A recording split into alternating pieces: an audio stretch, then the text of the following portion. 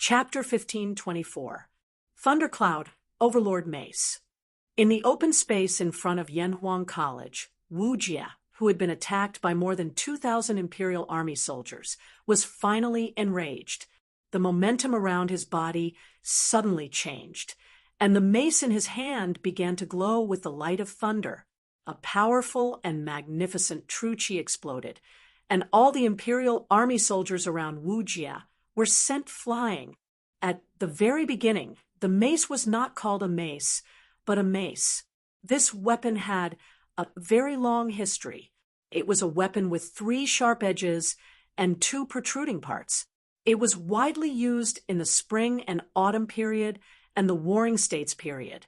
In the novel Water Margin, the fiery thunderbolt Qin Ming used this weapon to become famous all over the world. After sending several hundred Imperial Army soldiers flying, Wu Jie aggressively waved his mace and flew towards the 2 brothers, Dugu Xian and Dugu Feiying. To catch the thief, first catch the leader. Wu Jie was very clear that if he wanted to get rid of this annoying group of Imperial Army soldiers as soon as possible, he would have to cripple the top 2 fighters. Otherwise, if he tried to escape, he would definitely be pursued and harassed by the 2 masters, Dugu Xian and Dugu Feiying. At the time, he was still a little surprised by Dugu Xian's cultivation. Dugu Xian looked to be in his 20s, and a grandmaster in his 20s was considered rare in the entire world. He had not expected that besides the monster Li Zixuan, there would be such a character in the younger generation of the great Tang. However, he was only slightly surprised. He didn't even put Moy, a peak grandmaster, in his eyes, let alone Dugu Xian, a rookie who had just entered the grandmaster realm. At this moment, dark clouds covered the dim crescent moon, and the night became even darker. Everyone could clearly see that the mace in Wu Jie's hand was flashing with lightning as he viciously swung it towards Dugu Xian's head. "Big brother, be careful!" Dugu Feiying's eyebrows jumped as he hurriedly shouted. At the same time, 5 Xian leaf-throwing daggers flew out, locking onto Wu Jie's limbs and heart. In the past, Dugu Feiying could only use 3 mystic leaf-flying daggers at the same time. But after a year of training, Dugu Feiying's flying dagger technique had improved by leaps and bounds. Not only could he use more flying daggers at the same time, the speed of the flying daggers had also increased. The distance of 3 to 4 meters was covered almost instantly, even faster than Wu Jie's speed. Feeling the incoming threat, Wu Jie's eyes couldn't help narrowing as his heart trembled. He had thought that between the 2 brothers, only Dugu Xian was a bigger threat, but he had never imagined that Dugu Feiying, who wasn't even a grandmaster, would actually possess such amazing flying dagger techniques. Yes, it was stunning. These 5 profound leaf flying daggers had basically locked down all possible escape routes for Wu Jie, because the speed of these flying daggers had reached the pinnacle. No matter which direction he fled in, he would still be hit by the flying daggers. If Dugu Feiying's flying daggers were to be described in one word, it could only be described as pure. This was a flying dagger technique that had reached the pinnacle of perfection, as if his flying daggers had a life of their own. Wu Jie had never seen such fast flying daggers before, or rather, he had never seen anyone who could use flying daggers with such spirituality. Just by relying on this flying dagger technique, Dugu Feiying had the strength to contend with an average grandmaster. In this respect, Dugu Feiying and Wu Jie had some similarities. That was, they both had an almost crazy obsession with the same thing. They were both people who pursued their passions to the pinnacle. At this moment, although these 5 profound leaf-flying daggers had locked down all possible escape routes, this wasn't a problem for Wu Jie because he didn't intend to retreat at all. Waving his mace like a bolt of lightning, Wu Jie created an impenetrable lightning net in front of him. The 5 flying daggers hit this net, making a few ding-ding-ding sounds before flying off in all directions. Ah! The flying daggers that were shot down didn't have eyes. A few of the Imperial guards were unlucky enough to be hit by the flying daggers. Fortunately, they didn't injure their vital parts. However, what was more bizarre was that those who were hit by the flying daggers all had their bodies convulsing. There was a faint flash of electricity on their bodies, as if they were struck by lightning. Seeing this strange phenomenon, Dugu Xin and Dugu Feiying's expressions couldn't help becoming heavier. This Wu Jie in front of them. Not only was his cultivation extremely high, his martial arts were also extremely strange, even accompanied by lightning, making him even more difficult to deal with. Humph, little boy, your flying dagger technique is quite impressive, but if you want to use it against this master, you're far from enough. Wu Jie's first attack was interrupted, and after landing, he glared at Dugu Feiying and said coldly. Saying so, he raised his mace and swung it towards Dugu Feiying. The same move, targeted at a different person, but this time, Wu Jie's speed was even faster, even creating a sonic boom. Bastard! You sneaky little bastard! Do you dare suppress your cultivation to the same level and fight this grandpa here for 300 rounds? Aren't you taking advantage of your position to bully me? Seeing Wu Jie change the target of his attack to himself, Dugu Feiying couldn't help shouting in anger and cursing loudly. But cursing was one thing, he still had to hurry up and escape. This time, he didn't have time to activate his profound leaf-flying dagger, because Wu Jie's speed was even faster than before, and he was also heading straight for him. Dugu Feiying didn't dare risk his little life. If his profound leaf-flying dagger missed, and couldn't stop Wu Jie for even a moment, wouldn't he die? So, almost at the first moment, Dugu Feiying had already fled. But how could his escape speed compare to the speed of a martial grandmaster like Wu Jie? In the blink of an eye, Wu Jie had already caught up to him, and Dugu Feiying could even faintly feel the wind from the back of his head. Fuck! This old dog won't cut open the back of this young master's head, right? Wouldn't that ruin this young master's handsome image? Dugu Feiying secretly complained in his heart. He was just a small fry at the peak of Qi transforming stage, but now he was facing off against one of the world's top martial Dao masters. What kind of sin had he committed? Humph! Dugu Nine Swords, broken spear form. At the critical moment, Dugu Xin didn't disappoint Dugu Feiying. Taking advantage of this moment, Dugu Xin had already condensed his sword intent and leapt into the air, using a series of complex sword moves. His speed also increased by about 60%, directly taking the lead and disrupting Wu Jie's onslaught. Dang, dang, dang! The expected scene of sword and staff colliding didn't happen. Wu Jie's mace was filled with violent true qi, so it was reasonable to say that as long as Dugu Xion's sword collided with it, he would be sent flying, but this wasn't the case. Dugu Xion's swordsmanship seemed to be specifically designed to restrain Wu Jie's mace. Faced with Dugu Xion's dazzling swordsmanship, Wu Jie felt as if his mace was unable to exert any strength. This shocked him greatly, and he couldn't help but wonder what kind of swordsmanship Dugu Xion was using. One had to know that the broken spear form of Dugu Nine Swords was specifically designed to counter all kinds of long spears, halberds, snake spears, chi mace sticks, wolf-tooth maces, white candles, Buddha staffs, shovels, and all kinds of other long weapons. Wu Jie's movements with his mace were all dissected in the broken spear form, allowing Dugu Xion to predict Wu Jie's next move based on which part of his body and muscles showed signs of movement. This was the so-called foresight, the true essence of Dugu Nine Swords. This was a way to foresee the enemy's moves and quickly counter them. It had nothing to do with the depth of one's cultivation, only with one's perception. It was for these reasons that the martial grandmaster Wu Jie felt that his mace was completely suppressed by Dugu Xion, who had just broken through to the martial grandmaster realm. Ha! Old dog, who told you to chase this young master? Now, I'll let you have a taste of this young master's strength. Perceiving that he was no longer in danger, Dugu Feiying began to play dirty again. Not only that, but he also pushed his speed to the limit, circling the battlefield. And whenever he found a good position, he wouldn't hesitate to throw a few profound leaf-flying daggers at Wu Jie. In modern terms, Dugu Xian was a melee tanker, while Dugu Fei Ying was a ranged attacker. Under the exquisite coordination of these two brothers, they were actually able to faintly resist Wu Jie's fierce offensive. But this was only temporary because Dugu Xian felt that he couldn't hold on any longer. Every time the long sword in his hand collided with Wu Jie's mace, he could clearly feel a bolt of lightning pass through his right hand.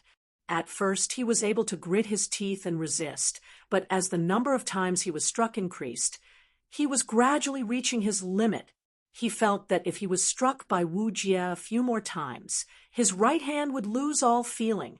Although Dugu Xian had suppressed Wu Jie in terms of moves, in terms of strength, Dugu Xian was directly suppressed by Wu Jie. After all, the difference in cultivation between the two was too great. Moreover, Wu Jie's true qi seemed to contain a trace of the power of lightning. This was simply too strange, something that Dugu Xian had never even heard of before. All soldiers listen to my order, continue to form the formation, and kill the Tujue imperial teacher. Taking advantage of the gap between retreating, Your Majesty, Your Majesty. There's an urgent report from Cloud Mountain. Late at night, Imperial Palace West Court. Zhao Song hurriedly arrived at Empress Zhangxuan's bedroom in the Li Zheng Palace, carefully poking his head inside and shouting. If it wasn't for an urgent matter, even if you beat him to death, he wouldn't have come here to disturb Lier and Empress Zhangxuan's sweet dreams. After all, an emperor was also a person, and anyone who was disturbed while hugging their wife to sleep would naturally be angry. And once an emperor was angry, the consequences would be more serious. Therefore, in the entire imperial palace, basically no one dared to knock on Li Er and Empress Zhangxuan's door at this time. Zhao Song was more senior, and in addition to the urgent matter, he dared to do so. After a long silence in the bedroom, Li Er's voice finally came. "What's the matter?" "Your Majesty, half an hour ago, 2 fireworks rose from Cloud Mountain. At first, this old servant thought that it was just a child playing around, but just now, General Dugu sent a messenger to Chang and City on a fast horse, saying that Yanhuang College was attacked by a great Grandmaster expert, and requested for Your Majesty to send troops to help as soon as possible." Zhao Song said with a worried face. Dugu Xian, who was guarding at the foot of the Cloud Mountain, had received Mo Yun's report that the academy had been attacked by the Tujue Nation Master. He hurriedly led his men up the Cloud Mountain to rescue the academy. At the same time, he also sent 2 soldiers to Chang, and on horseback to ask for help.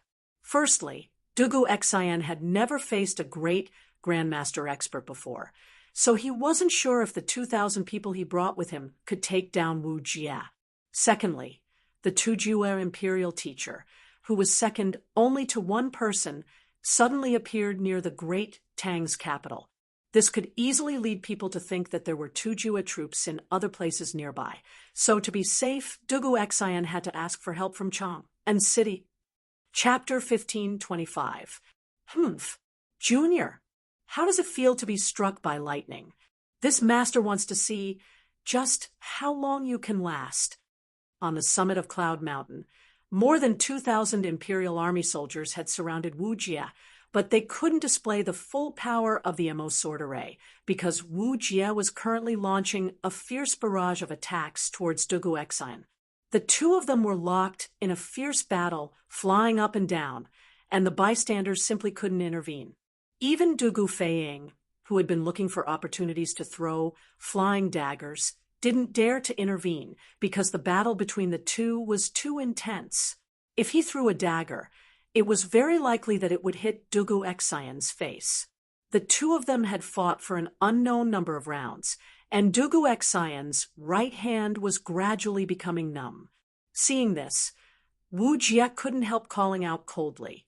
He had deliberately kept a very close distance from Dugu Xian in order to prevent himself from being surrounded by more than 2,000 Imperial Army soldiers.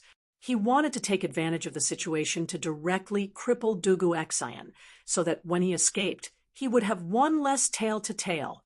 The facts proved that his decision was correct, because at this moment, Dugu Xian's face was pale. Obviously, he couldn't hold on any longer. Dugu Xian pursed his lips and didn't speak because he really didn't have the strength to speak at this moment.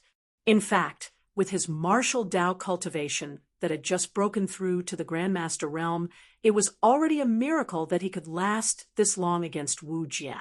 If it weren't for the Dugu Nine Swords broken spear style, which naturally countered Wu Jia's mace, he would have already fallen like Mo Huai. But even so, Dugu Xian was already exhausted.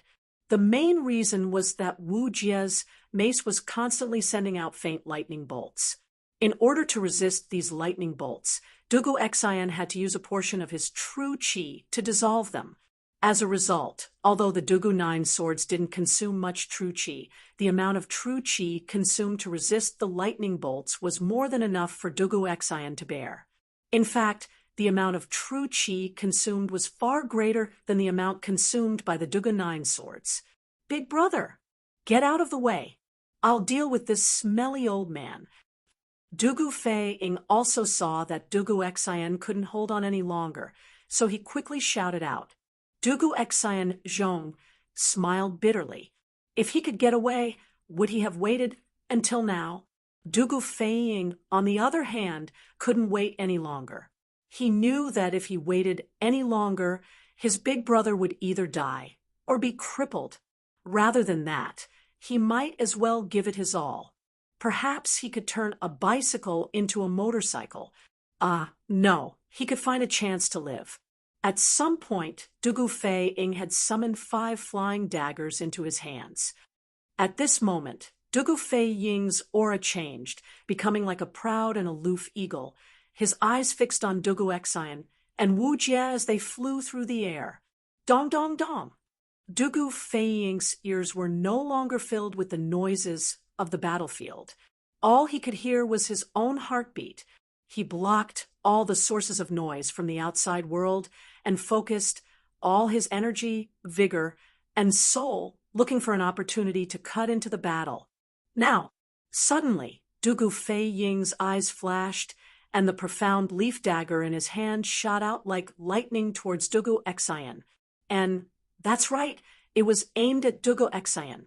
The profound leaf dagger silently cut through the air, instantly arriving within 5 meters of Dugu Xian and Wu Jia. Dugu Xian's eyes narrowed, and he couldn't help cursing in his heart. Dugu Fei Ying, this bastard, had actually caused the profound leaf dagger to miss its mark. Dugu Fei Ying's flying daggers were already fast to begin with. In addition, the 5 flying daggers in the air seemed to be driven by Dugu Fei Ying's extraordinary performance. Their speed was at least 30% faster than before. Dugu Xian, who had exhausted all his qi, would not be able to dodge these 5 flying daggers no matter what. Dying at the hands of Fei Ying is better than dying at the hands of Wu Jia. I just hope the family elders won't blame him for this. Death is at hand, Dugu Xian muttered in his heart as he gave up resisting. On the opposite side, Wu Jia also caught a glimpse of the 5 profound leaf daggers thrown by Dugu Xian from the corner of his eye. He couldn't help but sneer proudly, thinking that although Dugu Fei Ying's foundation wasn't bad, his mental state was really lacking. In his opinion, the 5 profound leaf daggers that Dugu Fei Ying had sent out were obviously due to his poor mental state, causing him to miss his mark. As such, he withdrew his attack on Dugu Xian and decided to watch these 2 great Tang youngsters kill each other with his own eyes. The surrounding Imperial Army guards and Yanhuang College's teachers and students all stared with wide eyes at the profound leaf dagger flying towards Dugu Xian in horror. Sun Zifen was also dumbfounded. Fuck. General Fei Ying, how could you miss like that? Where's the mark? What a F*** king trap. Fuck. Amazing. Amazing. But did Dugu Feiying really miss? Obviously not. Just as Wu Jie gave up on attacking Dugu Xian and was about to stop and watch the show, the 5 profound leaf daggers in the air suddenly changed direction and flew straight towards Wu Jie. Wu Jie was stunned at first, but when he reacted, he hurriedly swung his mace to block the incoming profound leaf daggers. But it was already too late. Ding ding ding. Poo-pee-you. Of the 5 profound leaf daggers, 3 of them were knocked away by the mace, but there were still 2 profound leaf daggers that couldn't be blocked. One of them cut Wu Jie's shoulder, while the other cut Wu Jie's trousers. Silence. The previously noisy Yanhuang College entrance suddenly fell into a dead silence. Everyone except Wu Jie stared at Dugu Feiying with wide eyes, their faces filled with disbelief. Although Wu Jie only suffered a minor injury, in this world, martial grandmasters were almost invincible existences. As long as they weren't surrounded by an army, almost no one could injure a martial grandmaster. But now, Dugu Feiying, a little brat who hadn't even reached the martial grandmaster realm, had actually injured the dignified martial grandmaster Wu Jie. If this news were to spread, wouldn't it cause an uproar? Ah, shameless junior, you dare to sneak attack this martial grandmaster. Feeling the sharp pain in his shoulder, Wu Jie couldn't help but feel shocked. How long had it been since he was last injured? But now, not only was he injured, but he was also injured by a 20-year-old junior who hadn't even reached the martial grandmaster realm. This was simply a great humiliation.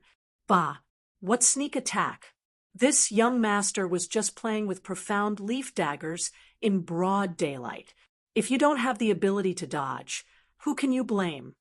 Seeing that the profound leaf daggers that he had condensed all of his spiritual strength had successfully hit their target, Dugu Feiying felt a little smug. Facing Wu Jie's anger, he retorted, "Junior, this martial grandmaster will kill you today." Wu Jie's eyes widened in anger, his aura rising once again. Dugu Xian, who had taken the opportunity to withdraw from the battle, couldn't help but feel shocked. He discovered that Wu Jie hadn't even used his full strength just now. The current Wu Jie was more than twice as terrifying as before. "Feiying, be careful. Imperial guards, quickly get into formation." Dugu Xian hurriedly shouted. Yes. The Imperial guards, who had already formed a formation, quickly moved towards Wu Jie, but Wu Jie didn't care about them at all. He directly rushed forward, wanting to smash Dugu Feiying's head with his club. Fast. At this time, Wu Jie's speed was as fast as lightning. Just a moment ago, he was still 100 feet away from Dugu Feiying, but in the next moment, he was already above Dugu Feiying's head. The spiked club, which was flickering with blue lightning, smashed directly at Dugu Feiying's head. At this moment, time seemed to stand still. Everyone held their breaths and closed their eyes, because no one could bear to see what would happen next. However, Dugu Feiying's eyes didn't close because he hadn't given up resisting. In this life-and-death crisis, Dugu Feiying pulled out 5 more profound leaf daggers from his sleeves and quickly retreated while facing Wu Jie's attack. Ding ding ding. Unfortunately for Wu Jie, these hastily summoned flying daggers didn't pose any threat to him, and all of them fell to the ground. Wu Jie's mace still continued to swing towards Dugu Feiying. Pung! At this moment, everyone only heard a loud bang, and the ground beneath their feet trembled slightly, but they didn't hear Dugu Feiying's miserable howl. Curious, they couldn't help but open their eyes and look forward, only to see Dugu Feiying lying motionless several meters away from Wu Jie. Just now, although the profound leaf daggers Dugu Feiying had hurriedly shot out weren't very powerful, they had still managed to delay Wu Jie for a moment. Using this moment, Dugu Feiying had retreated a short distance, allowing Wu Jie's killing blow to land less than half a meter in front of Dugu Feiying. However, Even if this club didn't hit Dugu Fei Ying, the huge amount of true qi it released had sent Dugu Fei Ying flying. Not only that, Dugu Fei Ying's 5 viscera and 6 bowels had also suffered internal injuries. The angry strike of a martial grandmaster was truly terrifying. With one strike, Dugu Fei Ying had lost all ability to fight. Fei Ying, Dugu Xian's face was filled with nervousness as he hurriedly shouted to the surrounding imperial army, "Get into formation! Capture the Tujue imperial teacher." Yes, in such a short time, Wu Jie had once again fallen into the imperial army's encirclement. The Mo sword formation was activated once again, and countless Mo swords continuously slashed towards him, but they didn't cause him much pressure at all. This was because at this moment, without the Dugu brothers holding the line and launching sneak attacks, Wu Jie was completely at ease. Moreover, he didn't intend to fight to the death with these imperial army soldiers. As he fought, he retreated towards the edge of the formation. Don't let him escape. His bag contains the secrets of the academy. At this moment, Yuchi Bao Lin shouted from the side. Saying so, he didn't stay idle and directly joined the battle. Huayu, Ziffin, you two stay here and watch. I'll go back to the dormitory and use the telegraph to inform the Yamacho. I estimate that we won't be able to hold the Tujue imperial teacher back tonight. Li Tai suddenly said to Qin Huayu and Sun Ziffin outside the battle. Qin Huayu nodded and said, "It's good to be prepared. Moreover, we should inform the Yamacho as soon as possible. Qin-Ke, you go." Okay. Li Tai nodded and then turned to leave. On the other side, Li Gang stood outside the battlefield with the support of the teachers of the academy. The old teacher's face was filled with anxiety because most of the technical information hidden in the academy was in the bag on Wu Jie's back. If Wu Jie successfully escaped tonight, whether it was for Yanhuang College or for the entire Great Tang, it would be an immeasurable loss. Chapter 1526. Fast. The 3 arrows were as fast as lightning, arriving in front of Wu Jie in the blink of an eye. Facing these 3 soul-stealing arrows, Wu Jie had 2 choices. One was to pull Wang Ji over to block the arrows for him. The other was to ignore everything and retreat. However, the reality of the situation was that the 3 arrows were too fast, so fast that Wu Jie didn't have time to react and could only choose to retreat. He could pull Wang Ji to his side to block the arrows, but even if he could, with the speed of these 3 arrows after piercing through Wang Ji, it was very likely that they wouldn't stop and would continue flying towards Wu Jie. Therefore, Wu Jie chose to retreat directly. Ding, ding, ding. Wu Jie retreated at an extremely fast speed, and as he did so, he pulled out his mace and blocked the 3 arrows, the powerful recoil causing his arm to go slightly numb. It was obvious just how much strength had been used to shoot these 3 arrows. Almost at the same time, the burly man who descended from the sky took a big stride forward and arrived in front of Wang Ji like lightning. He grabbed Wang Ji's shoulder, and in a flash, he brought Wang Ji back to the back of the Imperial Guards. All of this happened in the blink of an eye, while Wu Jie blocked the 3 arrows. The big man had already brought Wang Ji to the back of the Imperial Guard. Wang Ji, who had just survived, was completely stunned. He wasn't scared silly, but when he saw the big man's face, he was stunned. Brother Zhang, how could it be you?" Wang Ji's eyes widened, his face full of shock. That's right, this man was the bearded man who had left Chang and 10 days ago and sailed to North America. Who would have thought that Mr. Zhang San, who had already left, would return to Yanhuang College? Originally, Yanhuang College only had 1 martial scholar left, but now it had gained a fierce general, a half-step martial scholar. "Brother Wang, are you all right?" Zhang Zhongjin patted his former drinking buddy's shoulder and asked with concern.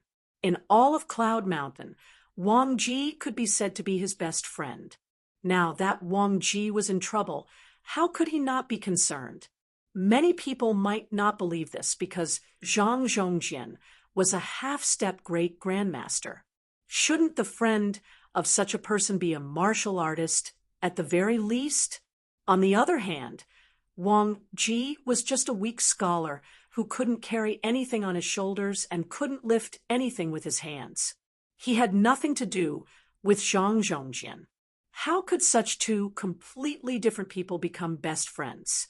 However, the reality was that the two of them had really become close friends.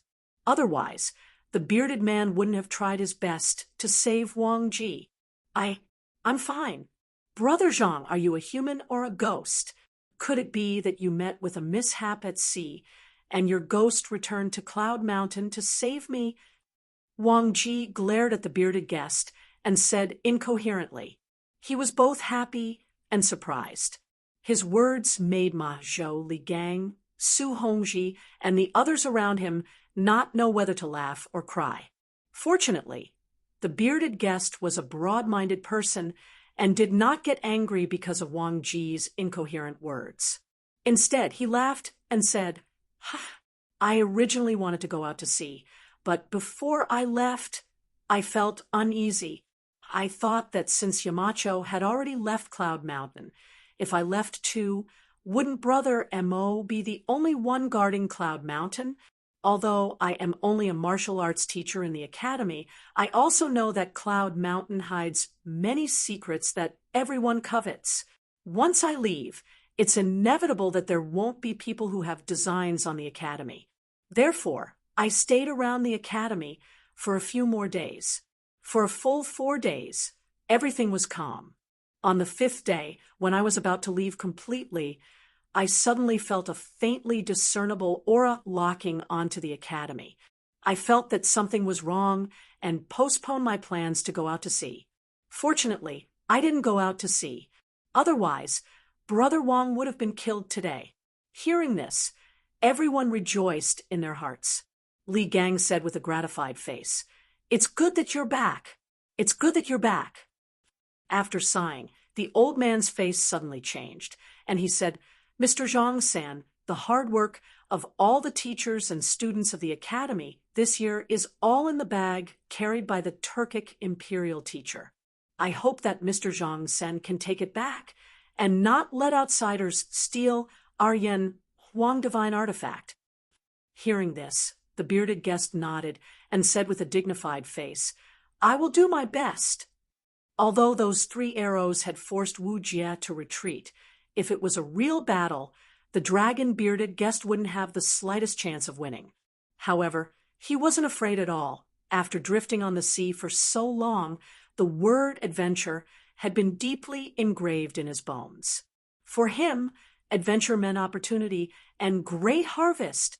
Specifically speaking, facing Wu Jie was indeed a big risk, but currently, there were only 2 martial grandmasters left in the world. To be able to exchange blows with a martial grandmaster was a rare opportunity in the bearded guest's eyes. Moreover, the abbot of the Shaolin Temple didn't care about worldly affairs and only knew how to pray and recite scriptures all day long. He, the bearded guest, couldn't directly challenge him. Now that Wu Jie had taken the initiative to deliver himself to his door, to the bearded guest, this was an excellent opportunity to hone his martial arts and improve himself. If he could gain some enlightenment in this battle, he would very likely directly step into the martial grandmaster realm. However, although the harvest was great, the risk was also great because if he made a mistake, he could very well die. Half-step martial grandmaster, you're Zhang Zhongjian. Wu Jie, who had just stabilized himself, couldn't help but raise his eyebrows and ask the bearded guest. Obviously, before attacking Cloudy Mountain, he had done a certain amount of research on the peak strength of Cloudy Mountain. "It's this one." Zhang Zhongjian stepped forward and laughed heroically. The dignified imperial teacher of the Turks, one of the world's top masters, actually likes to take advantage of other people's perilous state and steal their chickens and dogs. If this were to spread out, wouldn't the world laugh their heads off? Wu Jie coldly snorted. Winners are kings while losers are bandits. In this world there are only two kinds of people, those who succeed and those who fail. As long as the Turks can become stronger, this imperial teacher can kill all those who don't even have the strength to truss a chicken. You dare? Blood sea tyrannical saber. The bearded guest roared, directly unsheathing the saber on his back and leaping towards Wu Jie. Facing someone whose cultivation was higher than his, the bearded guest actually chose to take the initiative to attack. This kind of courage was truly something few people could match. Bold. Wu Jie was furious. Although the bearded guest's cultivation was higher than Mo Huai's, in the eyes of a martial grandmaster, he was at most a wolf that was slightly stronger than an ant. A small wolf actually dared to take the initiative to attack him. A fierce tiger. Wasn't this simply looking down on him? How could he possibly endure this? Thunder, Overlord Saber. Wu Jie raised his mace and roared, causing the clouds to change color. The mace carried an even more powerful chi and lightning as it fiercely smashed towards the bearded guest saber. This was an ultimate collision of strength, without any fancy moves, just the most simple of head-on clashes. Dang! The saber and mace collided, and a loud metallic sound exploded in front of Yanhuang College, truly deafening. All the Imperial Guards and Yanhuang College teachers and students present couldn't help but cover their ears, their faces filled with pain. Immediately after, Wu Jie and the bearded guest were both pushed back by the powerful force of this collision, but the bearded guest only retreated 10 steps, while Wu Jie only retreated 4. In this first confrontation, the difference in strength between a half-step martial grandmaster and a martial grandmaster was obvious. Pung!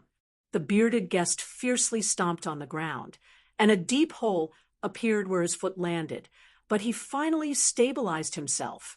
Whirlwind Wave Saber. The bearded guest, who was at a disadvantage, didn't have the slightest intention of stopping to catch his breath. Just as he stabilized himself, he once again activated the saber in his hand, and his entire body soared into the air. Together with his saber, he was like a rapidly rotating killing machine, rapidly spiraling towards Wu Jie's direction.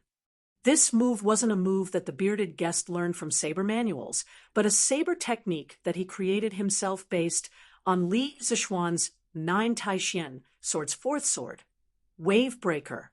The two saber techniques were actually different methods of achieving the same result. They both relied on the powerful impact of spiraling rapidly to break through the opponent's defense. But to deduce a saber technique based on someone else's sword technique, it had to be said that the bearded guest was truly a martial arts genius, something that others didn't even dare to think of. He actually succeeded. When this whirlwind wave saber was used by him, it looked even more powerful than Li Zishuan's 9 Taishian sword's 4th sword, Wave Breaker. Moreover, it was filled with an indomitable domineering aura.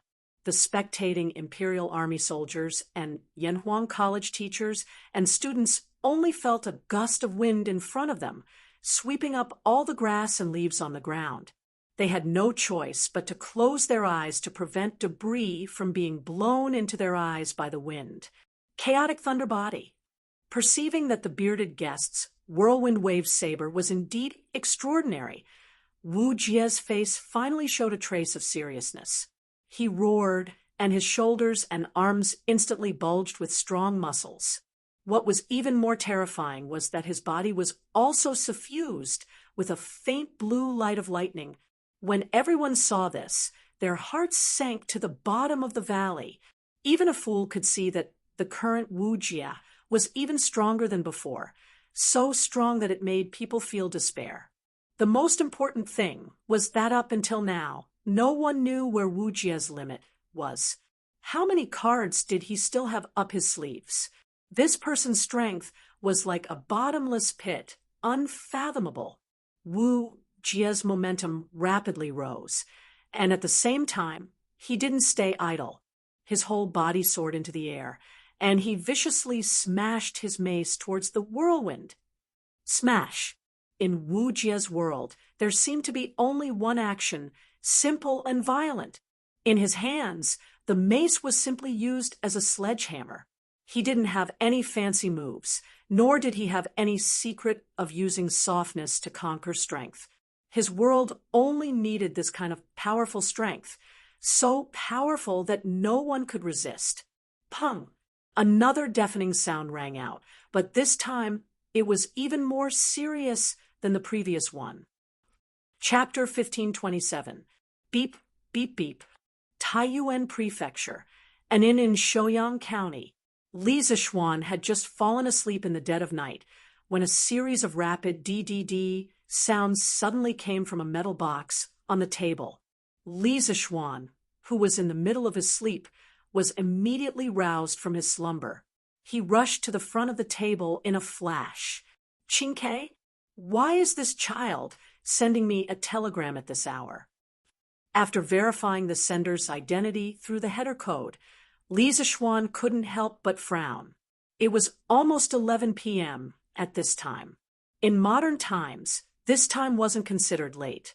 Many 996 coders hadn't even gotten off work yet. However, in ancient times, most people would be asleep at this time. Suddenly, he thought of a possibility. His expression changed slightly. Could it be that something happened at the academy? Li Zixuan hurriedly sent a string of codes to verify his identity. He then asked, "Qingke, why are you sending me a message so late at night? Is there something urgent?" After sending the message, Li Zixuan waited anxiously for a long time. However, he still didn't receive a message from Li Tai. It couldn't be helped. There was a huge difference between their reaction speed and the speed at which their brains processed information. Li Zixuan didn't need to flip through the password book to translate and send the message, but Li Tai couldn't do that. As a result, Li Zixuan had to wait even longer. It was just like when one was typing fast and the other was typing slow on QQ. This feeling made Li Zixuan a little unhappy. He thought to himself that after dealing with the locust plague, he should hurry up and start the development of a telephone. With a telephone, communication wouldn't be as inefficient as it was now. Hundreds of miles away, Li Tai immediately translated the message after receiving it. Then, he hurriedly sent another message to the password book. "Yamacho, Turkic State Preceptor Wu Jie attacked the academy tonight. Mr. Mo was seriously injured. The academy's guards also suffered heavy casualties. Mr. Li Gang suffered light injuries. Wu Jie stole all the academy's confidential documents. Currently, General Dogu is leading 2,000 Imperial Guards to surround Wu Jie at the mountain pass. Mr. Zhang San, who was originally far away, suddenly returned to the academy to provide support.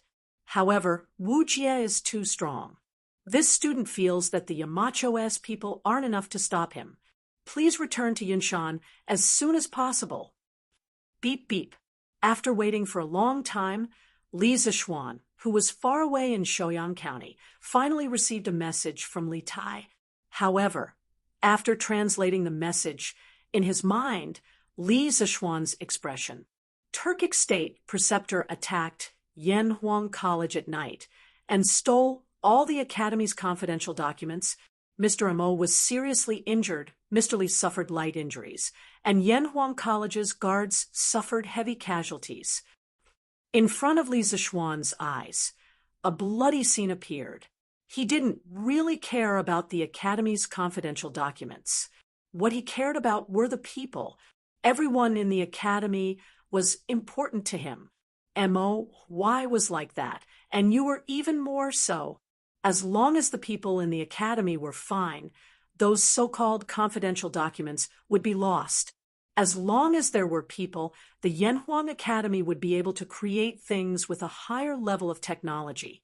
In the past year, Yanhuang College had mainly developed basic science. Although there were some confidential documents, they weren't of a high level. Even if they were leaked, the other party might not be able to understand them. Even if they saw them and imitated some of the more basic scientific products, Li Zixuan wasn't afraid. He firmly believed that Yanhuang College would become the origin of the world's science. The development of science and technology here would always be faster than other places. Seeing that there were people injured or even killed because of the Academy's confidential documents, Li Zixuan felt extremely pained. Did the imperial court send reinforcements? Although he was extremely anxious, as the saying goes, distant water couldn't quench a present thirst. Li Zixuan could only ask about the specific situation first through a telegram. After a long time, Li Tai sent a message and replied. Before General Dugu led the army to climb Yinshan, he sent a messenger back to Chang and to ask for reinforcements. The reinforcements sent by my father should be on their way now. But now that both Generals Dugu are seriously injured, it's still unknown whether Mr. Zhang Sen can hold on until reinforcements arrive. After receiving the message, Li Zixuan's expression changed. After a while, he gritted his teeth and tapped his finger lightly to send the message. Quickly carry away the seriously injured for treatment. The Academy's confidential documents are lost. As long as I'm here, as long as the Yanhuang College's teachers and students are here, these documents can be rewritten. The Academy can also create greater glory. Human lives are important. There's no need to let Mr. Zhang Sen die to save Wu Jia to avoid accidents. In addition, I'll immediately set off and return to Chang, and Li Zixuan was actually very surprised by the sudden appearance of the bearded guest. However, to let the bearded guest, a half-step great grandmaster, take something from a great grandmaster expert who had been famous for many years, this was a bit too much. If things went wrong, the bearded guest might even lose his life. This was a situation that Li Zixuan really didn't want to see. Therefore, instead of letting Wu Jia go, it would be better to have the dragon-bearded guest let Wu Jia go. Not letting the casualties increase was already the best result. After all, there were still many powerless teachers and students in the academy. If Wu Jia was really forced into a corner and he started a massacre, the academy's losses would be even more disastrous. As for Wu Jia's night attack on the academy, Li Zixuan would definitely return the favor when he had the chance. The most important thing now was to preserve the Academy's strength, not to chase after the Academy's confidential documents. On the other side, after Li Tai translated the code, he couldn't help but be silent for a moment. Then he replied, Tai will go and pass on the Yamacho's instructions. After confirming that Li Zixuan didn't have any other instructions, Li Tai put down the telegraph, turned around, and quickly walked towards the entrance of Yanhuang College. Roar! At the entrance of the academy, the bearded guest lost again and again, but the more he fought, the more excited he became. At this time, he was already in a state of excitement. Although his clothes were torn and he had many injuries on his body, he didn't suffer any fatal injuries. At most, he just consumed a bit of his true qi, Emperor Tsunami Blade. At this time, the bearded guest first used the lion's roar technique, then used his strongest skill, Emperor Tsunami Blade. In today's battle with Wu Jia, the dragon-bearded guest had finally experienced a feeling of contentment. Although he had been suppressed in terms of cultivation, this kind of opportunity to fight across realms and display his full strength was a rare opportunity for him to encounter. The lion's roar technique carried a powerful sound wave that indiscriminately penetrated the eardrums of everyone present. Everyone quickly covered their ears. They saw the bearded guest swing his blade 3 times in a row in Wu Jia's direction. 3 seemingly solid blade qi flew towards Wu Jia like a chain of giant waves on the sea. The bearded guest didn't stay idle at this time. He became one with his blade, and like a stream of light, he chopped towards Wu Jia's head. Heaven, earth, thunder. Wu Jie circulated his qi on his mace, causing the lightning at the tip of the mace to flicker even more fiercely. His whole body soared into the air, and the mace in his hand rotated into a large airtight disc. When the three-blade qi of the bearded guest met the disc, they were directly repelled. However, Wu Jie didn't have any intention of stopping. He raised his mace and fiercely stabbed towards the bearded guest. The spikes at the tip of the mace collided with the bearded guest's blade in the air. With a kung sound, the blade in the bearded guest's hand instantly let out a sad cry. With a kacha sound, the blade actually split from the middle. Chapter 1528. Everyone stop. Let him go. As soon as Li Tai's words fell, all the teachers, students, and Imperial guards on Cloud Mountain turned to look at him. Even Wu Jie himself looked curiously at Li Tai. Facing everyone's gazes, Li Tai said, "The Yamacho said to let him go. Today's enmity will be repaid by Yanhuang College in the future. I hope Imperial Teacher and Kan Xieli are ready to face the wrath of our Yamacho." Li Tai's words were powerful and resonant, causing the students and teachers of the academy to rejoice, but Wu Jie's eyes were gloomy, and he remained silent. By now, Dugu Xian had already recovered, and although his true qi had not yet fully recovered, his limbs were gradually regaining strength. After pondering for a moment, he took 2 steps forward and shouted to the Imperial Army soldiers surrounding Wu Jie, "His Royal Highness King Wei has ordered all of you to withdraw." At this point in the battle, Dugu Xian was well aware that if the battle continued, it would only increase the number of casualties, and nothing good would come out of it. Today, all the top fighting forces on Cloud Mountain had been lost at Wu Jie's hands. Just relying on the Imperial Guard's battle formation to completely trap Wu Jie was no different from ascending to the heavens. The main reason was that Wu Jie's combat strength had exceeded everyone's expectations, and the terror of a martial grandmaster was far beyond their imagination. Instead of that, it would be better to go with the flow and listen to Li Tai's orders and let Wu Jie go. Shua. Hearing this, the Imperial Guard soldiers all stepped back 3 steps and opened a path for Dugu Xian. They would not doubt any of Dugu Xian's decisions.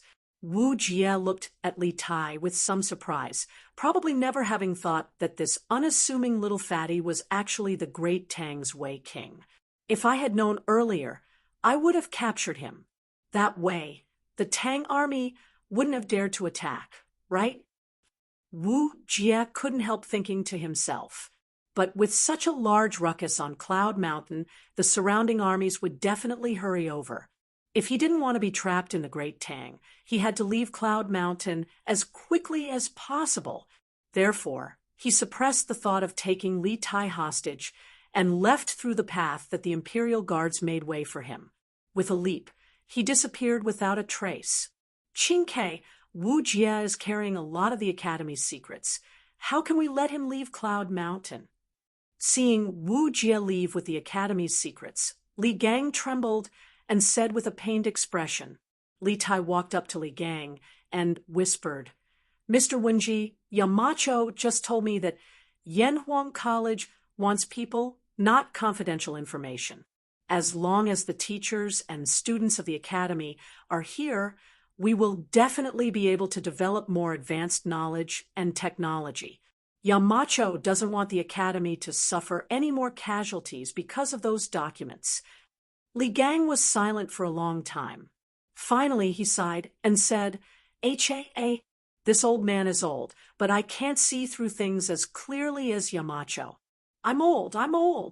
Yamacho's idea isn't wrong. As long as the Green Hills last, there's hope." After saying this, Li Gang turned to the students and teachers behind him and solemnly declared, "Today, the Turkic state teacher humiliated my Yanhuang College. All teachers and students of the Academy must remember today's shame. As students of the engineering school, You must create even more advanced tools and weapons for the great Tang. In the future, when the king's army conquers the Turks, you must avenge today's humiliation. Although the old teacher was a Confucian scholar and usually had a refined appearance, today the old teacher had twice shown his hot-blooded side to the students. This hot-bloodedness came from his deep love for his country. Avenge today's humiliation. Avenge today's humiliation. Hearing this, the students and teachers of the academy were all enraged. Their hot-blooded cheers soared into the sky as if they wanted to overturn the night sky. Li Gang gestured with his hands. After the students quieted down, he said loudly, "Now, all students and teachers, return to the dorms to rest. In 3 days, Yanhuang College's final exam will be held. Only then will this old man know your determination to avenge today's humiliation." "Yes, Teacher Wenji," the students responded loudly and encouraged themselves in their hearts. They must do well in this final exam. After a while, the students and teachers returned to sleep. Li Gang, supported by Li Tai and Yuchi Baolin, came to Dugu Xian and cupped his hands. "Thank you for saving us tonight, General Dugu. Otherwise, the Academy's foundation would have been destroyed." Dugu Xian quickly turned around and cupped his hands. Teacher Wenji's words are too serious. Protecting Yanhuang College is this general's responsibility. But in the end, I couldn't stop Wu Jie. This general is truly ashamed. A trace of pain flashed across Li Gang's eyes, but he still waved his hand. "This isn't General Dugu's fault. Wu Jie is too strong. The Imperial Army has already suffered many casualties because of this. The most important thing now is to send Mr. M.O. and the others to Dr. Sun for treatment as soon as possible. I'll have to trouble General Dugu to send people to help move the injured. That's what this general should do." Dugu Xian nodded and said, "You guys quickly come and help." 2 teams of Imperial Army guards hurriedly stepped forward and lifted up all the warriors of the academy, including Mo Huai, as well as the injured Imperial Army guards, including Dugu Feiying, and carefully walked towards Sun Ximiao's residence. Bang, bang, bang. At this moment, a flurry of footsteps came from the mountain path. Li Gang and Dugu Xian looked at each other and said in unison, "Reinforcements are here." Sure enough, as soon as their voices fell, many cavalrymen riding on war horses appeared on the mountain path. All of them were wearing Mingguang armor. Obviously, they were all elite soldiers. The leader of the cavalrymen was a handsome and extraordinary general. The man rode his horse until he was 5 feet away from Li Gang. He quickly dismounted and said, "Greetings, Teacher Wenji. Greetings, Your Highness King of Wei." Li Gang and Li Tai said in unison, "General Li, there's no need to be so courteous." The one who had come was Li Junxian, who had brought 300 elite cavalry with him. After bowing, Li Junxian looked at the devastated academy gate. It was clear that a great battle had taken place here. He couldn't help but ask in confusion, "Where is the Turkic state preceptor, Wu Jie?" Dugu Xian lowered his head in shame. Li Gang sighed and said, "Wu Jie's strength is tyrannical, and the people of Cloud Mountain were unable to stop him. He has already escaped from Cloud Mountain." "What? Wu Jie has already escaped?" Li Junxian's eyes widened in shock. He quickly asked, "Then, did Wu Jie take away the confidential information of Yanhuang College?" After serving Li Er for so long, Li Junxian knew what Li Er cared about the most. So he asked this question urgently. Li Gang nodded and said sadly, "They were all taken away. All of them. They were all taken away by him." Li Junxian's face was filled with shock. Dugu Xian said in shame, "This matter is due to this general's incompetence." 2,000 Imperial Army soldiers were unable to take down the Turkic state preceptor and allowed him to escape unscathed after stealing the Academy's information. When this general returns to Chang, and he will definitely ask for His Majesty's forgiveness. Li Junxian was just about to console him when Li Tai said, General Dugu, there is no need to blame yourself. Since this king had you released the Turks, this king will naturally personally explain this matter to Imperial Father. Li Junxian was so frightened that he almost staggered. His mind was in turmoil. The mighty king of Wei had intentionally released the Turkic state preceptor. If this news were to spread, it was inevitable that people would label Li Tai as a traitor. But seeing how confident Li Tai was, Li Junxian didn't ask any more questions. After all, Li Tai was Li Er's son.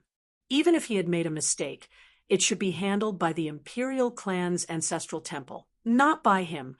Thus, he cupped his fist and said, Since Wu Jie has already left Cloud Mountain, this general will lead some men in pursuit and see if we can recover the Academy's secret information. Li Tai nodded. Then, generally, you must be careful. Li Junxian grunted, and then hurriedly turned around and led the 300 horsemen down the mountain. Young master, it's so late. Where are you going? Taiyuan Prefecture, Shouyang County. In an inn, Li Zishuan had simply packed his luggage and was carrying a bundle as he knocked on the door of the room next door. Hu Hanyun sleepily opened the door. When he saw Li Zishuan fully dressed and carrying a bundle, Old Hu couldn't help but ask in confusion. Li Zishuan expressionlessly said, Uncle Hu, something urgent has cropped up at the academy. I must return now. This way, I'll have to trouble you to take care of the children in the Sky Rooster Brigade and bring them to meet up with Little Ku's Sky Rooster Brigade.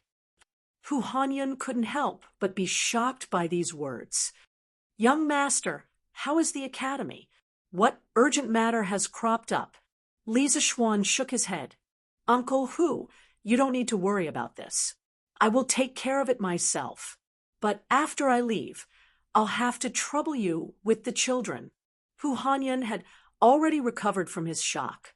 He helplessly nodded and said, Young master, be at ease. Old Hu, will definitely take good care of the children. Young master can leave without worry. Then I'm relieved. Li Zishuan nodded and turned to leave. Old Hu hurriedly called out from behind, Young master, be careful.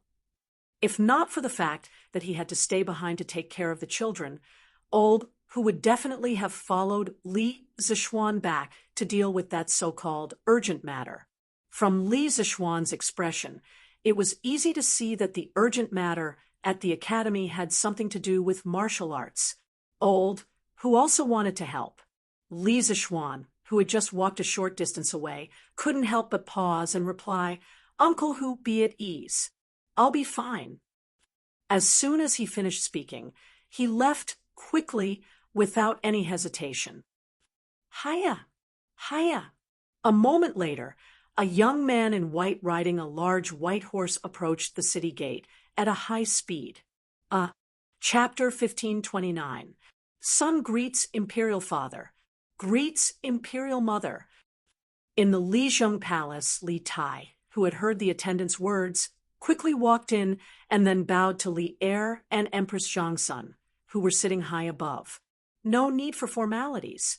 Li Er waved his hand and asked impatiently, Qin Ke, why did you return to Chang, and what's the current situation on Cloud Mountain?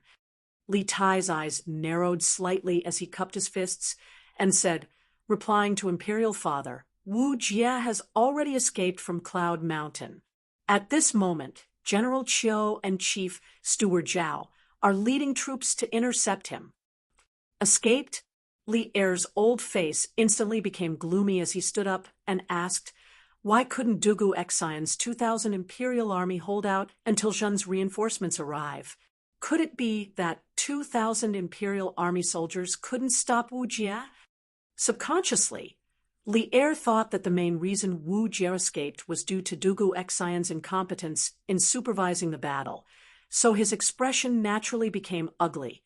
Li Tai was a loyal person. Previously, the two brothers of the Dugu family had risked their lives for Yanhuang College and were both seriously injured. He had seen it all and remembered it in his heart, so when he heard the dissatisfaction in Li Er's words towards Dugu XN, Li Tai quickly explained, "Imperial Father, it's not that General Dugu was defeated, but that the Yamacho didn't want to see too many people die because of the Academy's materials, so they ordered everyone to let Wu Jie go." Li Er's eyebrows rose as his expression changed, and he angrily said, "Bastard, the Academy's books and manuscripts are the secrets of our great Tang.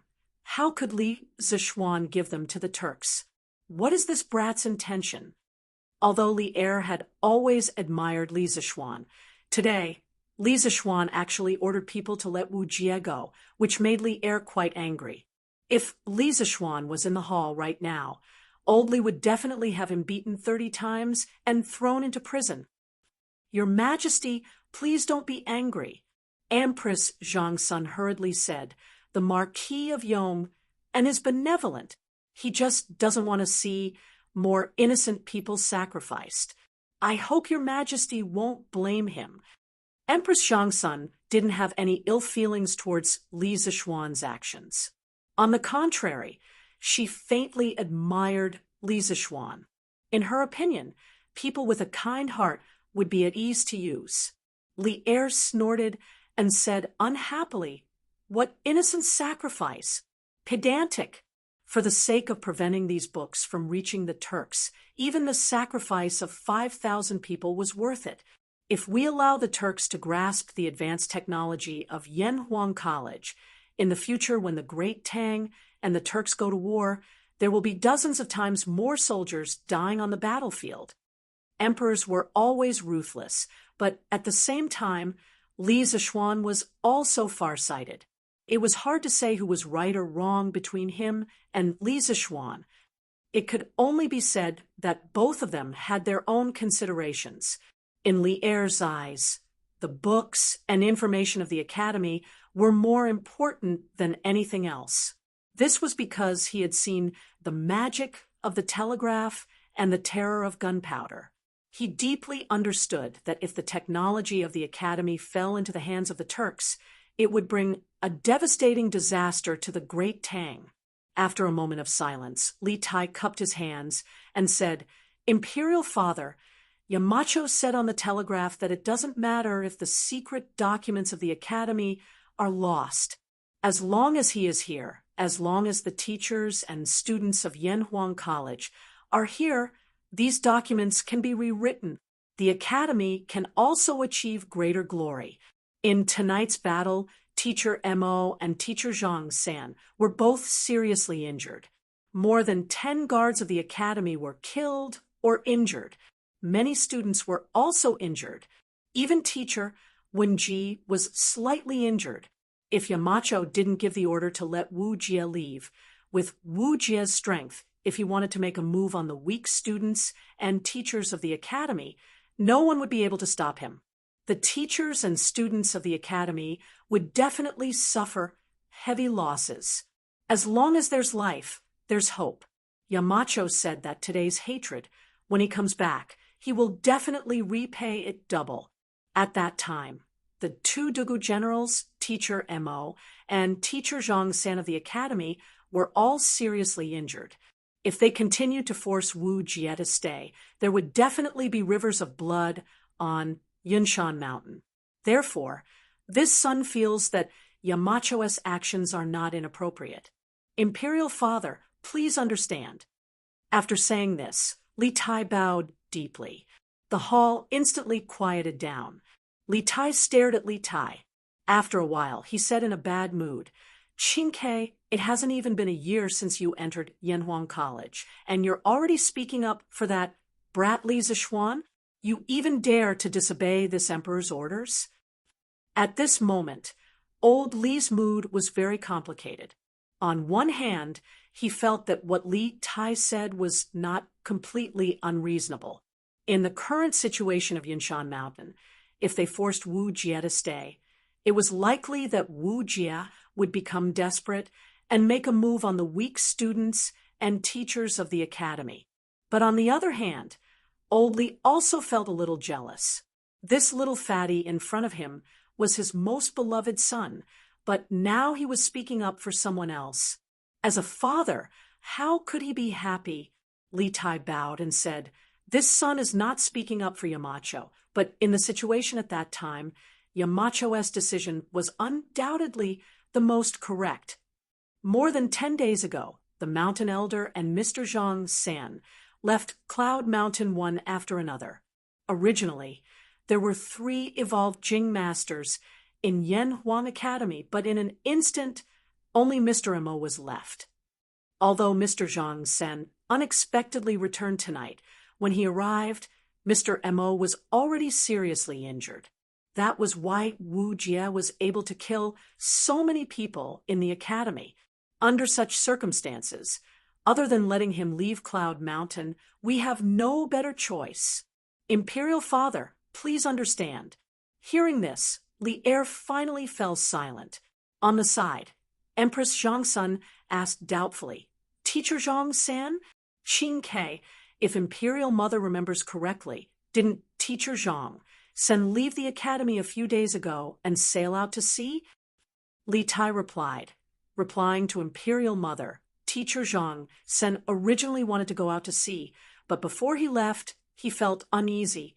He thought that there were many secrets hidden in Yunshan Mountain that the world coveted, so he stayed around the academy for a few days.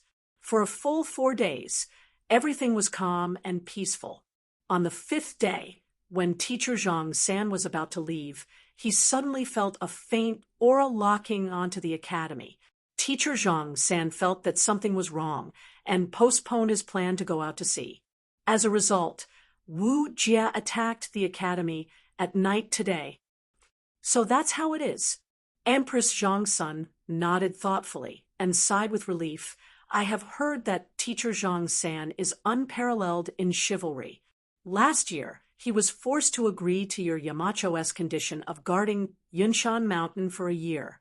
Who would have thought that even before he left, he would still risk his life for the academy? The reputation of the Fengchen 3 heroes is indeed well-deserved." Li Tai agreed. Imperial Mother is right. Tonight, if Teacher Zhang San hadn't returned in time, Teacher Wang Ji of the academy would have been killed by Wu Jie. Humph! No matter what, the academy's things cannot fall into the hands of the Turks. Send a telegram to Li Zishuan and tell him to take responsibility for the disaster he caused. Tell him to take back the things Wu Jie took. At this moment, Li Er coldly snorted and interrupted. His words contained a tone that would not allow anyone to object, and the atmosphere in the hall instantly became heavy. Li Tai couldn't help but feel his heart sink, and he hurriedly advised, "Imperial Father, you must not. Your son heard Teacher Mo mention that the Yamacho is only at the middle stage of the Grandmaster realm, while Wu Jie is at the Great Grandmaster realm. If you let the Yamacho chase after Wu Jie, wouldn't that be sending him to his death? Your son asks Imperial Father to reconsider." Empress Zhangsun couldn't help but reveal a trace of anxiety, but she didn't say anything.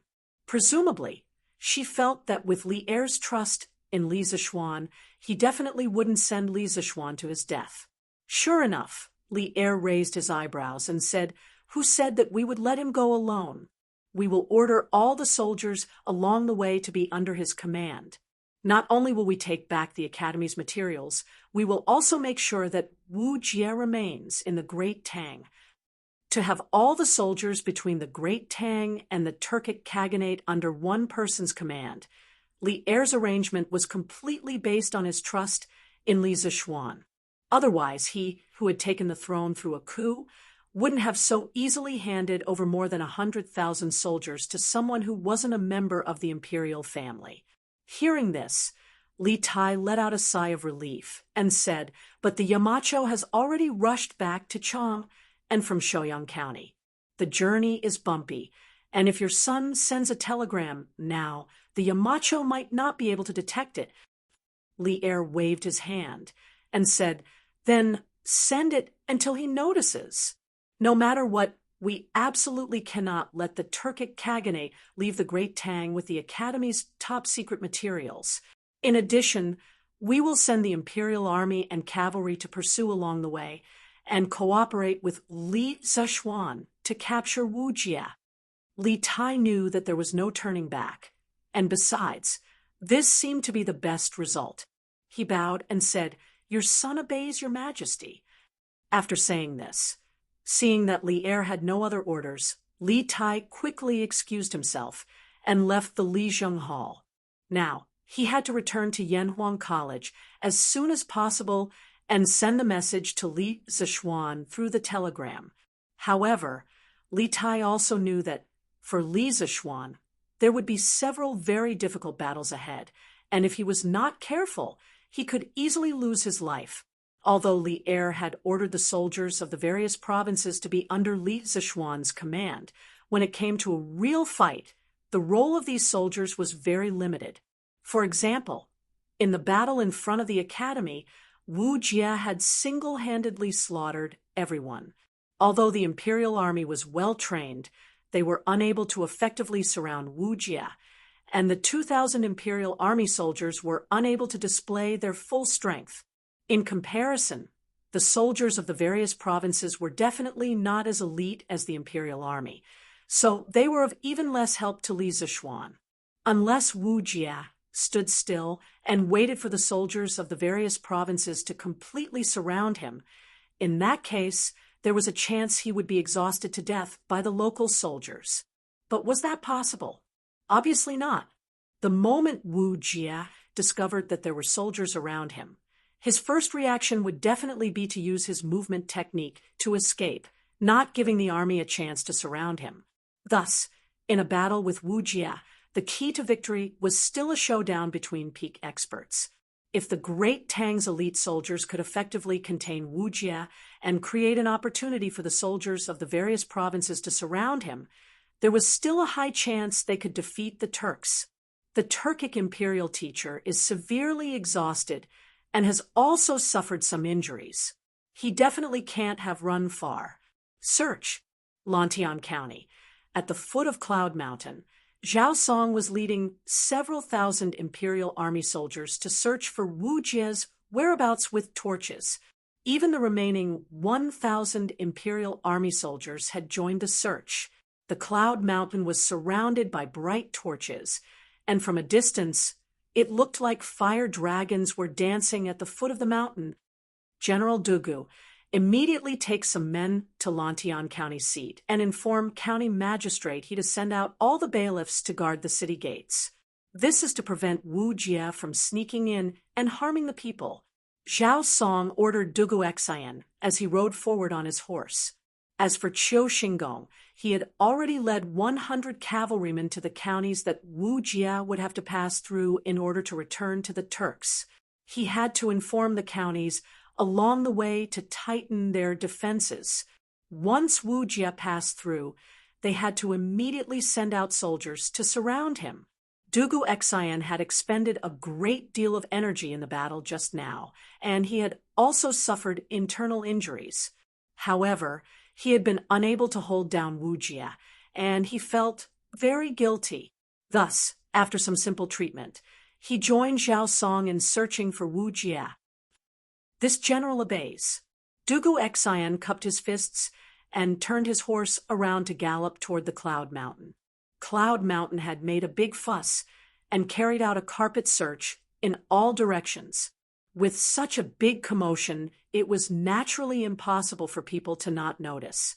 When the villagers in Plum Village and Han Manor, who had woken up at night, saw the torches, they were all shocked. "Master, come out and see. Did something happen at Cloud Mountain?" "Oh, it's the middle of the night. What could happen?" "I'm not looking." "Something really did happen. Look, there are so many torches at the foot of Cloud Mountain." "So many torches? I'll go out and take a look." "Heavens, there really are so many torches? Could it be that some bandits had looted the Yanhuang Academy?" "No, I have to go and take a look myself." "Master, what are you going to do?" What else can I do? I'm going to help. Not only am I going alone, I have to call the rest of the villagers as well.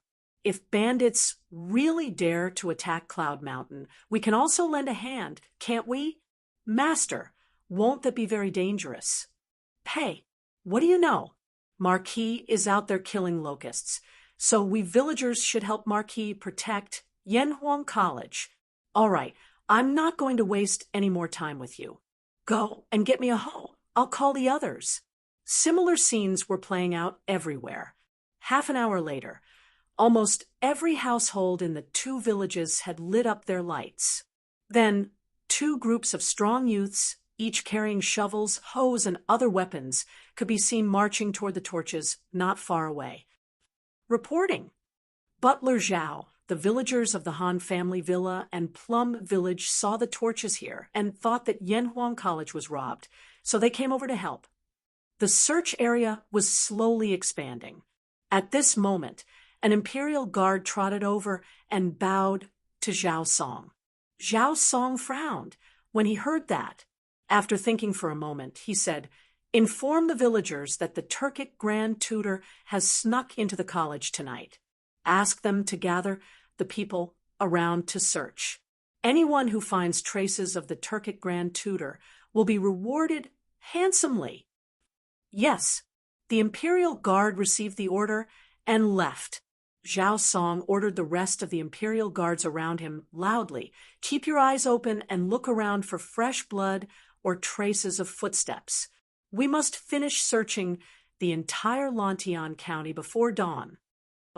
Chapter 1530. Why is it so noisy in the city? Second brother, go out and take a look. Lantian County, Yong, and Marquis Manor. Hearing the shouts coming from outside the manor, Lu Feng couldn't help but frown. This group of personal guards of the Marquis' estate would guard the surroundings of the academy during the day. At night, they would retreat into the city to protect the safety of Li Zishuan's family. This could be considered as the last line of protection that Li Zishuan had set up for his family before he left. Yes, Big Brother. Lu Yun also faintly heard the noise coming from outside the Marquis' estate. He responded and turned around to leave. Lu Feng stood in the courtyard with his hands behind his back, frowning. He didn't know why, but his heart wasn't calm tonight. He kept feeling like something was going to happen. So even though he had fallen asleep on the bed, he was still a light sleeper. The moment there was any movement outside, he would be awakened immediately. Now that there was such a huge commotion in the city, how could he not notice it?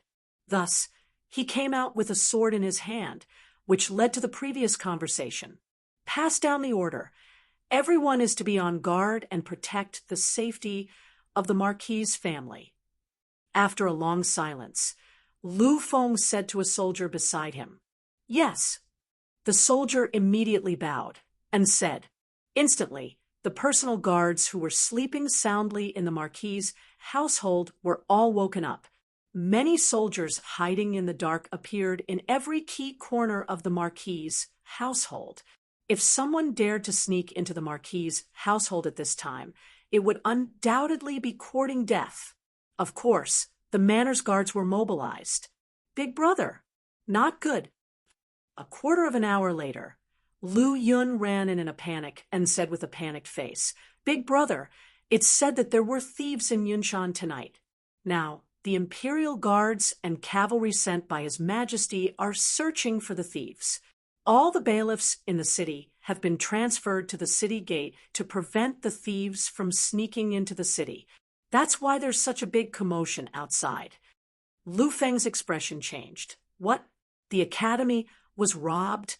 How is that possible? The academy has Mr. M.O. Which thief is so daring? Hearing Lu Feng ask this, Lu Yun swallowed his saliva and said with difficulty, "Big Brother, it's the Tuju Estate teacher Wu Jia, Senior M.O., Senior Zhang San, and the two Dugu generals who rushed to the rescue were all seriously injured, and the academy's confidential information was also stolen by Wu Jia." What? Tuju Estate teacher? When Lu Feng heard that, he was shocked. He quickly asked, why would the Tujua Imperial Preceptor appear in Cloud Mountain? What was the situation in the academy? Are there any students injured? Although Lu Feng had not been following Li Zixuan for a long time, he knew very well that Yanhuang College was Li Zixuan's favorite. Apart from his family, Li Zixuan cared about the college the most. It could even be said that the college and Li Zixuan's family occupied the same position in Li Zixuan's heart. Lu Yun had a bitter face and said, "Big brother, how would I know?" The bailiffs in the city also received orders from above to mobilize in full force. Lu Feng anxiously paced 2 steps on the spot and said, "No, we have to go to Cloud Mountain to take a look." Before Marquis left, he entrusted the safety of his family and the academy's teachers and students to us. Now that something like this has happened, it is our negligence. We have to confirm the academy's current situation as soon as possible and send a message to Marquis. If I remember correctly, doesn't the academy have a telegraph that can send messages from 1,000 miles away? In this kind of emergency, we can borrow it. Lu Yun thought for a moment and said, "Big brother, I think you are overthinking it. With such a big thing happening, with His Highness Wei Wang's intelligence, he will definitely send the news to Marquis through the telegraph. Who knows, maybe Marquis is already on his way back to Chang. And what? The academy was attacked? Xian Er's academy was attacked?" At this moment, a cry of surprise came from the corner of the wall. Lu Feng and Lu Yun looked towards the direction of the voice and saw Li Jingma, dressed in a single layer of clothing, standing in front of the courtyard that connected the east courtyard to the front courtyard and walking towards them. Li Jingma had coincidentally heard someone talking in the front courtyard when he woke up in the middle of the night. Out of curiosity, he came over to listen. Who knew that he would hear such a big piece of news? Old Master, Lu Feng, and Lu Yun hurriedly went forward and greeted him with cupped fists. Li Jingma waved his hand and asked with a solemn face, "General Lu, you just said that the academy was attacked. Is that true?" Lu Feng had a difficult expression. In the end, he could not withstand Li Jingma's aggressive gaze and could only admit, "This is also the news that we heard from the bailiffs in the city. As for whether it is true or not, we will only know after making a trip to Cloud Mountain." Li Jingma hurriedly said, "Then please make a trip to Cloud Mountain quickly and check on the academy's current situation. If it is true, immediately send a message to Xian Er." "Yes, Old Master." Lu Feng and Lu Yun cupped their fists and turned to leave. "Father, what happened?" "Yes, Old Master. What's going on? Why did the 2 generals in the residence leave in a hurry?" At this time, Han Yushi and Madame Li walked out of the east and west courtyards at the same time and asked Li Jingma one after another. Hearing this, Li Jingma recovered from his thoughts and hurriedly said, "It's nothing. It's nothing. Madam, Yushi, both of you go back to sleep." Li Jingma did not want Han Yushi and Madame Li to know such bad news. Otherwise, the 2 of them would probably not be able to sleep tonight. However, how could Madame Li not see that Li Jingma was insincere after decades of mutual help? She asked with a look of disbelief, "Old Master, if it's nothing, why did the 2 generals leave the residence in a hurry? Don't hide it from us. What happened?" "Yes, Father, I vaguely heard the word academy just now. Did something happen at the academy?" Han Yushi also hurriedly asked at this time. As Li Zixuan's pillow, how could Han Yushi not know the importance of Yanhuang College in Li Zixuan's heart? Li Jingma helplessly closed his eyes. After a moment of silence, he sighed and said, "Sigh, forget it. Forget it.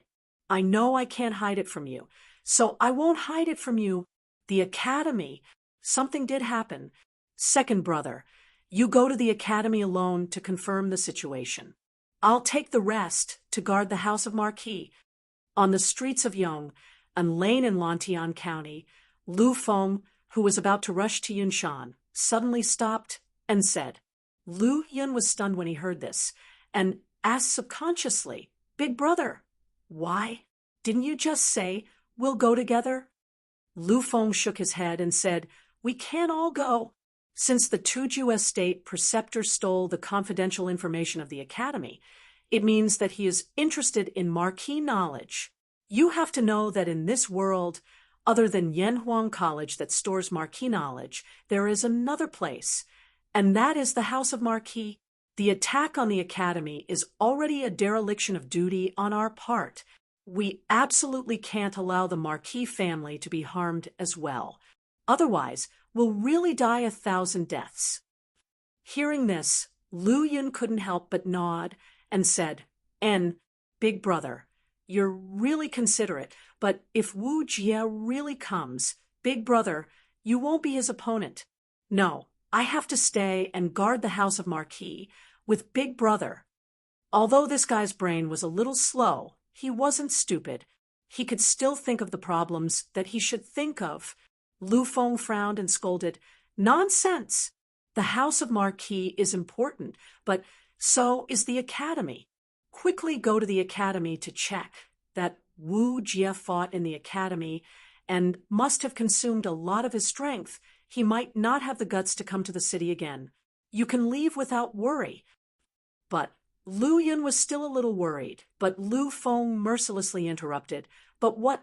If you don't go now, I'll beat you up. As soon as this was said, Lu Yun immediately cowered. He shrunk his neck and quickly ran away. Okay. I'll go. Really? Aren't I just worried about you? You took my kindness for granted. Beep, beep, beep, beep. Yamacho, turn on the telegraph. Cloud Mountain Student Dormitory. Little Fatty came back from the palace again and hurriedly went back to the dormitory to pass on Li Zishuan's latest decree. However, after he sent out the telegram, it was like a stone sinking into the sea. Li Zishuan didn't give him any response. This made little Fatty secretly anxious, but there was nothing he could do.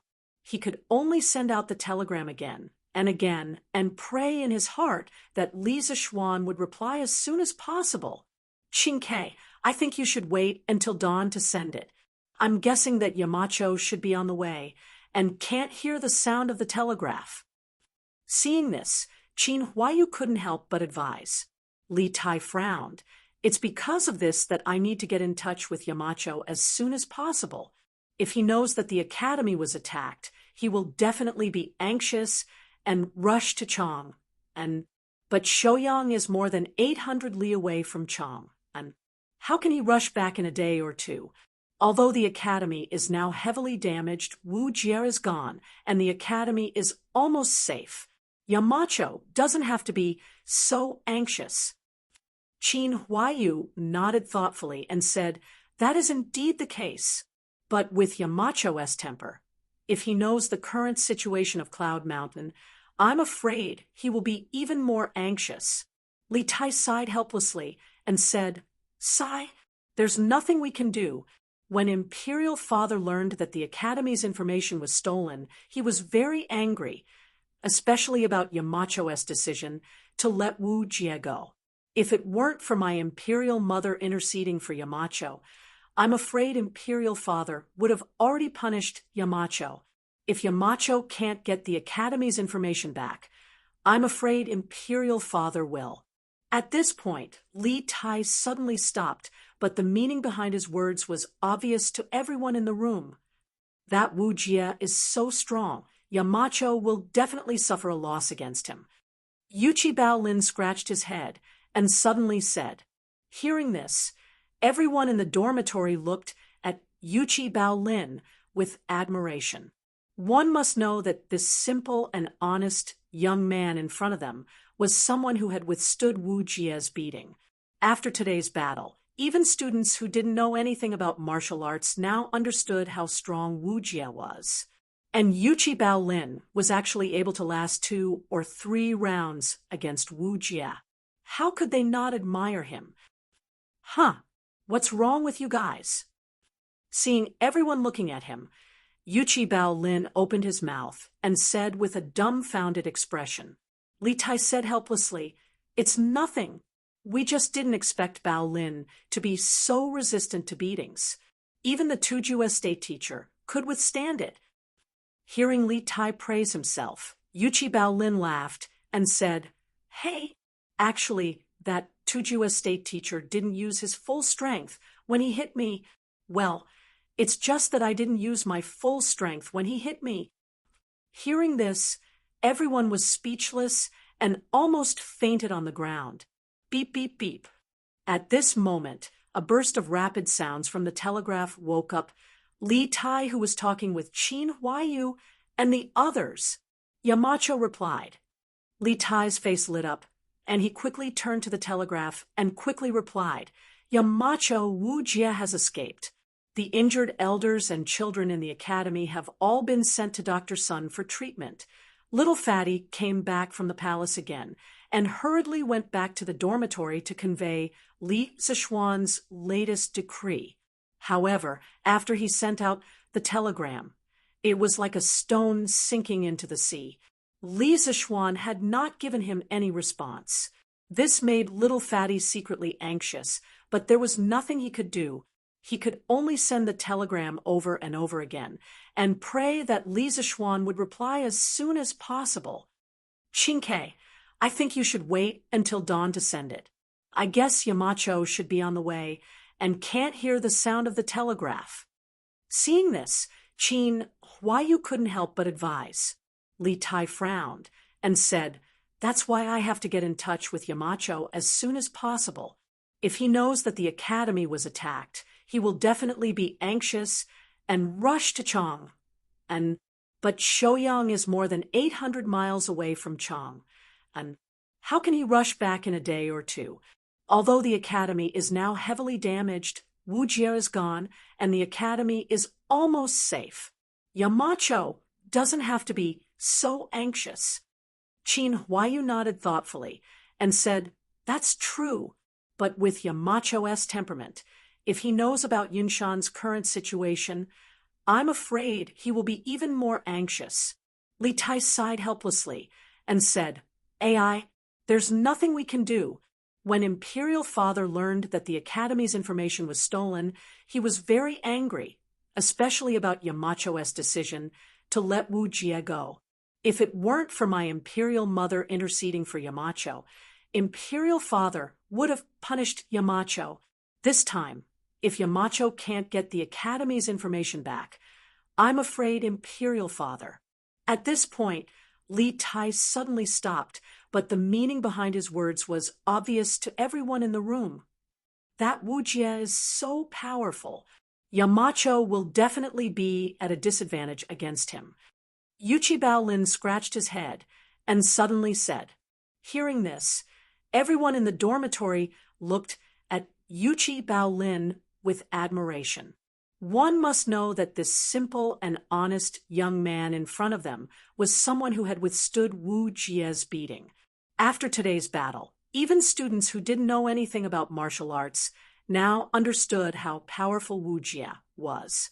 And Yuchi Baolin was actually able to last 2 or 3 rounds against Wu Jia. How could they not admire him? What's wrong with you guys? Seeing everyone looking at him, Yuchi Baolin opened his mouth and asked with a confused expression. Chapter 1531. Don't tell Yamacho yet. Dr. Sun's medical skills are superb. Who knows, he might be able to help teacher Wenji recover completely. If you tell Yamacho the truth about the situation here, it will only make Yamacho anxious. Not to mention, His Majesty has given Yamacho such a dangerous mission. We can't help Yamacho, but we can't distract Yamacho. Otherwise, Yamacho will be in danger. Yanhuang College, Dormitory 001. Qin Huayu advised in a sincere and heartfelt manner. Yuchi Baolin also nodded and agreed. Yes, yes, yes. Huayu is right.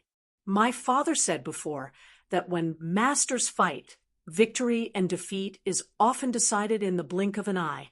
If Yamacho is distracted by teacher Wenji's injury, their chances of winning against Wu Jia will be even lower. Among the four people present, Yuchi Baolin had the most right to speak about matters between martial artists. Hearing him say this, Li Tai couldn't help but nod. All right then, we won't tell Yamacho about teacher Wenji's condition for now. After saying that, Li Tai lowered his head and began to send a telegram to Li Zishuan. Yamacho, although teacher Mo and the two Dugu generals were seriously injured by Wu Jia after Dr. Sun's treatment, their lives are not in danger. They just need to rest for a few more days. As for teacher Wenji, because Baolin acted as a meat shield for teacher Wenji only suffered some minor injuries. After being treated by Dr. Sun, teacher Wenji is fine. Please rest assured, Yamacho. Beep, beep, beep.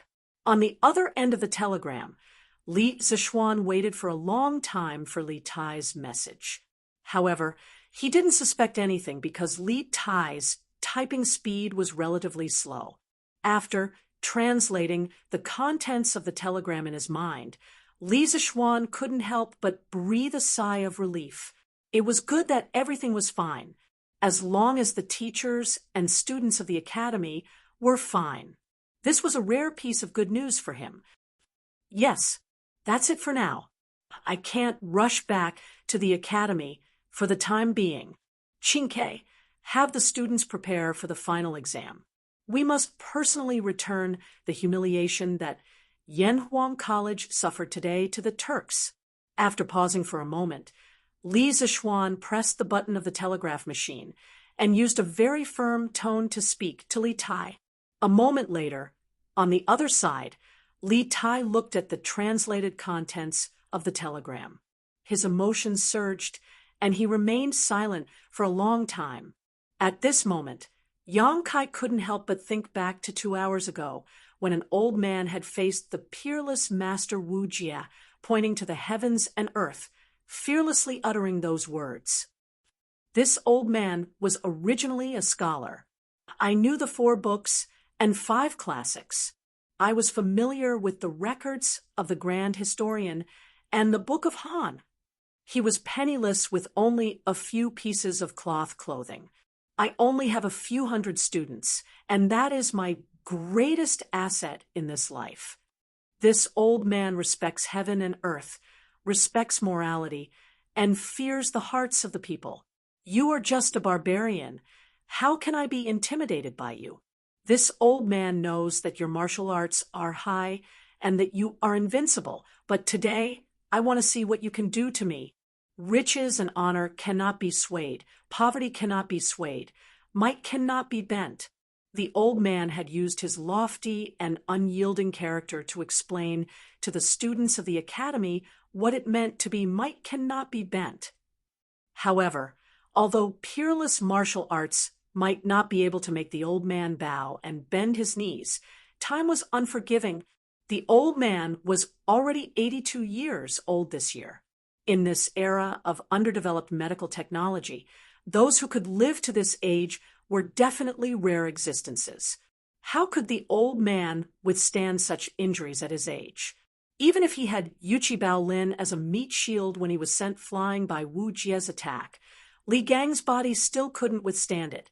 The reason why he had been so strong before was entirely because he was relying on his willpower to hold on. Later, when Wu Jia left with the Academy's confidential information, the old man not only felt guilty, but his willpower had also dissipated.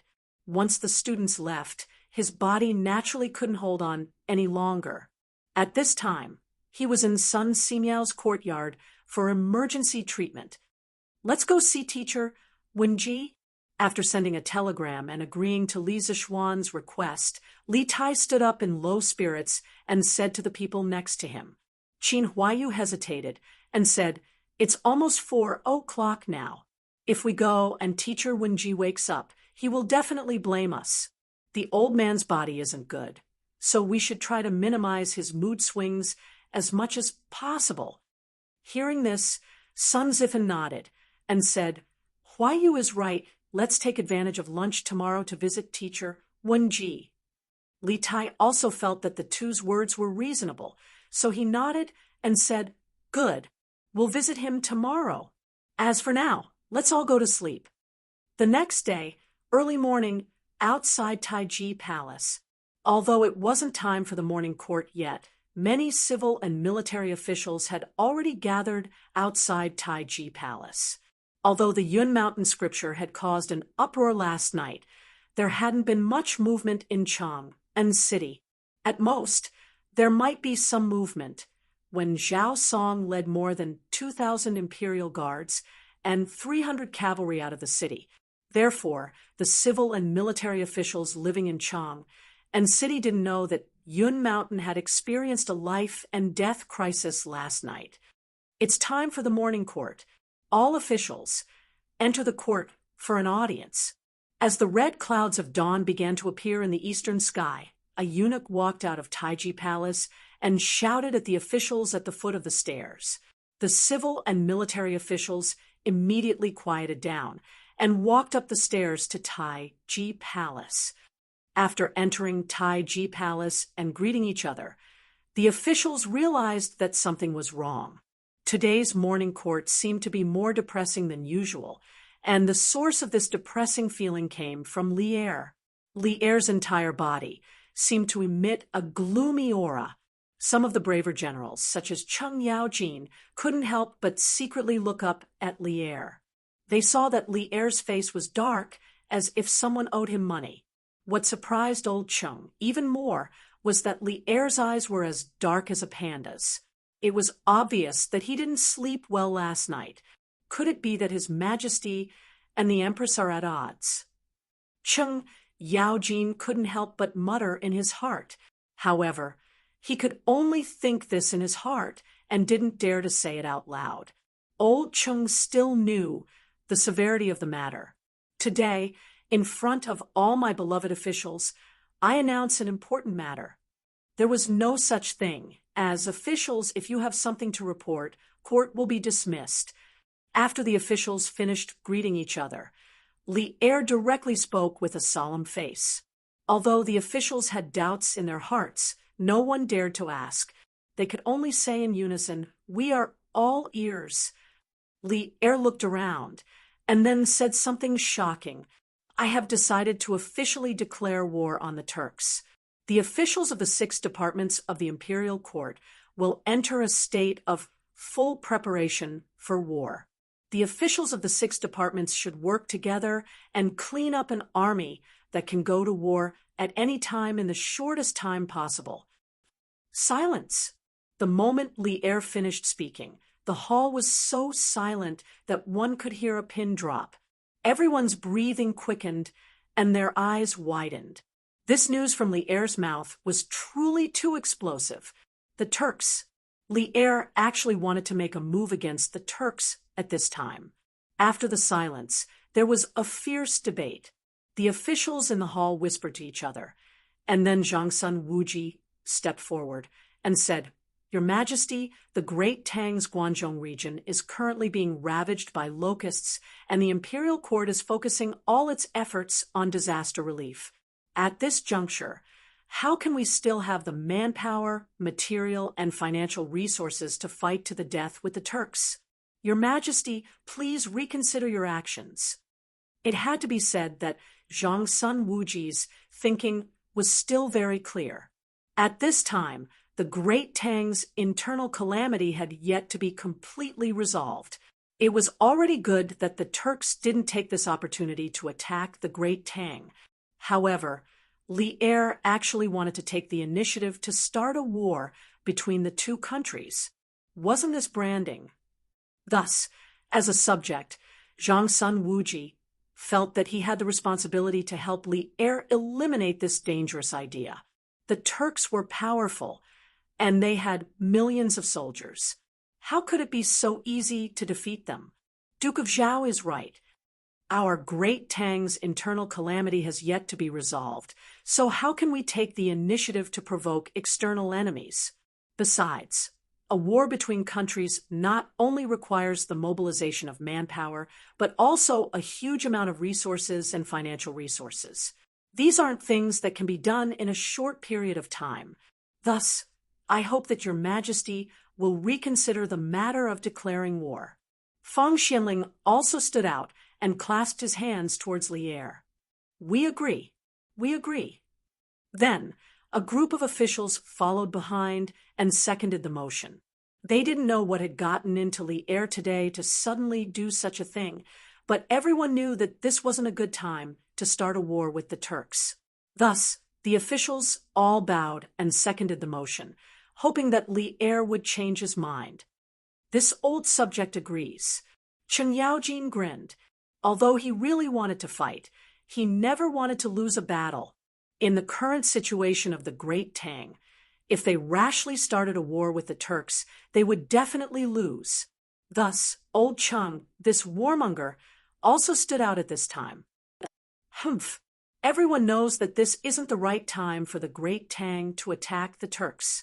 That's why the Turks dared to brazenly sneak into Yanhuang College, injure the guards, teachers, and students of the college, and steal many precious books and manuscripts.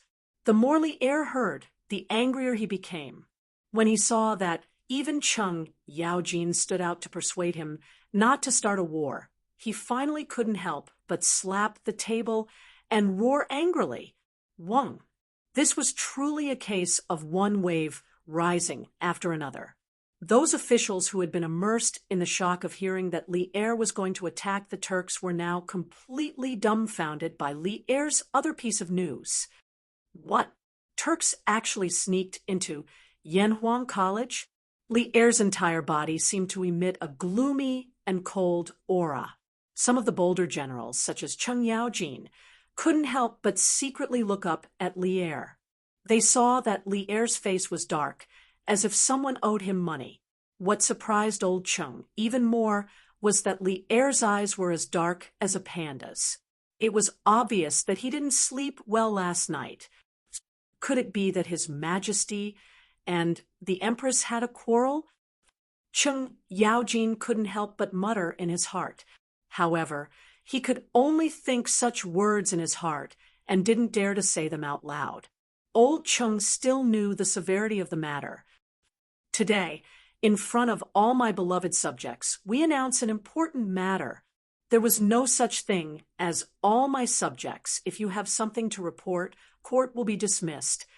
After all the officials finished their greetings, Li Er directly spoke with a dark face and a serious expression. Although the officials had doubts in their hearts, no one dared to ask. They could only say in unison, "We are all ears." Li Er looked around and then said something shocking. "We have decided to officially declare war on the Turks. The officials of the 6 departments of the imperial court will enter a state of full preparation for war from today onwards. The officials of the 6 departments should work together and clean up an army that can go to war at any time in the shortest time possible." Silence. As soon as Li Er finished speaking, the hall immediately became so silent that one could hear a pin drop. Everyone's breathing quickened and their eyes widened. This news from Li Er's mouth was really too explosive. Turks. Li Er actually wanted to attack the Turks at this time. After the silence, there was a fierce debate. The officials in the hall whispered to each other.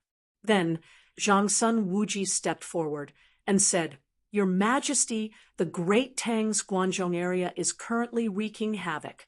The imperial court is focusing all its efforts on disaster relief. At this juncture, how can we still have the manpower, material, and financial resources to fight to the death with the Turks? Your Majesty, please reconsider your actions." It had to be said that Zhang Sun Wuji's thoughts were still very clear. At this time, the Great Tang's internal calamity had yet to be completely resolved. It was already good that the Turks didn't take this opportunity to attack the Great Tang. However, Li Er actually wanted to take the initiative to start a war between the 2 countries. Wasn't this branding them?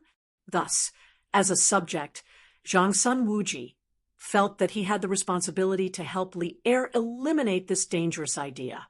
The Turks were powerful and had millions of soldiers controlling their bowstrings. How could it be so easy to defeat them? Duke of Zhao is right. Our great Tang's internal calamity has yet to be resolved. How can we take the initiative to provoke external enemies? Furthermore, a war between countries not only requires manpower, but also a huge amount of resources and financial resources. These aren't things that can be done in a short period of time. Thus, I hope that Your Majesty will reconsider the matter of declaring war. Fang Xianling also stood out and clasped his hands towards Li Er. Your subjects agree. Your subjects agree.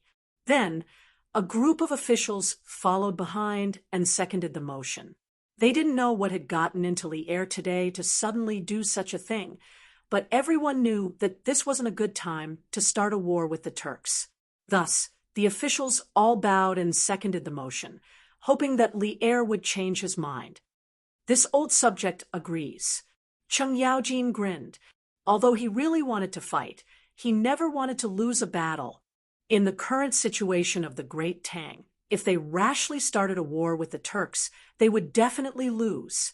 Thus, old Cheng, this warmonger, also stood out at this time. Humph! Everyone knows that this isn't the right time for the Great Tang to attack the Turks. That's why the Turks dared to brazenly sneak into Yanhuang College, injure the guards, teachers, and students of the college, and steal many precious books and manuscripts. The more Li Er listened, the angrier he became. When he saw that even Cheng Yaojin stood out to persuade him not to start a war, he finally couldn't help but slap the table and roar angrily. Wang! This was truly a case of one wave rising after another. The officials who had just been immersed in the shock of Li Er's plan to attack the Turks were now completely dumbfounded by Li Er's other piece of news. What? There were Turks sneaking into Yanhuang College? Chapter 1532. Cheng Jijia, Yuqi Jingda, Qin Xiong. I order the three of you to choose 10,000 elite light cavalry from your respective camps. You are to set out from Chang and head north to pursue the Turkic state teacher and rendezvous with the Marquis of Yong. And we have already ordered the Marquis of Yong and to keep Wujia in the Great Tang. From Chang and to the north, all soldiers in the various provinces will be under the command of the Marquis of Yong. And the 10,000 light cavalry that the three of you are to lead must cooperate with Li Zishuan at a crucial moment. You must capture Wujia and retrieve the Academy's secret information. If any Turkic soldiers enter the Great Tang to assist the Turks, you are to wipe them out. There is no need to report to us. In Taiji Palace, Li Er's firm and sonorous voice echoed in every corner of the hall. A cold-blooded and austere atmosphere gradually filled the air. All the officials could not help but turn solemn. Everyone knew that war was about to come. If they couldn't capture Wujia, Li Er would definitely gather his soldiers and head north, directly initiating a war between the Great Tang and the Turks. Li Er would not give the Turks time to study the Academy's secret information. If they could surround Wujia in the Great Tang, the Turks would definitely send reinforcements. After all, Wujia had so much valuable information in his hands. When the time came, a fierce skirmish was certain to break out. Once the two sides began to fight, an all-out war wouldn't be far off. The sharp-eyed officials could smell the scent of war from Li Er's words. Of course, there were still quite a few officials who were surprised that Li Zishuan had received Li Er's decree so quickly. After all, everyone knew that Li Zishuan was currently in the north of the Great Tang, 700 to 800 li away from Chang, and Wu Jie's attack on the academy had only happened yesterday. So how could they not be surprised that Li Zishuan had received Li Er's decree so quickly? But the smart minister could figure out what was going on after thinking about it. The academy had a telegraph. With the telegraph, the distance of hundreds of miles was nothing. The reason why Li Er hadn't sent the Great Tang's most elite cavalry, the Black Armored Army, was mainly because the Black Armored Army was made up of heavy cavalry. In terms of mobility, it was impossible for them to compare to light cavalry. Yuqi Jingda and the others were only going to pursue Wu Jie. They could resupply at any time along the way, so they didn't need to bring a lot of provisions. What they were pursuing was speed. Official Lieutenant Qi Jingda, Cheng Jijia, Qin Xiong, receives the decree. Yuqi Jingda, Cheng Yaojin, and Qin Xiong all had solemn expressions as they bowed and accepted the order. The generals of the Great Tang had never feared war. Even if the Turks were extremely powerful, even if this war had been hastily initiated by the Great Tang, so what? No power, no matter how powerful, could make the Tang bend their backs. Not even the Turks. Li Er nodded. This emperor will issue an order to arrest Wu Jie in all the provinces and counties of the Great Tang, the Marquis of Yong, and set out from Shouyang and will pass by Yusi and Taiyuan. The whereabouts of the Turkic state teacher is unknown, but it's very likely that he will head north and take the shortest route to escape from the Great Tang in the shortest time possible. In order to allow the three of you to cooperate with Li Zishuan, this time the troops can be transferred from Yanhuang College to maintain contact with Li Zishuan. As for the person to operate the telegraph, you can go to Yanhuang College to choose. Hunting down a person was different from fighting a war. First of all, no one knew where Wu Jie was, so they could only slowly search for him along the way. But once they found him, they would need to immediately surround him. Using soldiers to send messages was definitely not feasible because opportunities were fleeting. Comparatively speaking, telegraphing was the best option. Last time, when Cheng Yaojin and the others went to the city to quell the rebellion, they had already experienced the huge advantage of the telegraph in terms of battlefield information. Hearing that Li Er would assign another telegraph to them, Old Cheng was extremely excited. He quickly bowed and said, "Thank you, Your Majesty." Li Er nodded and said in a deep voice, "Today's morning court is over. All officials are to immediately return to the Yamen and carry out their duties. Cooperate with Yuqi Jingda, Cheng Jijie, and Qin Xiong to transfer 10,000 elite light cavalry in the shortest time possible. There must be no mistakes." After arranging the official matters, Li Er didn't waste any time and decisively announced the end of the court. In fact, he had wanted to tell all the officials about these arrangements last night, but in the middle of the night, it was a little unrealistic to gather all the officials in the palace, so he waited until now. Last night, the imperial army led by Zhao Song had searched the vicinity of Chang and city for an entire night, but they couldn't find any trace of Wu Jie, which meant that Wu Jie had most likely already escaped from Chang'an city.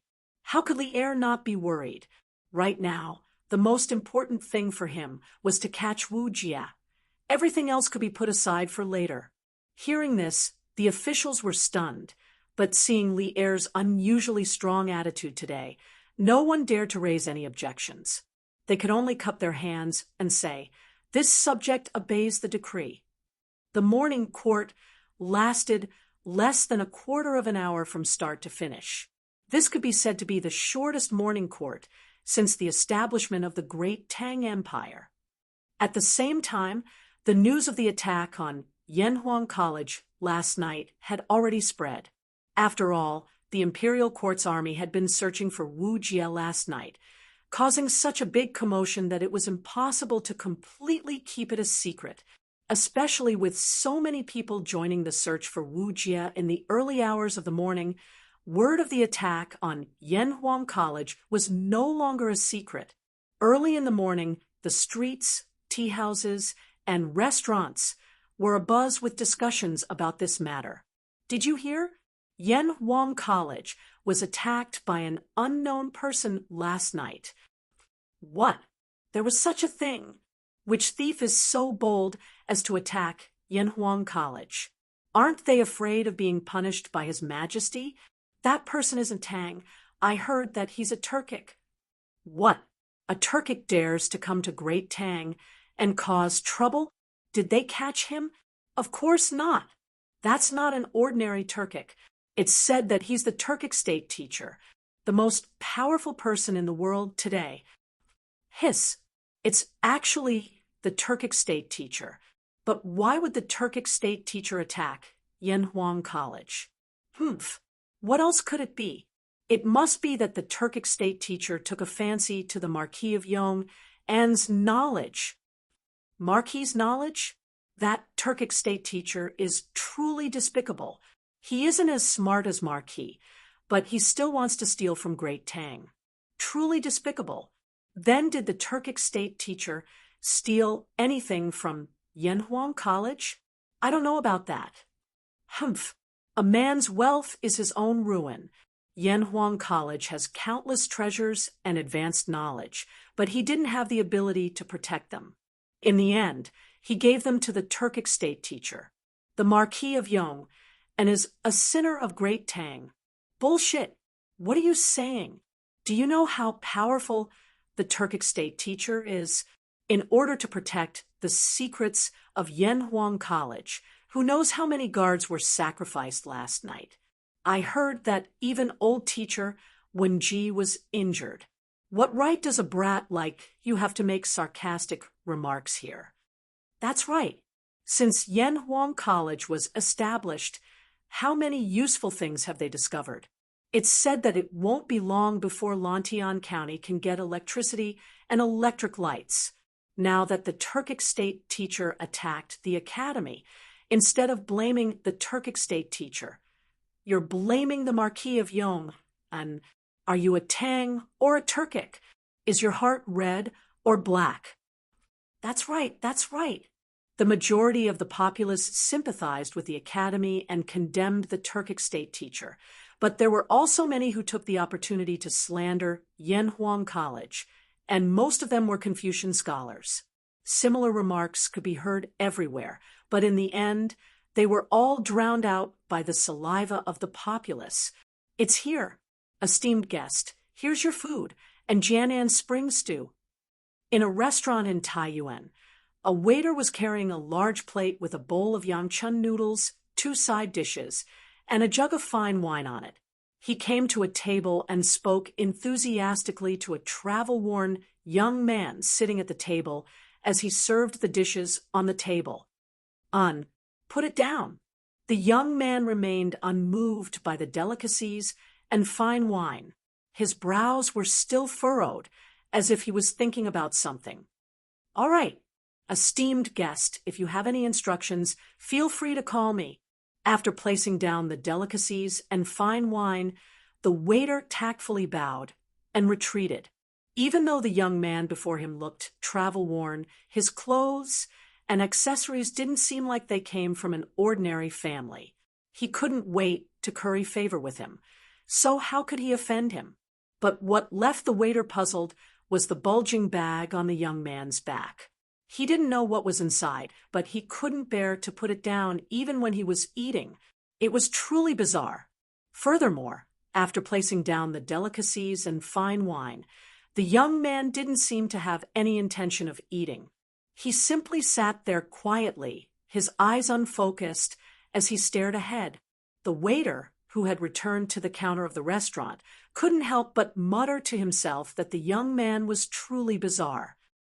The shortest route from Chang and to the Turks is through Fengzhou, Ningzhou, Qingzhou, and then the Huaiyuan region into the steppe. Fortunately, I happen to be in the north of the Great Tang and can lay down an inescapable net for the Turks. The young man did not say a word as he thought to himself.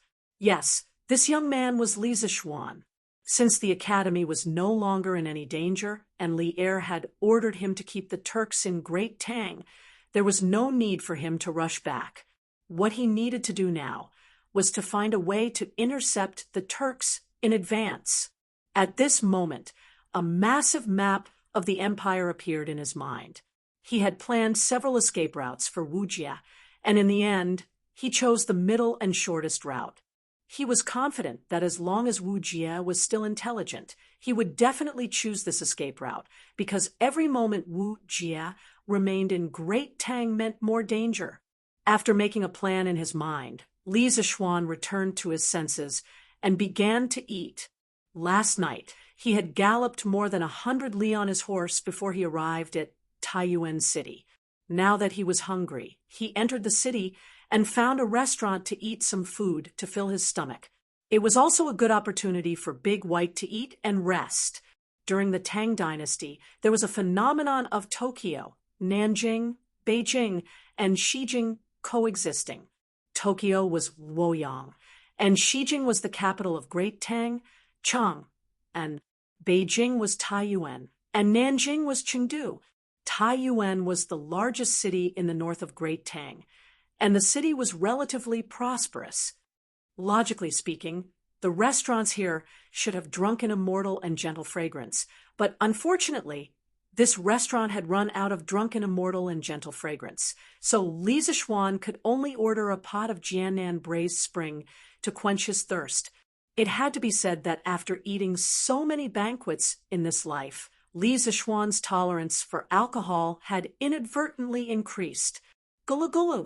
After finishing his meal without a care for his image, Li Zixuan raised the wine pot and drained it in one gulp. He was finally full. "Waiter, the bill." Li Zixuan called the waiter over and tossed him 2 Tang Yuan notes. Before leaving, he asked, "How do I get to the regional commander's office?" Chapter 1533. Since it's His Majesty's decree, the Academy is naturally duty-bound. I'll get someone to bring a telegraph machine. As for the candidate to operate the telegraph machine, do the 3 generals have any students in mind that you like? Yanhuang College, in the conference room on the first floor of Guanghua Building, Yen Silu and Mo Huai, who had rushed over after hearing the news, sat opposite Yuqi Jingda, Cheng Yaojin, and Qin Xiong. Li Gang, the acting Yamacho, was recuperating in another courtyard. At this time, Yen Silu heard the 3's intentions and nodded. He cupped his hands to Yuqi Jingda and the other 2. Although the telegraph machine was considered Yanhuang College's top secret, Yanhuang College was still located in the Tang Empire. They still had to listen to His Majesty Li Er's decree. Besides, Yen Silu had learned from Li Tai that Li Zixuan was currently besieging Wu Jie in the north according to Li Er's decree. Yuqi Jingda and the other 2 were leading the army north to help Li Zixuan, so of course Yen Silu was 100% willing to lend the telegraph machine to Yuqi Jingda. Hearing Yen Silu's question, Cheng Yaojin grinned and said, "That Meng Wenhao. Last time, during the rebellion in Guan City, it was him and Iron Egg who followed the army to manage the telegraph machine. I think this child is willing to endure hardships, so he won't be a burden to the army if we bring him north." During the rebellion in Guan City, Meng Wenhao and Iron Egg followed the army all the way from Chang and to Zhengzhou. They never complained about hardships or tiredness during the hundreds of miles of journey, which left a very good impression on Cheng Yaojin. But now that Iron Egg wasn't in the academy, Cheng Yaojin didn't hesitate to choose Meng Wenhao. Qin Xiong was also present during the battle in Guan City. He couldn't help but nod and agree. Jijia's suggestion is very good. Let's choose Meng Wenhao. This old man has heard Xiaoxian praise this child before. The 2 old generals of the empire were competing to praise Meng Wenhao. Yen Silu, the dean of teaching of Yanhuang College, suddenly felt his face light up. He smiled, stood up, and said, "That's good. This old man will get the telegraph machine and have someone call Meng Wenhao over for the 3 generals." "Thank you for your trouble, Mr. Kong Gue." The 3 of them stood up and cupped their fists. "Of course. It's only right." Yen Silu waved his hand and left. Inside the conference room, Qin Xiong looked at Mo Huai and suddenly asked, "Mr. Mo, I heard that you fought with Wu Jie last night and suffered some injuries." Are you feeling better now? Mo Huai shook his head first before sighing. This old master's injuries aren't serious, but I estimate that it will take several months for my strength to recover. Otherwise, this old master would have followed the 3 great generals to pursue Wu Jia. Last night, the academy was lost and all the confidential information was stolen. This old man is ashamed to face the Yamacho. Mr. Mo, please don't say that. Qin Xiong hurriedly said, Wu Jia is a martial grandmaster. Almost no one in the world can match him. For the safety of the academy's teachers and students, Mr. Mo fought a martial grandmaster alone and did everything he could. In the end, although Wu Jia still managed to steal the academy's information, that was not Mr. Mo's fault. Little Xian knows right from wrong, so he definitely won't blame you. Mo Huai pursed his lips and did not speak, but the grief on his face was obvious to all. Qin Xiong also knew that he would not be able to persuade Mo Huai to change his mind with just a few words, so he did not continue to persuade him. Instead, after a moment of silence, he asked, Of the 4 of us here, Mr. Mo is the only one who fought with Wu Jia. I wonder if Mr. Mo can explain a thing or two to us. Know yourself and know your enemy, and you will be victorious in 100 battles. The 3 of them were about to lead an army to pursue the Turks, so Qin Xiong felt that it was necessary to understand Wu Jia's specific strength in advance so that he could be mentally prepared. Hearing this, Cheng Yaojin and Yuqi Jingda turned their eyes to Mo Huai. After a moment of silence, Mo Huai said, Wu Jia is extremely strong. First of all, he is the strongest person this old master has ever seen in terms of strength. In addition, this person's true qi is vigorous, and although he does not have many moves, each of his moves is filled with an indomitable domineering aura that sometimes makes one unable to even think of resisting. Of course, the strangest thing is that this person's true qi seems to contain a trace of the power of thunder and lightning. When fighting with him, the slightest carelessness will result in the power of thunder and lightning invading one's body. If one does not use their true qi to neutralize this thunder and lightning, it will only take a moment for one's arm to completely lose feeling. So, if 3 great generals fight with Wu Jia, you must be careful. The power of thunder and lightning? Hearing this, the 3 of them could not help frowning deeply. Cheng Yaojin muttering, This old Cheng has never heard of a secret art in this world that can allow one's true qi to produce the power of thunder and lightning. Little brother Mo, are you sure you aren't mistaken? This old fellow was also very friendly. Speaking of which, it was not certain who was older between him and Mo Huai, but he had directly called him Little Brother Mo. Mo Huai did not mind this, and said firmly, General Cheng, this old man's feeling is definitely not wrong. Last night, if this Wu Jia's secret art was not strange, and his true qi contained the power of thunder and lightning, this old man would not have been defeated so quickly. Maybe in the end, the Academy's information would not have been stolen by him. Qin Xiong looked at Cheng Yaojin and said in a low voice, Jijia, just because we haven't heard of some things doesn't mean they don't exist. Moreover, the Tujua imperial teacher has always been mysterious and rarely shows his skills in front of the world, so it is normal that we don't know about this. But now that we know from Mr. Mo, we have to be more careful when fighting with him in the future. Cheng Yaojin had always been more convinced by Qin Xiong, so he nodded and said, of course. He, this old man has brought the telegraph and the students you wanted. At this time, Yen Silu's voice came from the door of the meeting room. Everyone followed the voice and saw Yen Silu and Meng Wenhao walking in one after another. Student Meng Wenhao greets Mr. Mo and the 3 generals. Meng Wenhao quickly cupped his hands and bowed to Mo Huai, Yuqi Jingda, and the others. The 4 of them waved their hands and said, No need to be so polite. Qin Xiong looked at Meng Wenhao and said with a kind face, Meng Wenhao, I believe Mr. Yin has already told you the reason we called you here today. Are you willing to accept this mission? Don't worry, even if you don't accept, we will not blame you. Meng Wenhao did not even think and cupped his hands to Qin Xiong and said, General Qin, on the way here, Mr. Yin has already told me about the situation. I know that the generals are leading the army north to capture the Tujue and also to support Yamacho. In public, I am a student of Yanhuang College. When Yamacho is in trouble, how can I not help? In private, Yamacho and I owe a debt of gratitude. If not for Yamacho's favor and promotion, I would only be an ordinary student in the Imperial College. Therefore, this student is 100% willing to follow the army to the north at any time. Ha ha, good. You know how to repay kindness and be loyal. Meng Wenhao, little Xian did not misjudge you. Hearing this, Cheng Yaojin laughed heartily. Qin Xiong smiled and nodded. Since you are willing to follow the army, then go home and prepare.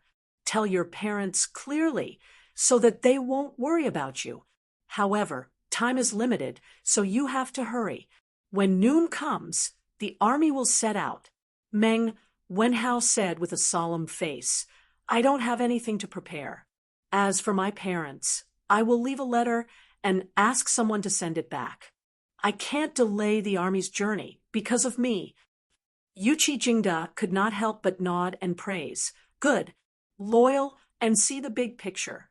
The students taught by Yanhuang College are indeed different from those Confucian scholars in the Imperial College. Yen Silu said modestly, General Yuqi is too kind. At this moment, Mo Zhong's voice came from outside the door. Mr. Mo, de Tang Daily's Li Yu is outside the academy. She said she has something to discuss with young Master Meng. Yen Silu could not help but frown. Cheng Yaojin looked at Meng Wenhao with a smirk. Obviously, he knew Li Yu. Meng Wenhao's expression changed. He stood up and cupped his hands. Mr. Yen, this student will go and take a look. I will be back soon. Yen Silla nodded and said, Yes, go quickly, but don't delay the military situation. Yes, Meng Wenhao replied and hurried out of the meeting room. When he arrived at the mountain gate, he saw little Fishy, who was dressed in red, standing outside the gate of the academy. The little girl seemed to have something on her mind. Her brows were slightly furrowed, and her eyes were dull. It was obvious that she was thinking about something else. Little Yu? Meng Wenhao walked out of the academy gate and came to Li Yu. He called out softly, Oh, you're here. Little Yu's body trembled, and she immediately came back to her senses.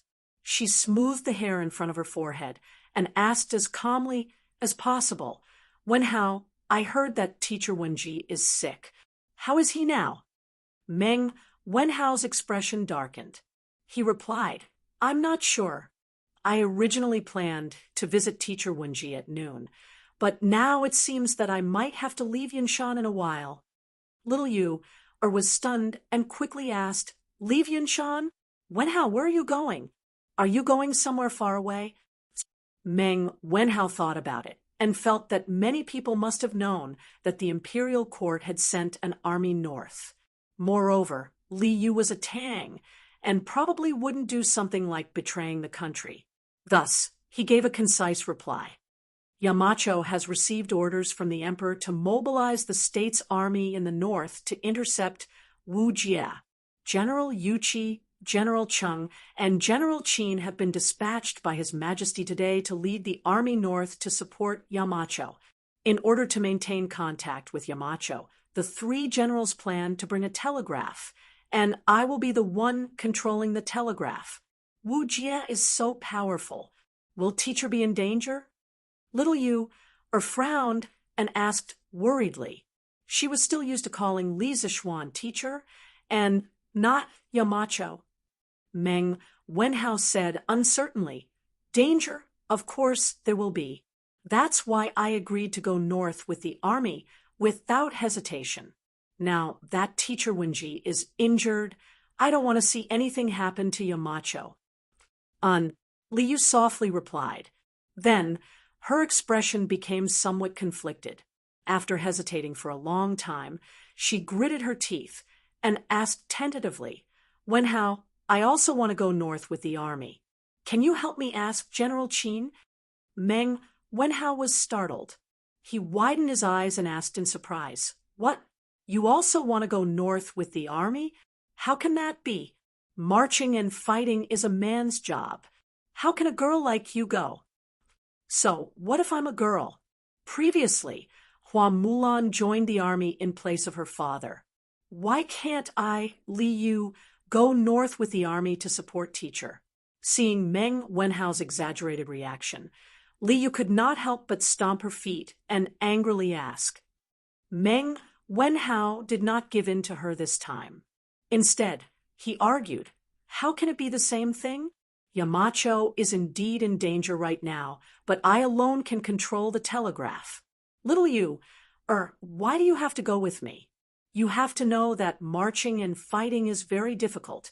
How can a weak girl like you endure it? Chapter 1534. Greetings, General Qin. Hearing a voice behind her, little you, panicked and hurriedly turned around. After a moment of hesitation, she bowed to Qin Xiong. Qin Xiong's expression was serious as he asked, Miss Liu, this old master had no intention of eavesdropping on your conversation. I just happened to pass by and overheard a few words. You said Wu Jia recognized the bracelet on your wrist. Is that true? Liu timidly glanced at Qin Xiong. Seeing the other party's kind expression, it didn't seem like he had any malicious intent. Besides, with her relationship with Li Zixuan, Qin Xiong shouldn't do anything to her. After hesitating for a moment, she bit her lip and nodded. I remember that after Wu Jia saw the bracelet on my hand, his expression was obviously different from before, and he even asked me where I got this bracelet from. Senior Zhang San and Wenhao can testify to that. They both heard him ask. Meng Wenhao nodded. General Qin, that is indeed the case, but at that time the academy was already in a mess, so no one cared about such minor details. Now that I think about it, when Wu Jia looked at little Yu's bracelet, the way he looked at it was indeed different. Qin Xiong nodded thoughtfully. Li Yu then added, It's just that. I'm not sure if Wu Jia knows the origin of this bracelet because I saw a trace of confusion in his eyes. Maybe he just thought the bracelet looked familiar. But even if there is only a glimmer of hope, I still want to ask Wu Jia personally. I really want to know who my parents are and where they are now. I beg General Qin to allow Li Yu to accompany the army to the north. I know that women are not allowed in the army, so I will follow behind you from a distance. I won't affect your marching and fighting. Qin Xiong, Yuqi Jingda, and Cheng Yaojin all frowned, not immediately replying to little Yu's words. Seeing this, Meng Wenhao anxiously said, General Qin, little Yu has never seen her biological parents since she was a child. She doesn't even know who they are. Now that she finally has a clue about them, I hope General Qin can help her. Cheng Yaojin could not help but grin. Hey, brat of the Meng clan, your words are simple, but ever since my great Tang was founded, His Majesty has always ordered all generals to strictly manage the army, let alone women. Even wine is rarely seen in the army. Brat, you want us old men to bring a little girl into battle. If word of this got out, would His Majesty spare us old fellows? As soon as he finished speaking, Meng Wenhao and Li Yu couldn't help but become silent. Seeing the despair on little Yu's face, Qin Xiong couldn't bear it.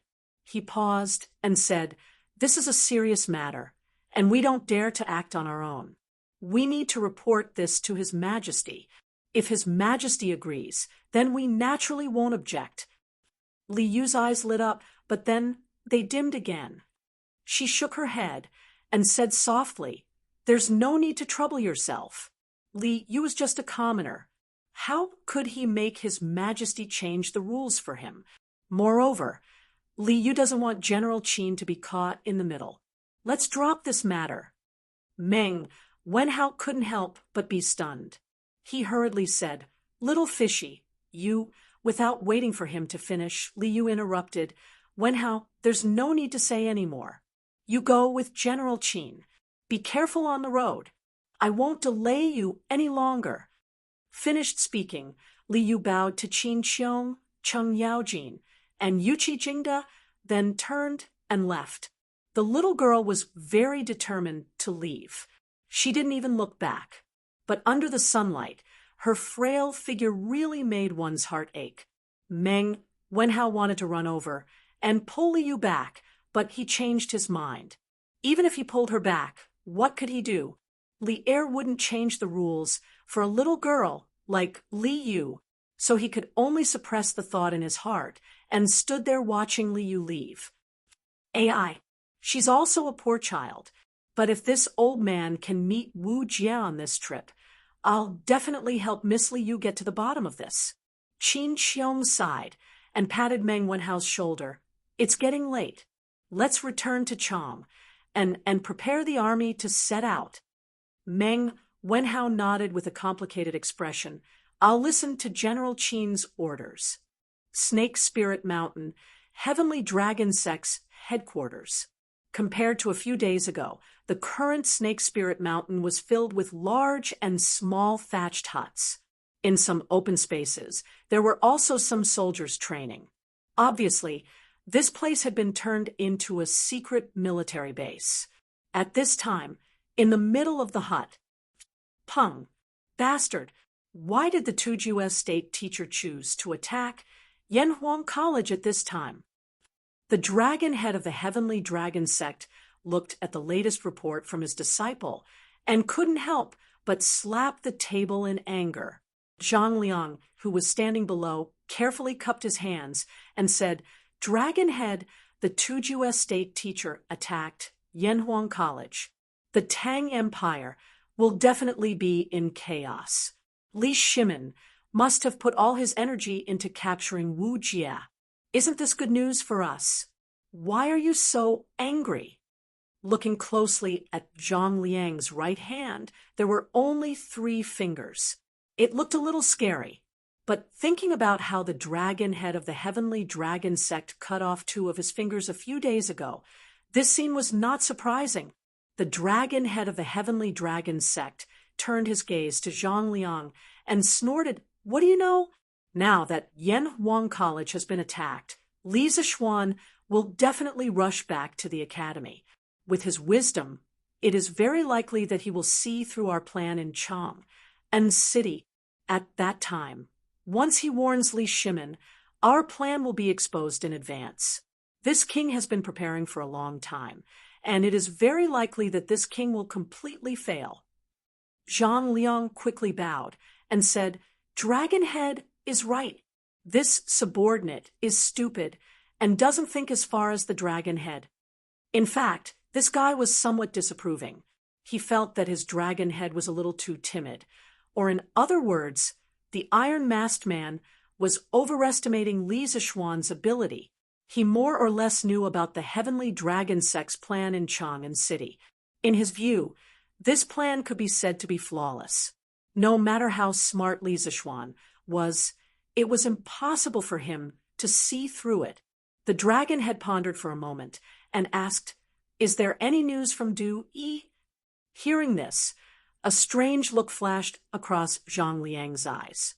As a capable subordinate of the dragon head of the Heavenly Dragon Sect, he and Du Yi were clearly in a competitive relationship.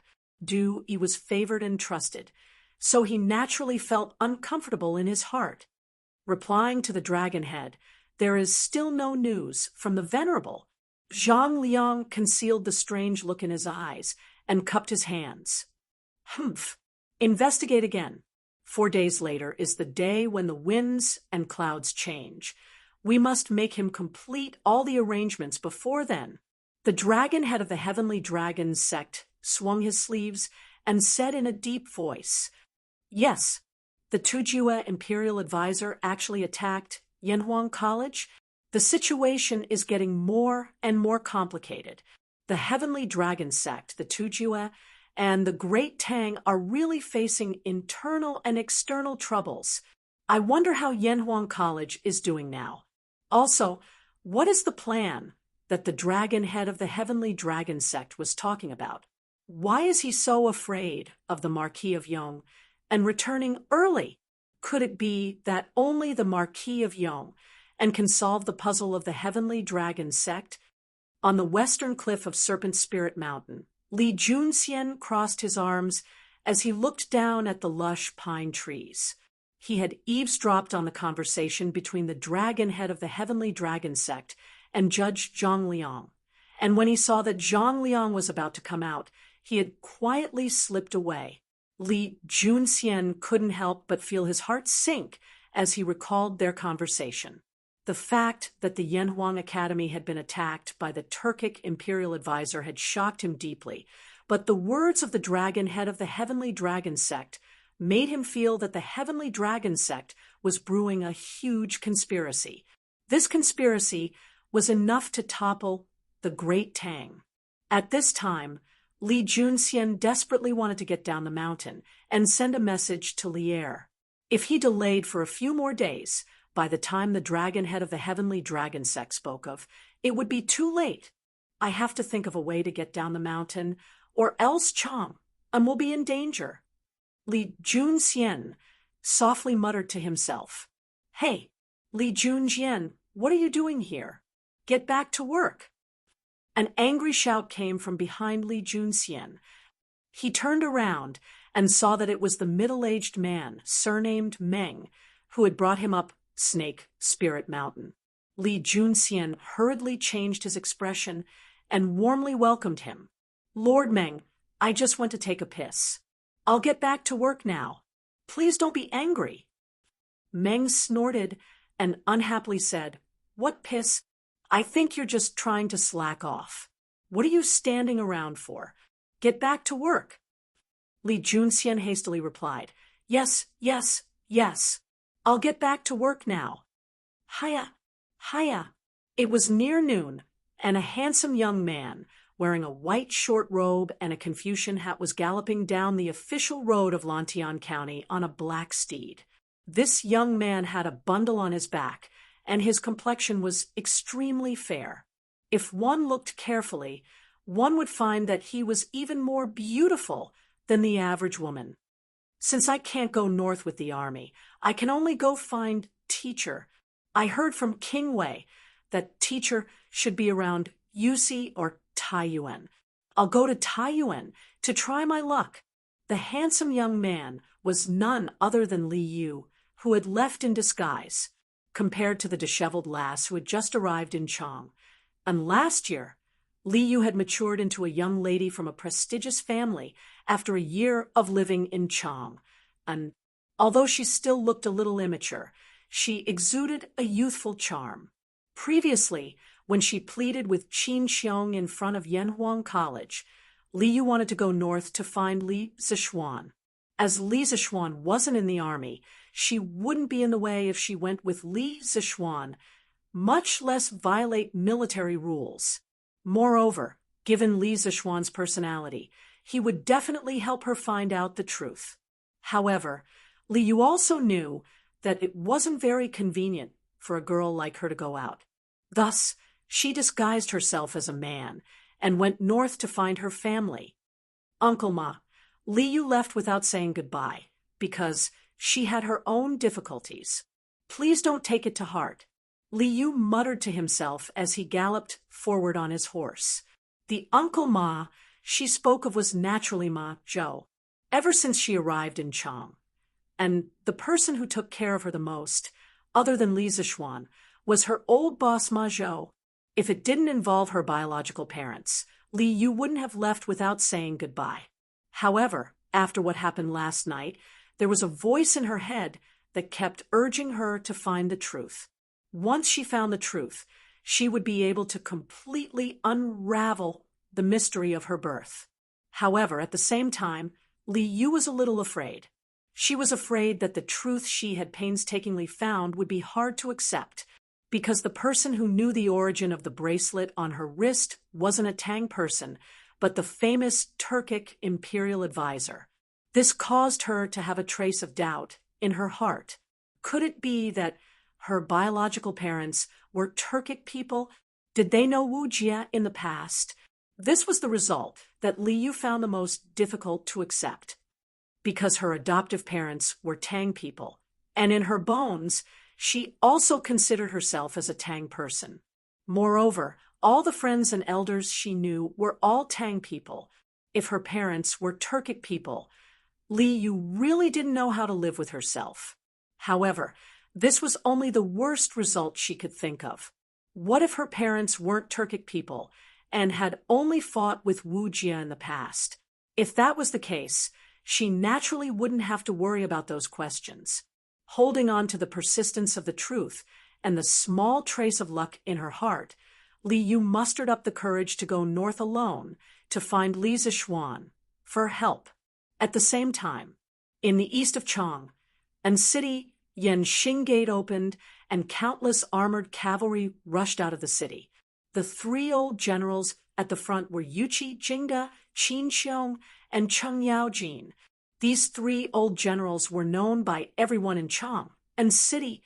The commoners saw that the army was orderly, and the generals at the front were Qin Xiong, Yuqi Jingda, and Cheng Yaojin, three famous generals.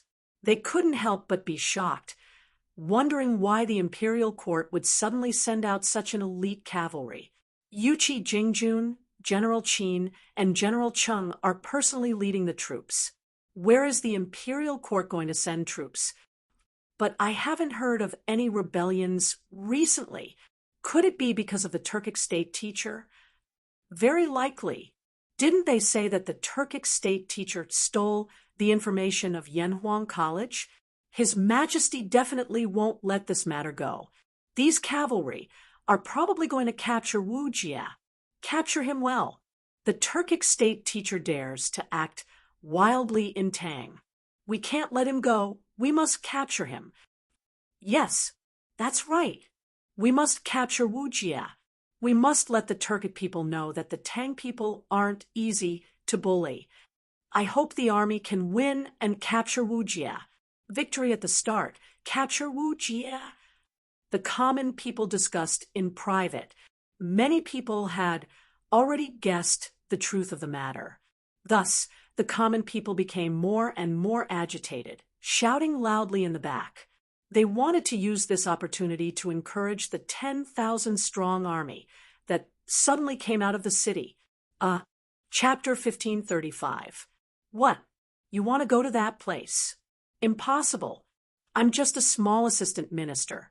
I can't help you. In the west of Chang and city, in the study of a house, an old man in brown flicked his sleeves and said angrily. In front of him stood a man in a gray robe, wearing a bamboo hat. The wide bamboo hat covered the man's face. The man snorted and said, "You dare to disobey the orders of His Majesty? Don't forget who gave you your position today." The old man in brown was stunned and said, "My position today was given by His Majesty. What does it have to do with you?" His Majesty? Humph. You're really ungrateful. The man in gray sneered. You were just a poor scholar who had no connections in Chang and city. You lived on the streets and were about to starve to death. Who promoted you and gave you an official position? It's said that those who are loyal are the butchers and those who are unloyal are the scholars. Now it seems that this saying is true. The old man in brown was scolded by the man in gray until his face turned red. He pointed at the man in gray and said angrily, "Even if I am indebted to him, it's too, but he's no longer in this world. What does it have to do with you?" The man in gray laughed and then took out something wrapped in a handkerchief. He handed it over and said, "Take a look and see what this is."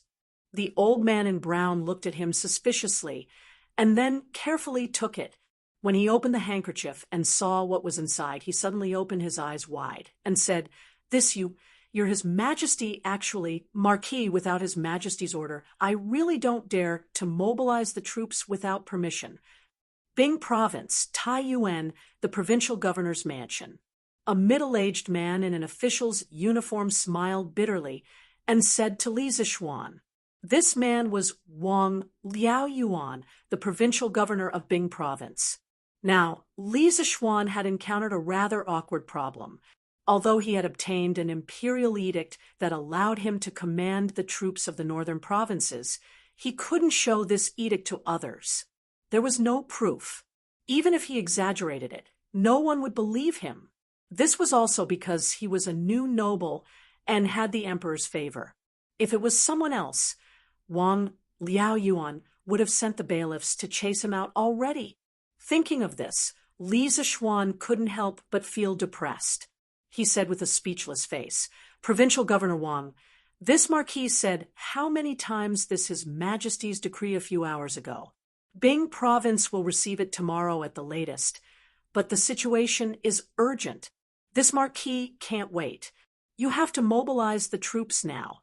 Could it be that you suspect this marquis of falsifying the imperial edict?"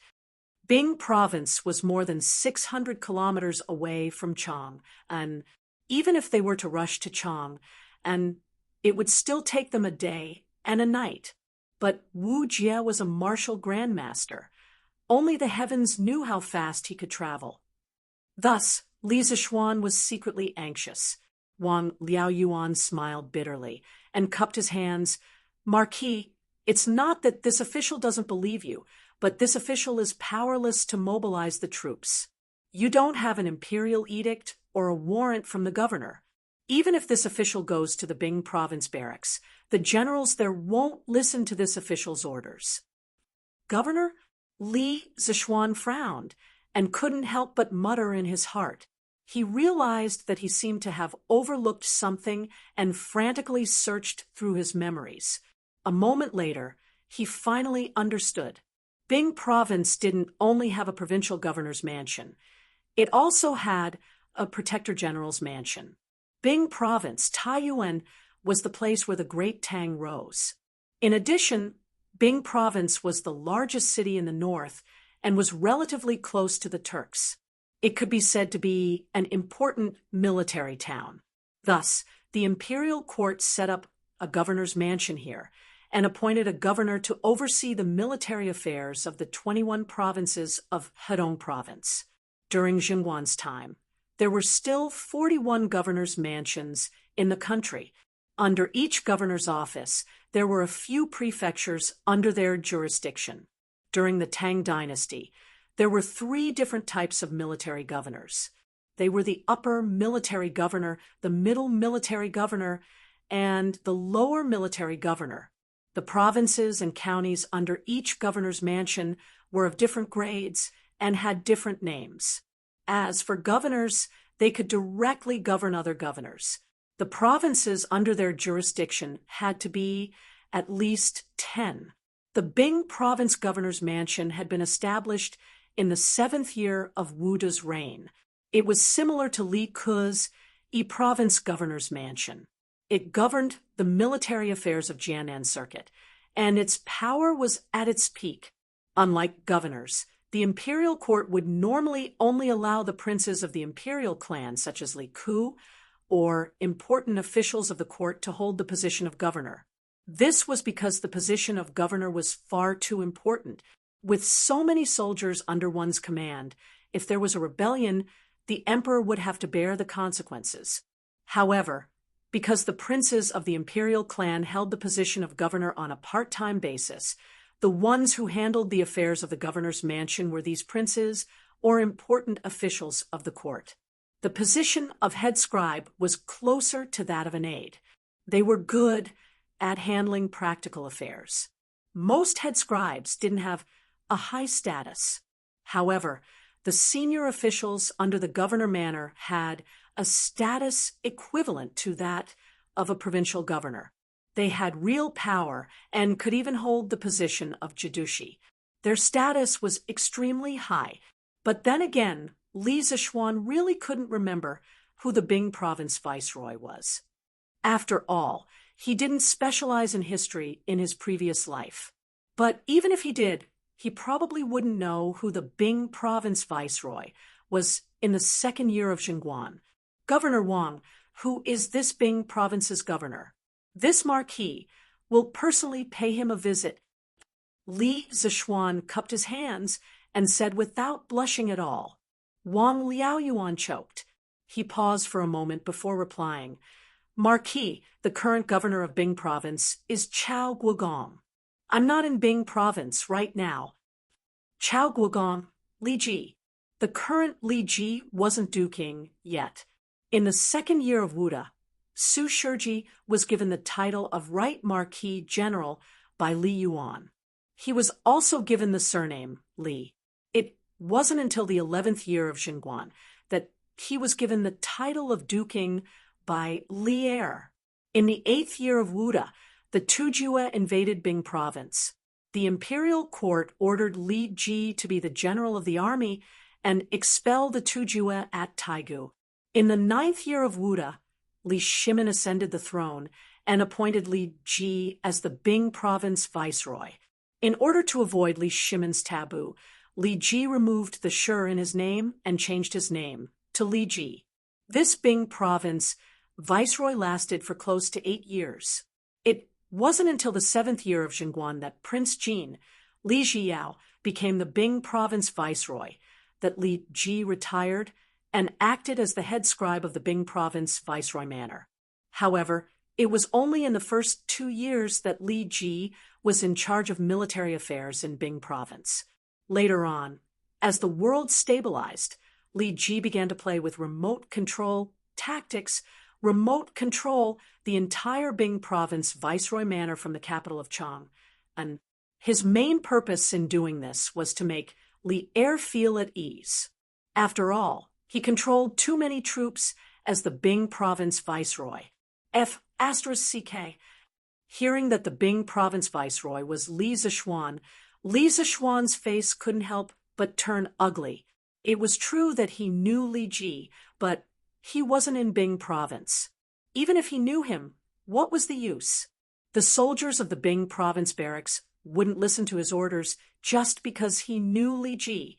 In his anger, Li Zishuan couldn't help but curse, causing Wang Liaoyuan to be dumbfounded. Clang! Thinking that Wu Jie was probably 100 or 200 li away from Chang, and Li Zishuan couldn't help but panic.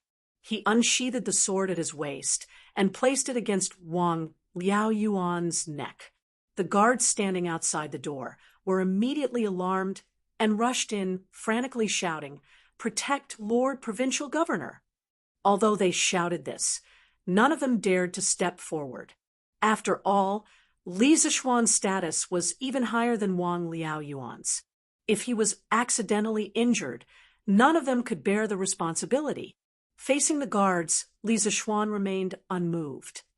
He stared at Wang Liaoyuan and pretended to be cold as he said, "This marquis orders you to immediately gather 30,000 soldiers from the Bing province barracks and follow this marquis to surround the Turkic state teacher. If you dare to refuse, this marquis will kill you right now." With a sword against his neck, it was impossible for Wang Liaoyuan to not panic. However, after hearing Li Zishuan's request, he helplessly smiled bitterly and said, "Marquis, this official has already told you that the soldiers of the Bing province barracks only listen to His Majesty and the Viceroy. Even if this official goes with you, no one will listen to this official. Even if you kill this official, it won't help." He was afraid of death, but he really couldn't satisfy Li Zishuan's request. Li Zishuan was speechless. Of course, he wouldn't kill Wang Liaoyuan. He just wanted to test if this person was really helpless. Unfortunately, this Wang Liaoyuan really was helpless. Letting out a long sigh, Li Zishuan removed his long sword and put the wind-chasing sword back into its scabbard. He then said expressionlessly, "This marquis was just in a moment of desperation. I hope that Provincial Governor Wang will not take offense." "You can leave first."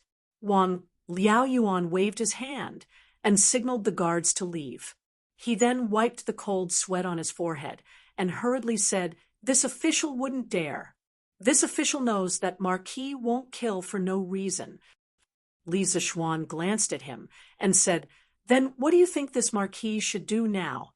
In all of the Hedong circuit, Bing province should have the most elite soldiers, and after attacking the academy, Wu Jie will definitely flee the Great Tang as quickly as possible. If this Marquis does not lead soldiers to block his path as soon as possible, I fear that we will be letting a tiger return to the mountain, burying a fatal future threat for the Great Tang." Wang Liaoyuan thought for a while and asked tentatively, "Marquis, why don't this official gather the guards in Bing province and follow you to set up the defense? When His Majesty's imperial edict arrives, the troops in Bing province will naturally be under Marquis's command." Li Zishuan said unhappily, "Guards? Wu Jie is a great grandmaster with unparalleled combat strength. Are you sending these guards who have never been on the battlefield to their deaths?" Wang Liaoyuan hurriedly said, "This official didn't mean that. Sir, your steward said that he has something to report." At this moment, a soldier hurriedly ran in from the outside and bowed as he spoke. Wang Liaoyuan frowned and said unhappily, "Bastard, can't you see that this official is talking to the Marquis of Yong? And get out." "Yes." The soldier wanted to say something, but stopped. In the end, he cupped his hands and turned to leave. "Wait." At this moment, Li Zishuan spoke. He had a pensive look on his face as he spoke. "Governor Wang, you should let your butler in." Since he couldn't borrow any troops, he didn't want to continue talking with Wang Liaoyuan. Now that Wang Liaoyuan's steward was here, he could listen to what was so important. Hearing Li Zishuan's words without any intention of leaving, Wang Liaoyuan knew that Li Zishuan was going to listen to his family affairs. He couldn't help but feel nervous and prayed that the old steward didn't come to the magistrate court because of the trivial matters in his backyard. Otherwise, it would be so embarrassing. "Yes, Marquis." With strange thoughts, Wang Liaoyuan turned around and said to the soldier, "Did you hear that? Marquis is merciful. Let the steward in quickly." "Yes." The soldier received the order and left. After a while, an old man in his 50s came in. The old man was trembling with fear as he held a piece of bright yellow silk cloth in his hands. After he came in, he knelt down without saying a word and said, "Master, the imperial edict is here." The imperial court used the Wang family's carrier pigeon in Chang and city to send His Majesty's imperial edict. "Old master, please take a look." Chapter 1536. Replying to Marquis, "I am only from a side branch of the Wang clan of Taiyuan. I passed the imperial examination in the 4th year of Wuda and was promoted to the provincial governor of Bing province by His Majesty in the 9th year of Wuda. Bing province, provincial governor's mansion." Hearing Li Zishuan's question, Wang Liaoyuan solemnly cupped his hands and replied, "I see." Li Zishuan nodded thoughtfully. "I didn't expect His Majesty to use the Wang clan's carrier pigeon to deliver the imperial edict. This time, your Wang clan has done me a great favor. When this matter is over, I will personally write a letter to thank the Wang clan's patriarch." Taiyuan was the Wang clan's headquarters. It was normal to meet a few people from the Wang clan here. Thinking of this, Li Zishuan finally felt relieved. However, Li Er's choice of carrier pigeon to deliver the imperial edict was truly out of Li Zishuan's expectations. This was definitely a groundbreaking move. Looking at the history, there shouldn't be any emperor who thought of using carrier pigeon to deliver the imperial edict. Li Er's last-minute innovation was truly amazing. I also didn't expect His Majesty to use the Wang clan's carrier pigeon to deliver the imperial edict to Bing province.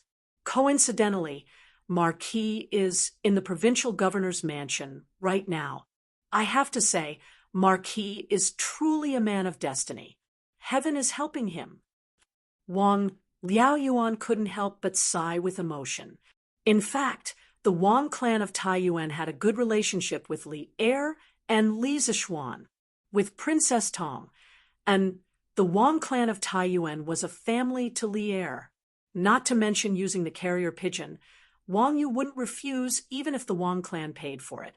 And with Wang Rinbiao, the Wang clan of Taiyuan could be considered an ally to Li Zishuan. Although it wasn't to the point where they would live and die together, the two sides wouldn't refuse to take care of each other. Of course, it was because of this that Wang Liaoyuan didn't get angry when Li Zishuan placed the Windchaser sword on his neck. If it was someone else, it would be impossible. After all, Wang Liaoyuan was the provincial governor of a province. He still cared about his reputation. Although Li Zishuan was a marquis, he couldn't humiliate a provincial governor like this. Li Zishuan said seriously, "I have the emperor's help. Now that there is an imperial edict to mobilize the troops, can I mobilize the troops of the Bing province camp?" Wang Liaoyuan hurriedly cupped his fists. This official will bring Marquis to the Bing province barracks. It was all thanks to Empress Zhangsun that Li Er thought of using carrier pigeons to send the imperial edict. In the early hours of this morning, Li Tai returned to the palace from Yanhuang College and reported the situation at Yunshan to Li Er. Li Er was angry and issued an imperial edict to let Li Zishuan cooperate with the troops of the northern provinces to capture Wujia. Li Tai pleaded for mercy, but to no avail. He could only return to the college and pass on his father's edict to Li Zishuan through the telegraph. After Li Tai left the palace, Empress Zhangsun, who had been listening quietly to the side, opened her mouth. "Your Majesty, the Marquis of Yong, and is now in Shouyang, which is thousands of li away from Chang'an City. Even if he gallops, he can only reach Taiyuan by dawn, which is very far from Chang'an City. If he wants to mobilize the troops in the Bing province area, he must have your imperial edict. The imperial edict sent by Qin Ke through the telegraph doesn't count, and the local officials and generals will definitely not recognize it. In the Tang Dynasty used Emperor Taizong Li Shimin's 2 steps, 1 step each on the left and right feet, as the standard. It was called step, and 300 steps was 1 li. 1/5 of a step was 1 qi. According to historical records, a qi in the Tang Dynasty was 0, 303 meters, and 1 li was 454, 2 meters. So 600 or 700 kilometers in the modern era was more than 1,000 li in the Tang Dynasty. At that time, when Li Er heard this, he felt that it made sense and couldn't help frowning. Chang'an City is 800 kilometers away from Taiyuan City. Even at top speed, it would take at least a day and a night, but in that time, with Wu Jie's martial grandmaster cultivation, wouldn't he have already left Taiyuan City? No, we can't let him leave the Tang Dynasty with the secret information of the academy. At the end, Li Er couldn't help but punch the dragon pillar beside him. Seeing this, Empress Zhangsun's eyes flashed. She stepped forward and said, "Your Majesty, I have a way to get the imperial edict to Taiyuan as soon as possible. If Li Zishuan happens to be in Taiyuan, that would be even better. If he isn't, we can ask the Bingzhou provincial governor to send someone to find Li Zishuan on a fast horse." Hearing this, Li Er's eyes suddenly lit up. He said with surprise, "Oh, Guanyin, what wonderful plan do you have? Tell me." Empress Zhangsun smiled and said, "What wonderful plan can I have? Your Majesty is just confused and didn't think of it. Actually, this matter is very simple. Your Majesty, do you still remember who the current Bingzhou provincial governor is? Li Er frowned and seriously thought for a while before replying. If I remember correctly, the Bingzhou provincial governor should be Wang Liaoyuan. In the 9th year of Wuda, Li Er usurped the throne. Wang Liaoyuan was made the Bingzhou provincial governor by Li Er that year, so Li Er had some impression of him. Empress Zhongsun smiled faintly and said, "That's right. Your Majesty, do you know that Wang Liaoyuan is from the Wang family of Taiyuan? The Wang family of Taiyuan has many carrier pigeons in their mansion in Chang," and Li Er was smart and instantly understood what Empress Zhongsun wanted to express. He raised his brows and said in surprise, "Guanyin wants me to use the Wang family's carrier pigeon to send the imperial decree to Bingzhou provincial governor Wang Liaoyuan, and then have him pass it to Li Zishuan. Is that right?" Carrier pigeons were mainly used to send messages by the nature of carrier pigeons. They didn't return to their nests for the sake of sending messages. Therefore, they could only bring the pigeons out and release them to send messages back to their nests. The carrier pigeons of the Wang family of Chang, and were brought out from the Wang family's contact points in the various provinces. It was because of this that Li Er could use carrier pigeons to quickly send the imperial edict to Wang Liaoyuan. Your Majesty is wise. Empress Zhongsun nodded and said with a smile.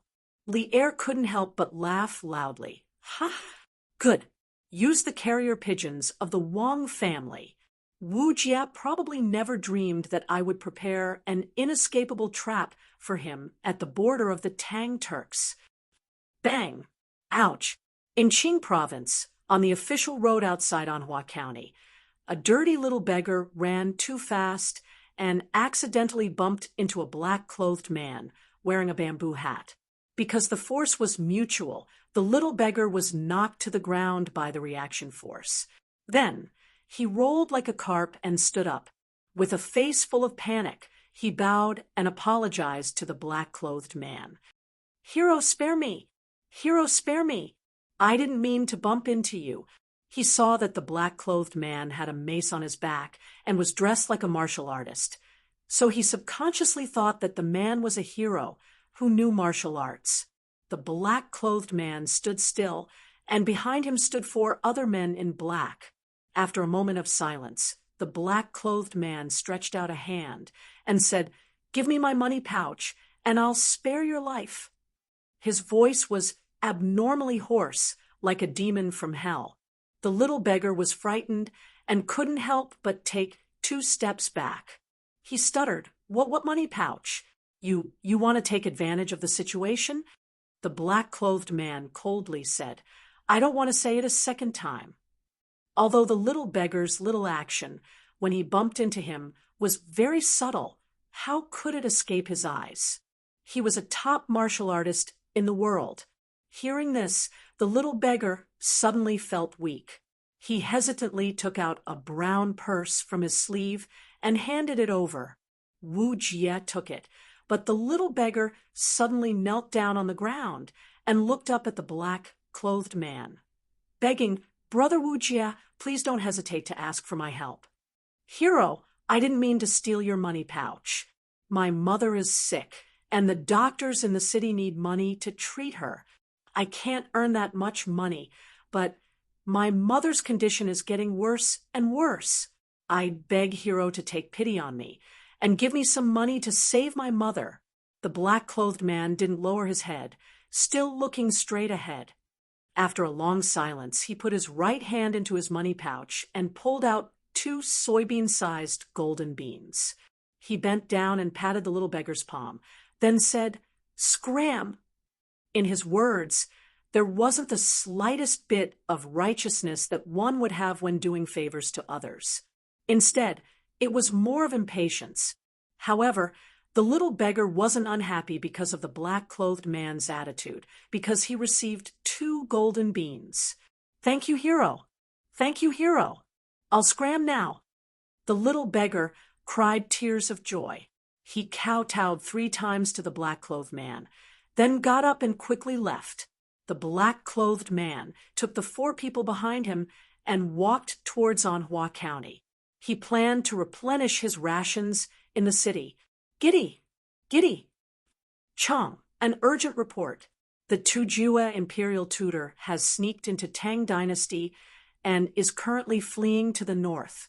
Citizens quickly look at Wu Jie's portrait and provide information on his whereabouts. Anyone who can find him will be rewarded 1,000 strings of cash. At this moment, a soldier suddenly rushed out from the south side of the official road. The soldier shouted as he galloped on his horse. By the time he finished speaking, the man and horse had already passed the black-clothed man's current position and were heading towards Anhua County. Reward 1,000 strings of cash. Is this real? Chang, and send an urgent report. How can it be fake? Let's go take a look. Yes, we have to go take a look. What if I saw the Tujue imperial tutor? 1,000 strings of cash. With a great reward, there will be brave men. The reward of 1,000 strings of cash caused the citizens to go into an uproar. The pedestrians on the official road immediately rushed towards the city gates. But there was an exception. The black-clothed man stopped, and the man behind him whispered, "Imperial tutor, it seems like the emperor of Tang Dynasty has already sent out wanted posters everywhere. We can't enter Anhua County. Not only can we not enter this county, we can't enter the other counties either." That's right, this black-clothed man was Wu Jie, who had escaped from Chang. And the 4 people behind him were Turkic warriors who had followed him from the Turks to Tang Dynasty. That night, Wu Jie had not brought them into Cloud Mountain because he was confident in his own strength, and because bringing too many people would make it easier for them to be discovered. Moreover, retreating would be very troublesome. Wu Jie stood with his hands clasped behind his back, squinting his eyes as he looked outside the walls of Anhua County. A group of citizens had gathered there, and a wanted poster had just been posted on the walls. After a moment of silence, Wu Jie clenched his fists and said, "From now on, take the small roads and not the official roads. If we can't enter the county, we'll take a detour. Find the farmers in the villages to replenish our rations." "Yes, Imperial tutor." The man behind Wu Jie quickly straightened his back and cupped his fists. "His Majesty has given this Marquis the authority to control the soldiers of the northern 32 provinces. This Marquis wishes to transfer 30,000 elites from the Bing province barracks. General Su, do you have any objections?" As noon approached, Li Zishuan, led by Wang Liaoyuan, finally arrived at the Bing province barracks outside the city. This barracks was very large, and the tents alone stretched for several dozen. Li Zishuan conservatively estimated that this barracks could hold at least 100,000 soldiers. After patrolling the barracks, Li Zishuan asked a general beside him. This general was called Su Tingda, the commandant of the Bing province barracks. When Li Ji was not present, he was the boss of the barracks. Hearing this, Su Tingda hurriedly cupped his fists and said, "Marquis, with His Majesty's decree in hand, how could this general dare to disobey? Marquis wants 30,000 soldiers. This general will go and transfer them for you." Li Zishuan let out a sigh of relief and said, "Then I'll have to trouble General Su." Su Tingda cupped his fists and said, "Marquis is too polite. Dong dong dong." A moment later, the drums in the Bing province barracks were beaten. This was the sound of the drums to gather the soldiers. Not long later, countless of government soldiers headed towards the direction of the academy examination stage. Su Tingda wanted to gather the soldiers in front of Li Zishuan. After everyone stood still, Li Zishuan looked around and saw that the vast field was densely packed with people. There were at least 70 to 80,000 people. "Marquis, these are the 80,000 soldiers of the Bing province barracks. Among them, The A barracks is the most elite, and the B barracks are slightly behind. Su Tingda turned his head and said to Li Zishuan, Chapter 1537. If Wu Jie wants to escape the Great Tang in the shortest time possible, the route he would take would be from Chang and through Feng Province, Ning Province, Qing Province, Jiang Province, Shuo Province, and then from Huaiyuan to the steppe. Based on the speed of the martial grandmaster, Wu Jie has probably already passed through Feng Province, perhaps even reached Qing Province. What we need to do now is to set up an ambush at the passes that must be passed between Qing Province and the steppe. Wu Jie would never have imagined that the northern provinces of the Great Tang would react so quickly. Li Zishuan led the army out of the city at top speed and headed straight for Jiang Province in the west after organizing the 30,000 soldiers who were skilled in battle formations. On the road, Li Zishuan analyzed the situation to Su Tingda because he didn't have any generals he was familiar with, and he didn't have the time to familiarize himself with the people around him. Li Zishuan could only do everything himself and slowly build up a tacit understanding with the soldiers from Bing Province. Only after he understood the abilities of the people around him could he gradually delegate authority to others. Fortunately, Su Tingda, the commandant of Bing Province's subjugation prefecture, was rather capable and experienced on the battlefield. Most importantly, he was obedient and didn't have the rebellious nature of the veteran generals. He carefully listened to Li Zishuan's every word and cupped his fist. Marquis's words are reasonable. This is the shortest route from Chang and to the steppe. But this general estimates that in order to avoid the pursuit of the imperial court, Wu Jie might not take the official road, but the smaller ones. As long as we guard the important passes that he must pass through, we'll definitely be able to intercept him. Li Zishuan nodded, and after a few moments, he asked, Commandant Su has been stationed in Bing Province for many years, so you must be more familiar with the passes in the north than this Marquis. In Commandant Su's opinion, should this Marquis dispatch soldiers to those passes? In truth, he had a map of the Great Tang in his mind, and he was clearly aware of the passes in the north. He had only asked this question because he wanted to test Su Tingda. Of course, for Su Tingda himself, he was very happy to accept this consideration.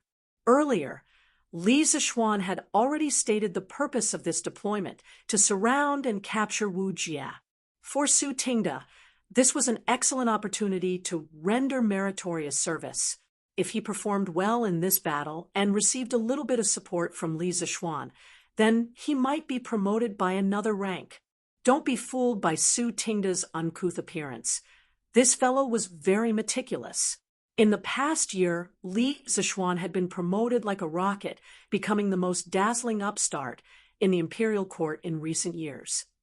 Perhaps no one in the younger generation could compare to him in the glory of the emperor's favor. Moreover, putting aside his official position, Li Zishuan was also a martial arts grandmaster. Even though he had never been on the battlefield before, Su Tingda did not dare to underestimate him. So he had been carefully and conscientiously waiting on the side. Replying to Marquis, this general believes that we should first set up an ambush at Longmen Pass, as it is the closest to the Qing province. Secondly, we should dispatch a small number of troops to Longmen Pass, Yonghe Pass, and even Yanmen Pass. Firstly, we should prevent Wu Jie from passing through Longmen Pass. Secondly, if we fail to stop Wu Jie at Longmen Pass, the remaining 3 passes should be able to delay him for a while. Most importantly, these 4 passes have always been contested by military strategists since ancient times. They are the only passes on the way to the steppe, and they are also the only passes on the way to the Central Plains. If Wu Jie wants to go around them, he would have to travel at least 500 or 600 li, so he can't go around them. After thinking for a while, Su Tingda cupped his fists to Li Zishuan. In ancient times, there were many places that military strategists fought over. Some modern people might not understand why there were places that military strategists fought over, and why would they spend a huge amount of troops to capture these places? Couldn't they just go around them? In fact, these strategic locations were generally divided into two types. One was a pass, and the other was an important town. A pass was a strategic pass. Under normal circumstances, the terrain on both sides of the pass was mountainous, making it impossible to go around it. However, an important town could be bypassed. But if one didn't attack such an important town and instead went around it, it would make the entire military operation meaningless, and it would be easy to be caught in a pincer attack. The Longmen Pass, Longmen Pass, Longmen Pass, Yonghe Pass, and Yanmen Pass that Su Tingda mentioned all belong to this type of strategic pass. Hearing this, Li Zixuan's face couldn't help showing a trace of praise, nodding with a smile. Good. In Wu Jie's opinion, the northern provinces of the Great Tang still hadn't received the news that he was wanted by the imperial court, so they hadn't effectively organized their forces to intercept him. Under these circumstances, it was even less likely that he would deliberately go around the pass. Since that's the case, this marquis will now take 10,000 soldiers to Longmen Pass. Commandant Su, you will take the remaining 20,000 soldiers and head north. Take this marquis order and the imperial edict to set up defenses at Longmen Pass, and Yanmen Pass. If necessary, you can have the soldiers of the nearby provinces assist you. This marquis will set up an inescapable net that will make it impossible for Wu Jie to escape. Through these considerations, Li Zixuan discovered that Su Tingda had some talent as a general. Although he hadn't heard of this person in the history books, in the 5,000 years of history of China, it was impossible for every capable person to leave their name in the annals of history, right? Those who were buried in the long river of history might not all be incapable people. It was precisely because of this consideration that Li Zixuan decided to have Su Tingda lead an army to set up defenses in the north. But then again, the only capable general by his side who could take charge of a region on his own was Su Tingda. If he didn't choose this person, who else could he choose? Su Tingda's heart suddenly shook, and a trace of excitement flashed in his eyes. He quickly cupped his fists and said, "Many thanks for Marquis trust." However, this general suggests that Marquis lead 20,000 soldiers to guard Longmen Pass, while this subordinate leads 10,000 elite soldiers to set up defenses in the north. After all, Wu Jie is most likely still in the Qing province region. Longmen Pass will soon usher in a fierce battle. In comparison, the three passes in the north are less likely to be in danger. He was worried that if he left too few soldiers behind, Li Zixuan might be in danger. Li Zixuan thought for a moment, but in the end, he shook his head and said, "You don't need to worry about this, Marquis. Even if Wu Jie has yet to reach Longmen Pass, the 10,000 soldiers this Marquis has brought are enough to guard Longmen Pass. I have you lead the remaining 20,000 soldiers to the northern passes, not only to prevent Wu Jie from escaping, but also to prevent the Turkic army from the north." Su Tingda couldn't help but be shocked by these words, and he asked in shock, "Marquis, you mean that the Turks will send an army to invade the borders of our Great Tang?" This was big news. Although the Great Tang and the Turks occasionally had friction, those were only small skirmishes. Once the Turks officially invaded the heartland of the Great Tang, it would mean that the two countries were about to go to war. The Wei River Alliance in the 9th year of Wuda was because the Great Tang had just experienced internal strife and didn't have the strength to take on such a tough battle, so it chose to compromise. But now, the Great Tang was unprecedentedly strong, and anyone who understood the situation could see that within 3 years, the Great Tang would definitely take revenge for the siege of their city. Now that he heard Li Zixuan say that the Turks might attack the passes in the north, Su Tingda instantly felt that a national war was about to descend. Li Zixuan thoughtfully nodded and said, "Very likely. Do you know what Wu Jie stole from the great Tang? He stole the most important batch of confidential information from Yanhuang College. As long as the Turks learn what is in there, in less than a year, the Turks will be at least twice as strong as they are now. At that time, the great Tang will have no power to fight back against the Turks. With such an important item, do you think that Xieli will not send soldiers to receive Wu Jie? His expression turned solemn as he cupped his fists and said, Marquis, don't worry. This general will definitely guard the passes in the north and will definitely not let the Turks enter the great Tang's territory. Li Zishuan nodded and said, and that's for the best. Quickly take 20,000 elite soldiers to the north. Su Tingda cupped his fists and replied loudly, Yes, this general will go right away. Then he turned around and shouted to the soldiers behind him, 3rd Battalion, 4th Battalion, 5th Battalion, and 6th Battalion, listen up. Immediately follow this general to Madugwin. Yes, the 20,000 soldiers replied loudly, and then changed their path and followed Su Tingda to the north.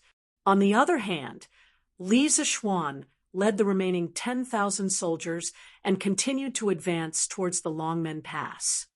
Ga. When the army reached a hillside in Longmen County, 2 Ga sounds suddenly came from the sky. The sound was a little like the cry of a goose. Li Zishuan looked up and saw a wild goose flying over his head toward the southwest. But at this moment, a xiao sound was heard, and a sharp arrow shot out from the forest on the hillside, heading straight for the wild goose. No, to be precise, it was heading straight for the wild goose's mouth.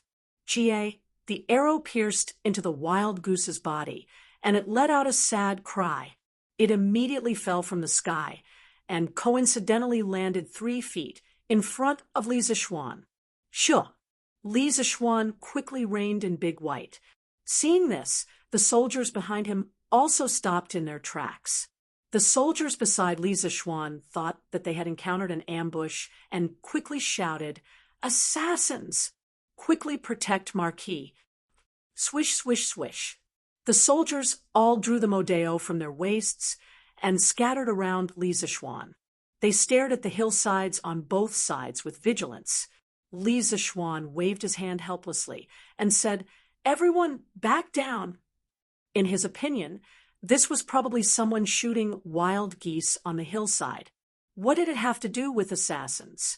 These people were a little too nervous. Everyone looked at each other and could only put away their modeo. At this moment, Li Zishuan jumped down from Dabai's back and walked in front of the wild goose. Upon closer inspection, he was shocked to find that the arrow from just now had coincidentally shot into the wild goose's mouth. The hunter who had yet to show himself actually took advantage of the moment the wild goose opened its mouth and accurately shot the arrow into the wild goose's mouth. This kind of control over timing and arm strength was definitely not something an ordinary person could do. An expert. Li Zishuan didn't expect that he would encounter an expert of this level in this remote and desolate place.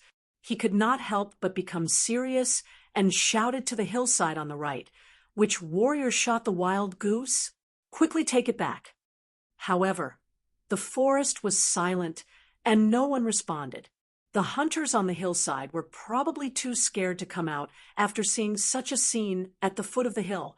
After a while, just as Li Zishuan was about to leave, the hunter on the hillside finally spoke. Can I really take it back? You won't catch me, right? The voice was a little immature, but it sounded quite imposing. Li Zishuan could not help but be a little surprised. This was because from the voice, the person on the hillside did not seem very old. Thinking of this, he could not help but become more interested in the hunter on the hillside. Thus he shouted, "Warrior, you must be joking. Why would I catch a commoner? For no reason. You just need to come down and take the wild goose. This wild goose has no external injuries. It should be able to sell for a good price." Chapter 1538. Shui Rengui, full name Li and courtesy name Rengui, was born in the southern ancestral house of the Hedong Shui clan. He was the sixth-generation grandson of northern Wei's Hedong King Shuirandu and could be considered to be from a prestigious family. However, when Shui Rengui was 8 years old, his father, Shui Gui, passed away due to an illness. Since then, the Shui clan declined. Of course, Shui Rengui had never given up on his martial arts while farming. The Shui family used to be a rich and powerful family. Although they had declined, they still had a rich collection of books. In addition, Shui Rengui was quite talented. Relying on the family's martial arts manuals, he was able to learn some sword and archery skills without a teacher. Therefore, although he was only 15 or 16 years old, his martial arts had already reached the chi-forming realm. Moreover, the archery skills he had displayed while shooting the geese was far superior to many of the older generation's experts. Your Shui Rengui? On the mountain road of Longmen County in Jiang Province, Li Zishuan asked casually. He didn't expect to receive such a shocking answer. He widened his eyes and asked in disbelief, "Marquis, how do you know my handwriting?" This time, it was Shui Rengui's turn to be stunned. He opened his mouth and looked at Li Zishuan as if he had seen a ghost. About that, Li Zishuan knew that he had misspoken. He looked a little embarrassed. After thinking about it, he began to justify himself. "Rengui, do you know who I am?" Shui Rengui shook his head subconsciously and said, "I don't know." "Ahem." Li Zishuan coughed softly and said, "I am Li Zishuan, the Marquis of Yong, and personally conferred by the Emperor. I am also the Yamacho of Yanhuang College." Shui Rengui heard this and was both surprised and excited. He cupped his fists and said, "You are the Marquis of Yong, and I admire Marquis the most. I didn't expect to see the real face of Marquis today. It is a blessing of 3 lifetimes." With that, he bowed to Li Zishuan with a sincere expression. At this time, he had already forgotten to ask Li Zishuan how he knew his name was Shui Rengui. Li Zishuan raised his hands and laughed. "I didn't think that my name would spread all the way to Hedong Road. Rengui, you don't need to be polite. Please rise."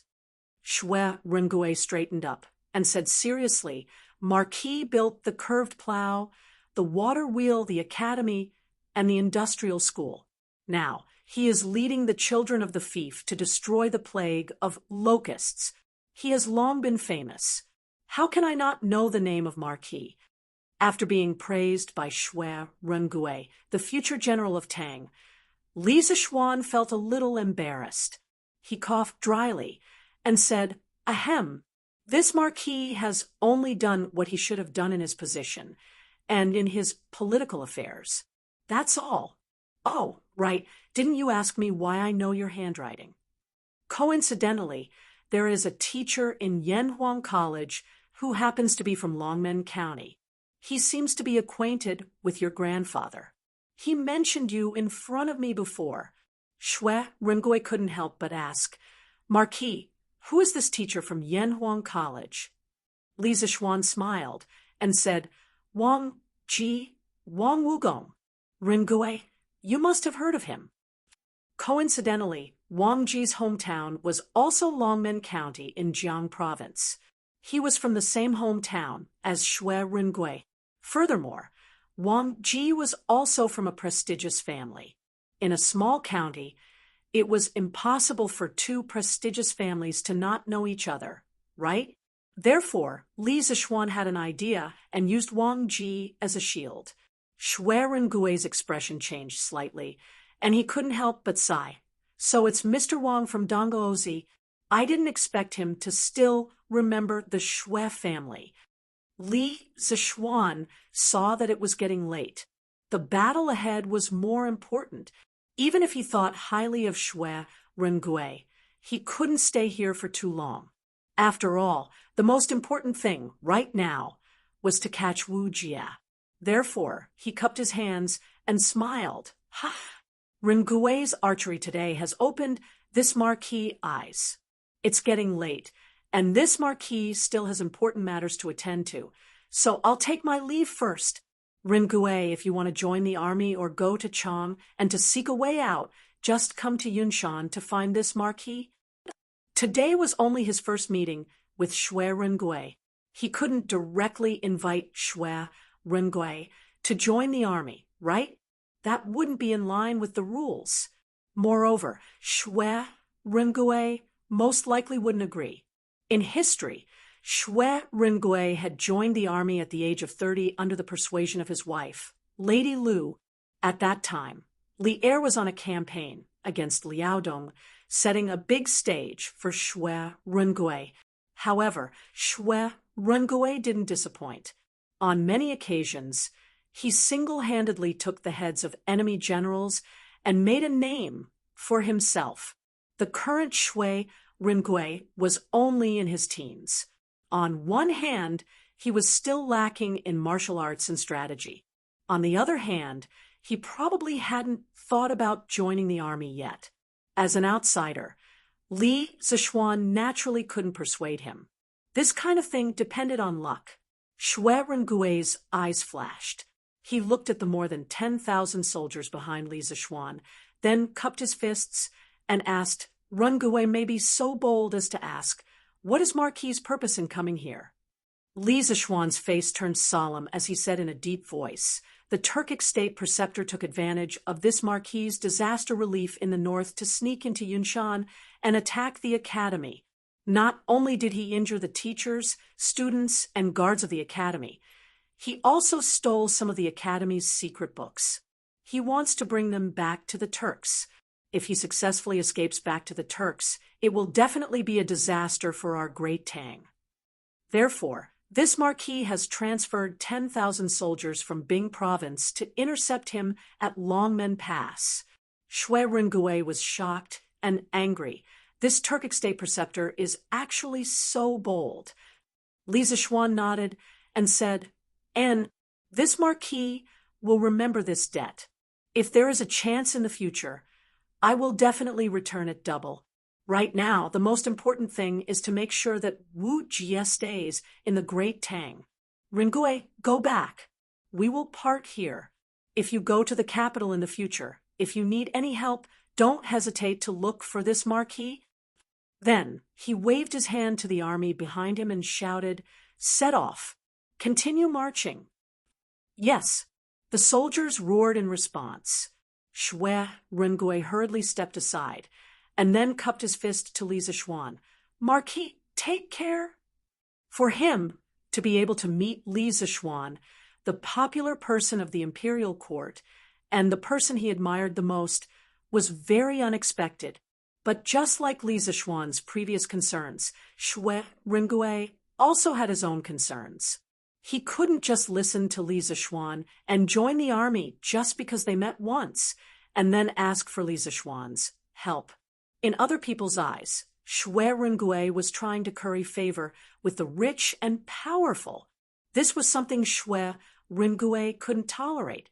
Therefore, he didn't agree to Li Zishuan's request to join the army. But today, Li Zishuan's suggestion opened a door in his heart. Now that his family was in decline, why couldn't he join the army, kill enemies on the battlefield, and completely restore the Shui family? Standing by the side of the road, Shui Ringui watched as Li Zishuan's group gradually disappeared into the distance. Only after the army had disappeared from his field of vision did Shui Ringui turn around and head southeast with the wild goose that he had shot down. His gaze seemed to have become even more resolute. Now that the defense of Longmen Pass has been replaced by our people, in a while, pass down the order. If you see someone wearing a black robe and carrying a mace, immediately warn them. The rest of you hide in the dark and don't act rashly. When you hear the warning, immediately come out from all directions and surround Wu Jie. In the large tent next to Longmen Pass, Li Zishuan looked at the dozen or so officers from the A and B camps in front of him and gave his orders in a deep voice. From Bing Province to Longmen Pass in Jiang Province, they only took 4 hours to rush the entire way. After arriving here, Li Zishuan directly ordered people to replace all the guards here. However, because he gave the imperial edict to Su Ting, it was inevitable that there would be some friction. However, the official soldiers of Bing Province were quite strong and only used 20 or so people to take down the original guards. Li Zishuan specifically let one person go and let him go to the provincial governor of Jiang Province. As for himself, he took advantage of this time to arrange the next step of the defense for the generals in the army. This general obeys. The soldiers in the tent all cupped their hands and bowed. Li Zishuan nodded and continued to give orders. The defense of Longmen Pass must be relaxed on the outside and tight on the inside. We can't let Wu Jie notice anything amiss and directly escape from somewhere else. The 10,000 soldiers that we brought today are not allowed to set up tents or cook. They can only lie in ambush at the prearranged location. If anyone dares to alert the enemy, don't blame this Marquis for being impolite. At this point, Li Zishuan's face began to turn cold. One of the officers couldn't help but ask, "Marquis, if we can't cook, what will the soldiers eat?"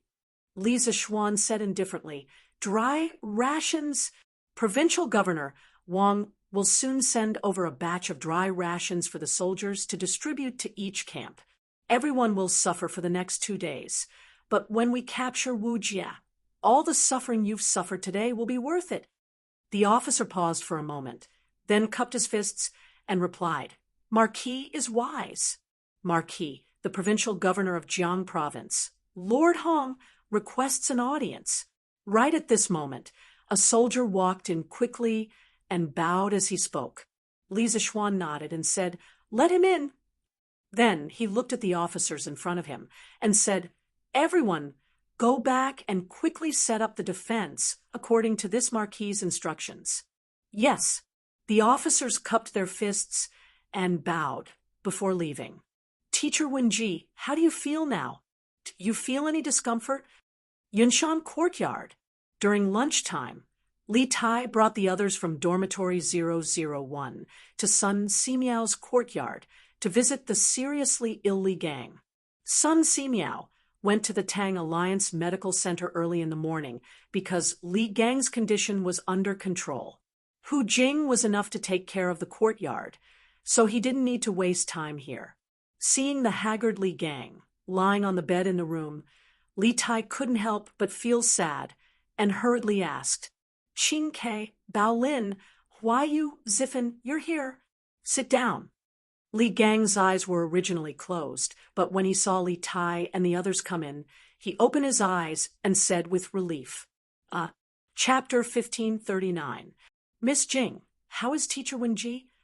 Cloud Mountain, Sun Simiao's courtyard. Hu Jing was brought into the room by Yuchi Baolin. After taking Li Gang's pulse for a while, she put down Li Gang's wrist with a heavy expression. At this time, Li Tai hurriedly asked. The others also looked nervously at Hu Meng. Hu Meng was silent for a moment before he finally said softly, "Teacher, Wenji said too much to you guys just now. His body can't take it anymore, and he has already fainted. When Master comes back at noon, he will give Teacher Wenji acupuncture. His condition should be better. Teacher Wenji is already very old, and last night he was injured. Those injuries may only be minor injuries to ordinary people and will be healed in 2 days, but for Teacher Wenji, they can take his life. This morning, I heard someone say that although Teacher Wenji was injured last night, he was still fearless in front of Wu Jie and even righteously denounced Wu Jie as a barbarian martial artist. Teacher Wenji must have been holding on for the sake of the academy. However, he has consumed a great deal of his life potential. Elder's pulse and aura of life are getting weaker and weaker. What Master and I can do is to keep him alive, and try our best to keep him alive for a few more days." "What?" Hearing this, Li Tai, Qin Huayu, and the others all opened their eyes in shock. Sun Zifen anxiously said, "Miss Jing, is there really no other way? As long as we can cure Teacher Wenji, we will find any rare herbs for you." Li Tai's eyes lit up, and he quickly nodded. "Yes, Zifen is right, Miss Jing. If you need any herbs, just tell me. If I remember correctly, there should be a ginseng that is nearly 1,000 years old in the palace. Do you think it will be useful for Teacher Wenji?" 1,000-year-old ginseng, who actually opened her small mouth in surprise. Then she frowned and pondered for a moment, then said, "Ginseng is a great supplement to the vitality. It can heal the meridians and stabilize the broken bones. In order to save people in danger, the effect of the 1,000-year-old ginseng is even stronger.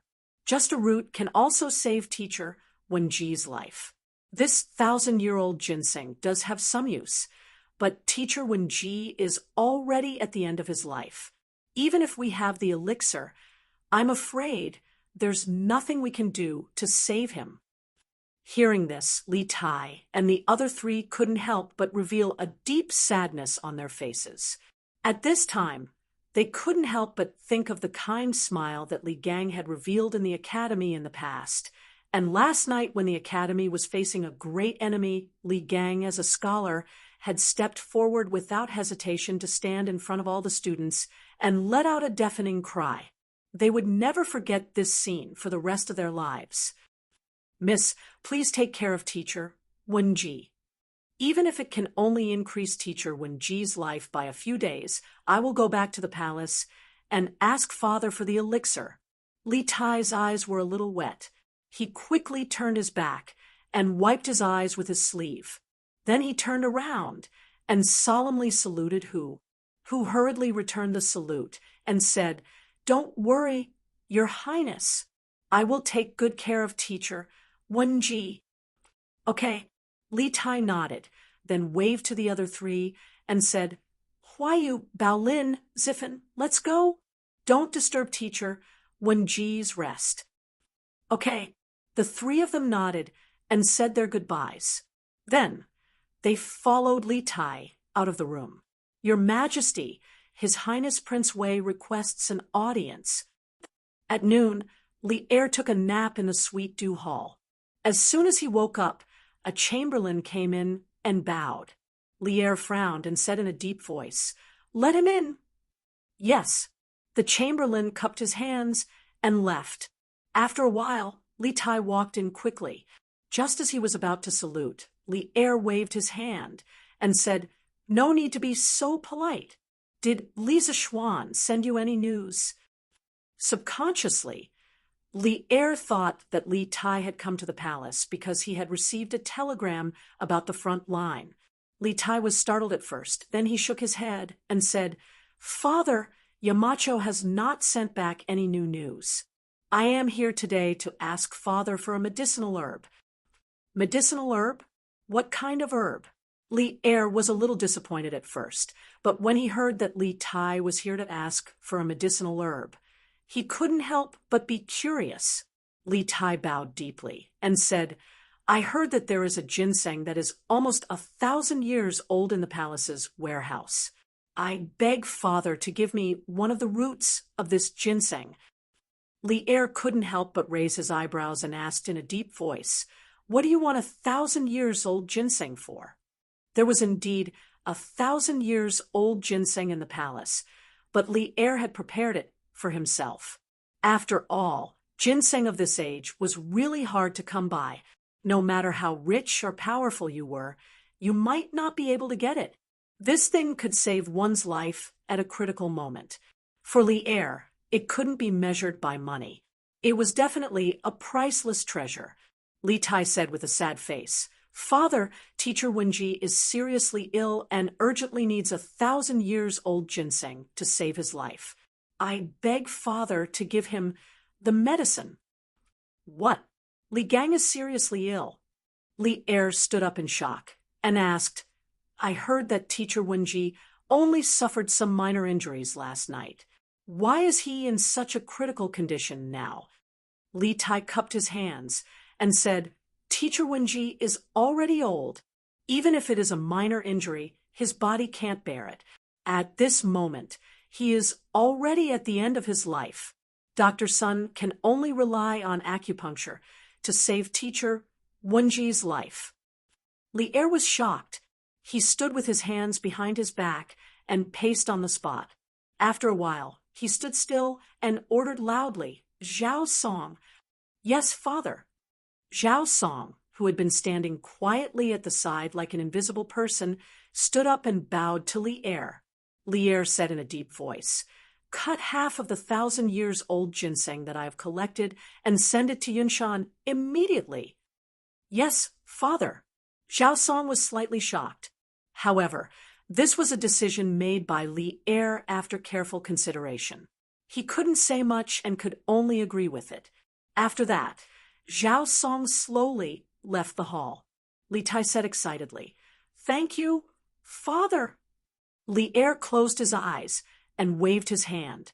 He sighed and said, Wenji is not only a teacher of Yanhuang College, but also a rare treasure of Tang Empire. I don't want him to leave this world.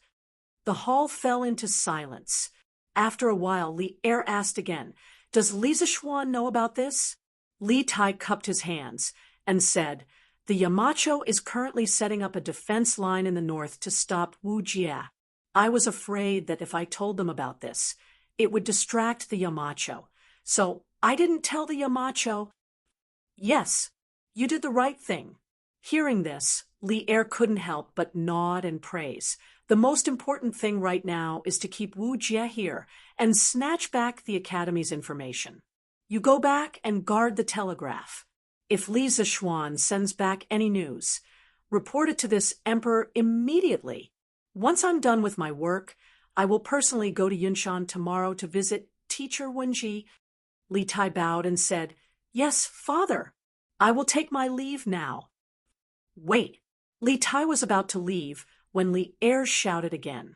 Li Tai quickly stopped and heard Li Er say, Qing Ke, bring some guards with you when you go out in the future. Chang, and city has not been peaceful recently. These words had a deeper meaning. Hearing this, Li Tai couldn't help but be puzzled. Father, Chang, and city is under the emperor's rule. How can it not be peaceful? Li Er looked at him and said, Where there is sunlight, there will be darkness. You can't go wrong by being careful. Li Tai didn't understand, but he still replied, Yes, father. Imperial teacher, the Tang Empire's Dragon Gate is not far ahead. After the Dragon Gate, we are only 600 li away from the grasslands. I wonder if the Tang Empire's Imperial Court's arrest warrant has been sent to Jiang Province. On the main road to the west of Jiang Province, a black-robed man and 4 other warriors were hurriedly riding their horses towards the north. It was Wu Jie's group. At this time, a warrior next to Wu Jie pointed at the impregnable pass in front of them and said, Wu Jie frowned and said, We will change horses along the way. Our speed will definitely be faster than the Tang Empire's messengers. The Dragon Gate is far from the Tang Empire's capital. Even if the Jiang Province's Imperial Court received the arrest warrant, they won't have enough time to dispatch troops. Of course, for safety's sake, we don't need to pay attention to the Tang Empire's army. We will just ride our horses and rush over. After rushing out of the Dragon Gate, we will continue to take the small path to avoid being discovered. Imperial teacher is wise. As soon as Wu Jie's voice fell, a group of licking dogs began to crazily lick his boots. The sun set in the west, and the shadows of the few people were elongated on the ground. After a while, the sun had completely set, and the sky gradually became dark. Shoo! Wait! Stop! Seeing the Dragon Gate getting closer and closer, Wu Jie suddenly reined in his horse and shouted to the people next to him. The other 4 people heard his voice and quickly began to rein in their horses. Finally, they stopped 5 steps in front of Wu Jie. Then, they hurriedly controlled their horses and returned to Wu Jie's side. "Imperial teacher, why aren't we going?" a warrior asked in bewilderment. Wu Jie looked at the dragon gate, not far away, and said with a dignified face, "It's too quiet here. I'm afraid there's a trap. Be careful. You, go ahead and explore the path." At the end of his words, Wu Jie pointed to a warrior next to him and said, although he didn't believe that the Tang Empire's army would set up a defense so quickly, his intuition told him that there might be an ambush here. "Yes, Imperial teacher." The man responded and continued to urge his warhorse to gallop towards the dragon gate. "Who are you? Quickly dismount. It's so late. Why did you come out?" When the horses were still a few dozen feet away from the dragon gate, a general shouted, "Shoo!" The warrior reined in his horse and stopped not far in front of the general. He then dismounted and cupped his hands. "General, this humble one lives in Yangji village in the north of Jiang province. I have been helping people transport goods in the south. A few days ago, I received a letter from my family saying that my mother is seriously ill. This humble one hurriedly rushed home to see my mother for the last time. I hope the general can make it convenient for me." Listening to this person's accent, it was actually very standard Chinese, and there was a little bit of an accent from Cham, and the general pondered for a moment and said, "Since it's urgent, for the sake of your filial piety, let's go." After saying that, he waved his hand, and the gate of the dragon gate was immediately opened. The warrior quickly rode his horse and rushed to the gate. Chapter 1540. Wu Jie felt that there was an ambush in the peaceful Dragon Gate Pass, while Li Zixuan felt that there were Turks hiding in the forests around Dragon Gate Pass. Neither of them had any evidence, nor were they absolutely certain. They were just relying on their intuition. Intuition. The intuition of an expert was a very vague feeling, but many experts believed in this vague intuition. This was because they had escaped from death countless times and relied on this intuition. What's more, at Li Zixuan and Wu Jie's current level of cultivation, they often had a kind of vague premonition of danger. Although it couldn't be called foresight, it could only be said that their sense of danger was far sharper than ordinary people's. On the other side, Lantian County, Strange Interest Pavilion's new workshop. "Have you found little you?"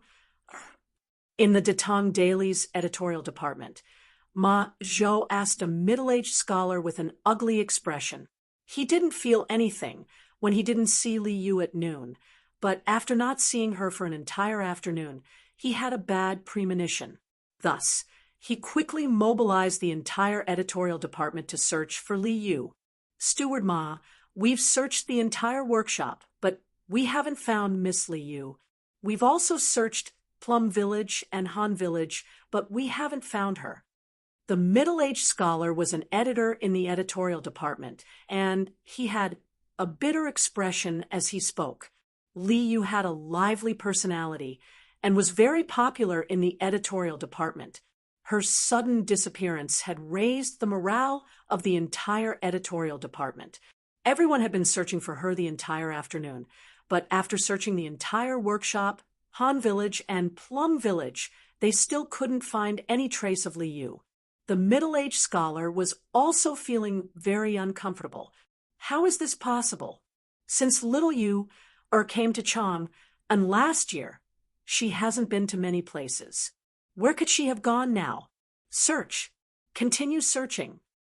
Ma Zhou's face was gloomy as he punched the bookshelf beside him and said in a deep voice, not to mention that Li Yu was brought into the Tang Daily editorial department by Li Zixuan. Just by interacting with Li Yu for a year, Ma Zhou had already regarded Li Yu as his own little sister. Now that Li Yu had suddenly disappeared, he was the most anxious. Old Ma, Uncle Nyo from Plum Village said he saw Li Yu at noon." At this moment, Song Xiaoxi's panting voice came from outside the door. Then, Song Xiaoxi ran in, panting heavily. Ma Zhou was shocked when he heard this. He hurriedly stepped forward and asked excitedly, "Little Four, what did you say? Did someone from the Han village see Li Yu? Where did you see it?" Huff, huff. Song Xiaoxi took 2 deep breaths and replied, "Master Ma, Uncle Niu said that when he came back from Chang, and at noon, he saw Miss Li Yu riding a horse and galloping on the cement road. She seemed to be in a hurry, so he didn't know where she was going." "What? Li Yu left?" Ma Zhou was shocked. Then, a look of worry flashed across his face. After a while, he sighed and said, "Where can this child go by herself?" The middle-aged scholar from earlier couldn't help but comfort him. "Steward Ma, Li Yu was able to come to Chang, and from Yuezhou alone. This means that she is very experienced. You don't have to worry too much. No matter where she goes, she will be fine." Ma Zhou waved his hand and said, "All right, everyone, you can leave now. Thank you for your hard work today. I will go back to the academy and see if I can find any clues." "All right, we will take our leave now." Everyone in the room cupped their fists and said, "Mm." Ma Zhou nodded, and everyone dispersed. After a while, Ma Zhou also left the room with his hands behind his back and walked towards the door of the workshop. "What? Li Yu left Lantian County alone, on a horse? When did this happen?" Yunshan, Yanhuang College. After hearing Ma Zhou's words, Mo Huai was slightly surprised. The more Ma Zhou thought about it in the workshop, the more he felt that something was wrong. Li Yu had no relatives or friends, so there was no reason for her to go on a journey alone. Thinking back to the afternoon, he seemed to have heard Mo Huai mention that Li Yu had come to Yunshan. He went back to the academy to ask Mo Huai about it. At noon, a villager from the Han family village saw Li Yu galloping on a horse on the cement road from Yunshan to Chang, and, "Mr. Mo, I heard you say that Li Yu came to the academy. What did she come for?" Ma Zhou replied, and then asked hurriedly. Mo Huai frowned for a moment before muttering. Li Yu claimed that Wu Jia recognized the jade bracelet on her wrist and likely knew the whereabouts of her parents, so she wanted to go north with the imperial court's army, but General Qin refused, so she left. Ma Zhou was shocked. "Mr. Mo, you mean that Li Yu pleaded with General Qin, but failed, so she went north alone to find Wu Jia?" Mo Huai nodded, then shook his head. "Not entirely. Miss Li Yu is smart and courageous. She should know that she can't find Wu Jia in the sea of people by herself. This old man thinks that she went north to find Yamacho and wanted to rely on the Yamacho's power to find Wu Jia. How does she know where Yamacho is now?" Ma Zhou was puzzled. Mo Huai thought for a moment and guessed maybe she got the news from Qin Ke. The two fell into silence.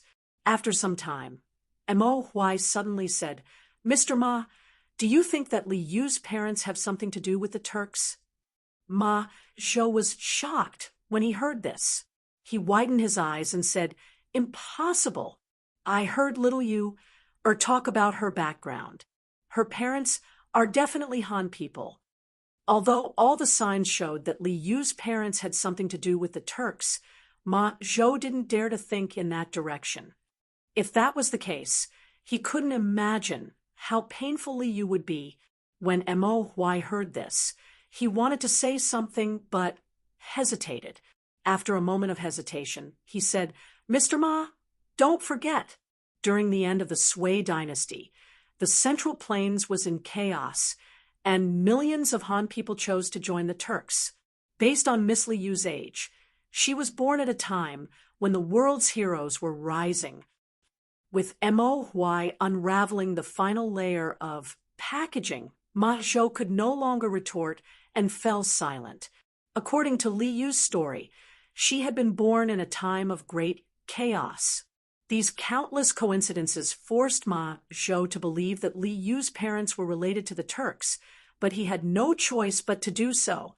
At this moment, Ma Zhou couldn't help but feel sorry for Li Yu. If the truth was true, then Li Yu must have suffered a lot. Imperial teacher, other than a few wisps of smoke near Longmen Pass, there isn't any other smoke. It seems like there really isn't an ambush here. Night fell. At the foot of a hill in front of Longmen Pass, a warrior whispered to Wu Jie. Although they had rested for a while Wu Jie was observing the situation, they weren't feeling well because they were hungry. Originally, they had thought that after passing through the Dragon Gate, they would be able to borrow some food from the villagers. But who would have thought that Wu Jie would suddenly go crazy and refuse to come out, causing everyone to be both tired and hungry? Since that's the case, let's prepare to pass. Although the ominous premonition in Wu Jie's heart hadn't weakened in the slightest, he also knew that hiding here wasn't a solution. If they delayed any longer, they really wouldn't be able to leave the great Tang. So a vicious light flashed in his eyes as he sternly ordered. Even if there was an ambush, Wu Jie was confident that he could break out of the encirclement and escape Longmen Pass. This was the confidence he had in his own strength. On Cloud Mountain, 3 Grandmasters and 2,000 Imperial Guards couldn't do anything to him. So Wu Jie didn't believe that he would be defeated in a small Longmen Pass. Yes, Imperial teacher. The 3 martial artists responded excitedly, then mounted their horses one after another, adjusting the direction of their horses. At this time, Wu Jie also jumped on his horse, and the 4 of them lined up in a row, intending to use brute force to rush out of the Dragon Gate, because at this time, no matter what reason they had, the soldiers guarding the pass wouldn't let them out, so they wisely chose to break out of the pass. Charge! Seeing that everyone was ready, Wu Jie roared and took the lead, spurring his horse forward and gripping his mace. He charged towards Dragon Gate Pass. Charge! Seeing this, the other 3 martial artists quickly followed suit, raising their weapons and following Wu Jie's lead, charged forward. Dong dong dong! The rapid sound of horse hooves suddenly exploded on the official road, and the soldiers guarding Longmen Pass soon heard the abnormal movement here. They secretly sent someone to report to Li Zixuan, then shouted in a panic, "Who is it? This is the Dragon Gate Pass. Get off your horses, quickly." But the 4 people on the opposite side didn't seem to hear their warning, and continued to rush toward them. Enemy attack! Enemy attack! Seeing that their warning was useless, the guards at Longmen Pass began to shout at the top of their lungs. Suddenly, more than 20 soldiers with MO swords rushed out from the turrets on both sides and stood in a row in front of Longmen Pass. Seeing this, the 3 Turkic warriors couldn't help but think proudly, there are only 20 Tang soldiers. How could there be an ambush? Imperial teacher is too suspicious today, isn't he? Not only did they think so, but Wu Jie also thought so. Seeing that there were only 20 Tang soldiers lined up in front of Longmen Pass, he couldn't help but wonder if he was too nervous and thought there was an ambush. But at this moment, it was useless to think about it. The most important thing now was to get rid of all the Tang soldiers in front of them and rush out of Longmen Pass as soon as possible. Therefore, Wu Jie clenched the mace in his hand. He wanted to use this blood-stained mace to break a big hole in the fragile defense line of the Tang soldiers. Chapter 1541. Dugu 9 Swords. When Wu Jie raised his mace and swung it towards Li Zixuan's head, Li Zixuan subconsciously chose to use the Dugu 9 Swords broken spear style. It wasn't because the Taishan 9 Swords and Taiji sword weren't strong, but because facing Wu Jie's mace, Li Zixuan felt that the best choice was still the Dugu 9 Swords broken spear style, because the broken spear style was a natural counter to the mace. Compared to Dugu Xin, Li Zixuan's cultivation was higher, his true qi was richer, and his understanding of martial arts was deeper.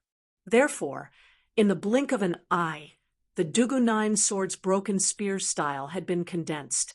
The wind-chasing sword and the mace collided in the air. Although the broken spear style had a natural suppressive effect on the mace, the gap between the martial scholar intermediate stage and martial grandmaster stage was too great. Li Zixuan suddenly felt a huge force pass through his wind-chasing sword. And what was strange was that in addition to the huge force, Li Zixuan also felt an electric current pass through his sword, causing his hand to feel numb.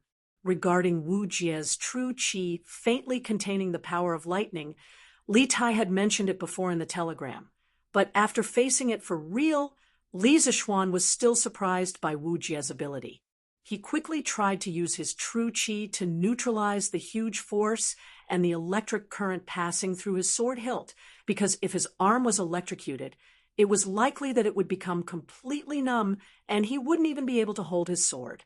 Seeing that his first attack had failed, Wu Jie quickly changed his stance, changing from a vertical slash to a horizontal sweep, intending to send Li Zixuan flying with his mace. However, the Dugu Nine Sword's broken spear style's power lay here. Based on the opponent's instantaneous movements, the user could quickly predict the opponent's next move and make the best response, achieving the goal of defeating the enemy first. Although the Dugu Nine Swords wasn't Li Zixuan's signature move, with Li Zixuan's superb talent in martial arts, Li Zixuan's Dugu Nine Swords was much better than Dugu Xian's. Therefore, just as Wu Jie was about to change from a slash to a sweep, Li Zixuan had already made a response. Li Zixuan's long sword moved slightly to the left. His chasing wind-chasing sword drew a perfect arc in the air.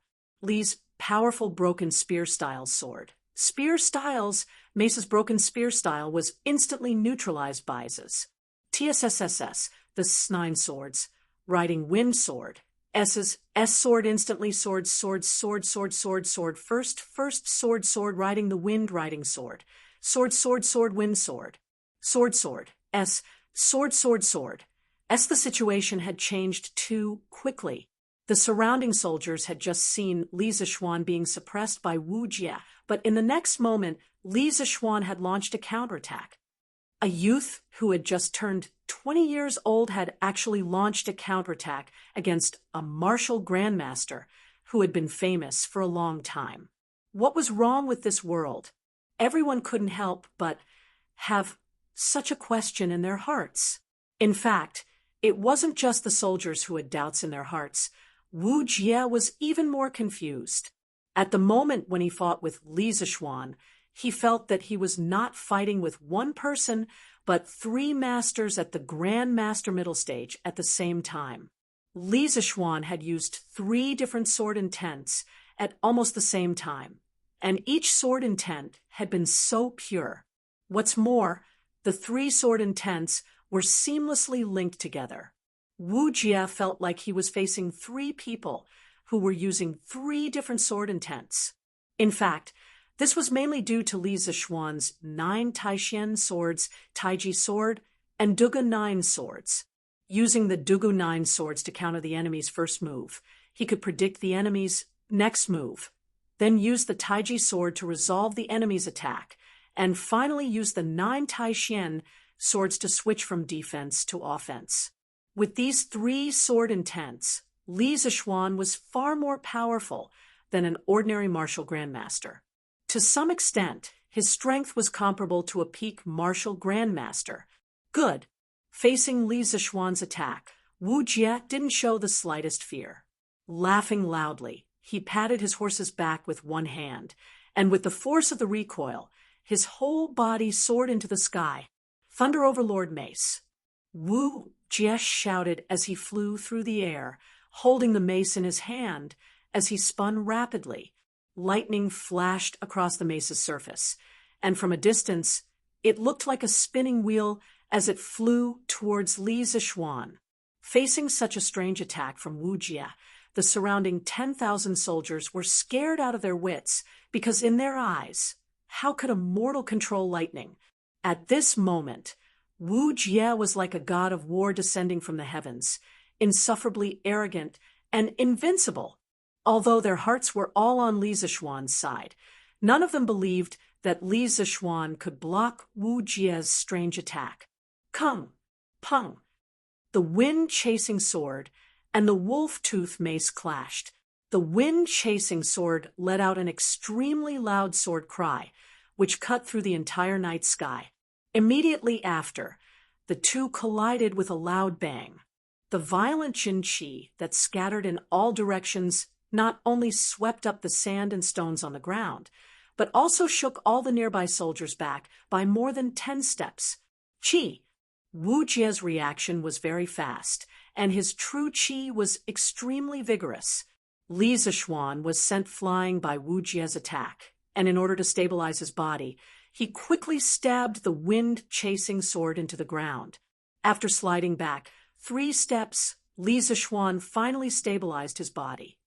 At the same time, the lightning energy several times stronger than before entered his meridians through his palms, causing his breathing to become unstable and causing him to suffer a cultivation deviation on the spot. Gap. This was the gap between a martial scholar middle stage and a martial grandmaster. Not just a little bit, but a huge chasm. Old monster. In Li Zishuan's mind, these 3 words couldn't help but appear. The Wu Jie in front of him was indeed worthy of the title Old Monster because he was stronger than all the masters Li Zishuan had encountered before. Worthy of being the disciple of spiritual master Ling Su. With this talent, in another 10 years, the whole world will be under your control. Wu Jie didn't pursue the victory. Instead, he stood in place in his black robe, looking at Li Zishuan and using his hoarse voice to praise him. Humph! Don't pretend to be so righteous here. The dignified Tujue imperial teacher actually took advantage of this marquee absence to sneak into the academy and commit theft. Even if you win today, you will be despised by the world. Li Zishuan clenched his teeth, forcibly calming the chaotic true qi in his body, then stood up and looked at Wu Jie, mocking him without fear. When Li Zishuan left Lantian County and brought the Sky Pheasant Brigade north to help the disaster-stricken areas clear out the locusts, he thought that when he wasn't in Lantian County, there would be Jianghu thieves who would take advantage of the academy's weak defense to cause trouble, so he left all his guards behind. But he never imagined that the dignified Tujue imperial teacher, a martial grandmaster-level super expert, would personally sneak into Yanhuang College, effortlessly destroy all the academy's defenses, and steal most of the academy's confidential information. This made Li Zishuan's heart burn with a nameless fire, and now that he finally had the chance to scold Wu Jie, how could he let it go? Hearing this, Wu Jie couldn't help but fall silent, because in this matter, he was indeed opportunistic, taking advantage of other people's difficulties, and in any case, couldn't be considered honorable. After a moment of silence, Wu Jie finally opened his mouth. You're right. This time, this imperial teacher sneaked into Yanhuang College because Yunshan, which originally had 3 martial grandmasters, only has 1 martial grandmaster left. But this imperial teacher isn't afraid of you 3. He just doesn't want any trouble. Taking advantage of other people's difficulties was taking advantage of other people's difficulties, and Wu Jie didn't try to hide it for the sake of face, instead openly admitting it. From this point alone, this old man could be seen as a straightforward person. Hearing this, Li Zishuan couldn't help but look at Wu Jie in surprise. He hadn't expected Wu Jie to admit it so easily, making him unable to say the words he had prepared just now. Humph! It's not that this marquis looks down on you Turks, but the Academy's confidential books. Even if you brought them back to the Turks, no one would be able to understand them. Moreover, your actions are tantamount to starting a war between the Great Tang and the Turks. Is Xieli ready to start a war with the Great Tang? Hand over the books you're carrying today, and this marquis can spare your life. Inadvertently, Li Zishuan saw the bag on Wu Jie's back, and his face couldn't help but turn cold as he spoke in a deep voice. Ha ha, little baby, you've got some big words. If this imperial teacher wants to leave today, you can't stop him." Hearing Li Zixuan's words, Wu Jie couldn't help but laugh loudly. Li Zixuan snorted and said, "This marquis's cultivation is indeed lower than yours, but today there are tens of thousands of troops lying in ambush at Longmen Pass. Do you think you can still escape? Tens of thousands of troops. Ha ha, little baby, you're too confident. Once this imperial teacher finishes you off, what can these tens of thousands of troops do to me?" Wu Jie sneered, a look of arrogance on his face. Although his tone was arrogant, he wasn't wrong in the slightest. Li Zixuan was the strongest in this army, and if he was defeated, no one would be able to pin down Wu Jie, and the main force wouldn't have the time to effectively encircle and suppress Wu Jie. He could rely on his lightness skills to escape from the army at any time. Saying so, Wu Jie raised his mace and leapt into the air again. The mace flashed with cold lightning as it once again smashed towards Li Zixuan's head. Last night, when he was dealing with Dugu Xian, Dugu Feiying, and Mo Huai, Wu Jie's favorite move was this: 9 Taishan swords, second form, graceful grace. Li Zixuan let out a low roar, instantly activating the second form of the 9 Taishan swords. Like a giant dragon soaring through the sky, Li Zixuan shot towards Wu Jie at full speed. At the same time, in the northern part of the great Tang Empire, Yanmen Pass, Su Tingda led the 20,000 Bing province soldiers and the imperial edict that Li Er had given to Li Zixuan. They rushed all the way to Yanmen Pass before nightfall and took the initiative to take on the task of guarding Yanmen Pass. After half a day of rushing, the soldiers and horses were already tired. After Su Tingda arranged for night patrols, the rest of the soldiers returned to their tents to sleep. But what they didn't know was that a life and death crisis was approaching them, closer and closer. "General, the Tang army that arrived in the evening has already set up camp. Now is the time when their men and horses are tired. Should we send out the army now and directly take down the Tang army at Yanmen Pass?" In the grass outside Yanmen Pass, a dense group of Turkic soldiers were hidden, each of them accompanied by a war horse. But at this time, all the war horses were kneeling in the grass. This way, even if someone passed by, they wouldn't notice the army hidden in the grass. Chapter 1542. Su Tingda's 20,000 soldiers had only reached Yanmen Pass in the evening. No, to be more precise, it was 10,000 soldiers. This was because Su Tingda had left 5,000 men behind at Madu Pass and Yonghe Pass. Now, he only had 10,000 men left. Moreover, after half a day of rapid marching, the soldiers were all extremely tired, and many of them were already asleep. Su Tingda felt that the Turks had chosen this time to attack, and his 10,000 men were completely incapable of stopping them. The most frightening thing was that he was holding the imperial decree that Li Erfa had given to Li Zixuan. However, he had only just arrived in the evening. Originally, he wanted to rest and reorganize for the night before transferring troops to the nearby prefectures. Who would have thought that the Tujue would launch an attack on Yanmen Pass so quickly? Go! Immediately send messengers to Yunzhou, Daizhou, and Yuzhou to ask for reinforcements. Tell them that Yanmen Pass might fall. Su Tingda's expression changed several times. At this time, he could also faintly hear the chaotic sound of horse hooves not far away. He took a deep breath and barely managed to stabilize his mind. He looked at the soldier and said word by word, "Commandant, what about you?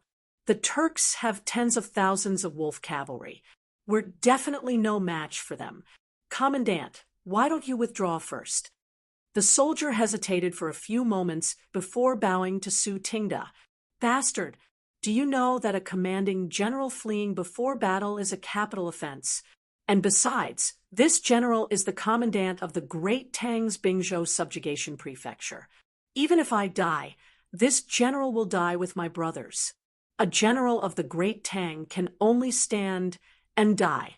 I will never cower before the battle. Hurry and send men to the nearby prefectures to ask for reinforcements." Su Tingda angrily bellowed. He was afraid of death, and he had not lived long enough. He still wanted to become a higher official, obtain more glory and wealth, and enjoy a more comfortable life. But at this moment, as a great Tang soldier and the commander of this army, he could not sneak away alone. After all, Su Tingda had experienced the chaos of the Sui dynasty and the chaos of the rebellion against the emperor. He did not want his family to once more live a life of wandering about and destitute. The reason was that simple, nothing more. "Commandant, I want to stay behind and fight against the Turks with Commandant. Commandant, please send someone else to ask for reinforcements." The soldier hesitated for a moment, then clasped his fists and said stubbornly. Su Tingda was touched, but his face turned cold. He said coldly, "Zheng Hong, you dare to disobey a military order?" The soldier trembled and hurriedly said, "This general doesn't dare." Su Tingda snorted and shouted, "Then why aren't you sending the order?" After being yelled at by Su Tingda, the soldier was a little scared. After a moment of hesitation, he bowed and said, "This general obeys." Looking at Su Tingda, the soldier reluctantly retreated from the tent. "Sigh, Zheng Hong, oh Zheng Hong, you can't blame me. Who asked you to be the only son of your Zheng family?" Looking at Zheng Hong's back as he left, Su Tingda muttered to himself, "Kill." At this moment, a burst of battle cries came from the pass. Su Tingda's expression gradually turned cold. He stood up, took the long sword hanging on the wall, and walked straight out of the tent. "Commandant, the Turkic army is already attacking. Our brothers won't be able to hold on much longer.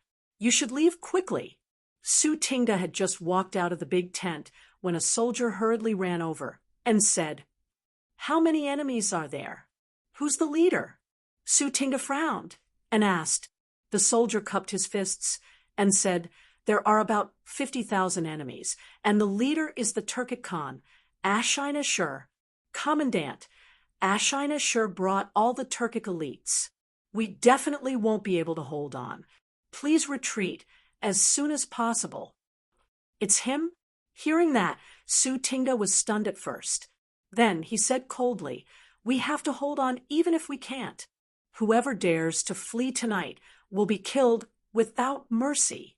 Yanmen Pass terrain is narrow. Even if we use a pile of orders, we have to completely block the pass. Quickly beat the drum and summon all the soldiers to kill the enemy with me. I've already sent people to the nearby prefectures to ask for help. We only need to hold on for 2 hours, and there will definitely be reinforcements coming to save us." "Yes, Commandant." Seeing that Su Tingda was so confident, a fighting spirit rose in the soldier's heart. He swallowed his saliva and cupped his fists. Dong, dong, dong. A moment later, a series of drum beats sounded from the south of Yanmen Pass. As time passed, the drum beats became louder and more frequent. At this time, Su Tingda had already climbed up the tower of Yanmen Pass. Although the Turkic people were not good at sieges, Yanmen Pass was far from being a city. This was because Yanmen Pass was situated on the official road in the middle. The horizontal width of the city walls was only a few hundred feet. As such, the number of soldiers that could be accommodated on the city walls was extremely limited. When the Turkic soldiers got close to the city gates, they abandoned their horses and directly carried a thick tree trunk and slammed it into the city gates of Yanmen Pass. Naturally, Su Tingda would not let the Turkic people crash into the city gates of Yanmen Pass just like that. He quickly shouted, "Release the arrows! Release the arrows!" Whoosh, whoosh, whoosh. Hundreds of arrows were released in an instant, shooting at the Turkic soldiers charging at the city gates. After a round of arrows, dozens of Turkic soldiers fell to the ground in an instant.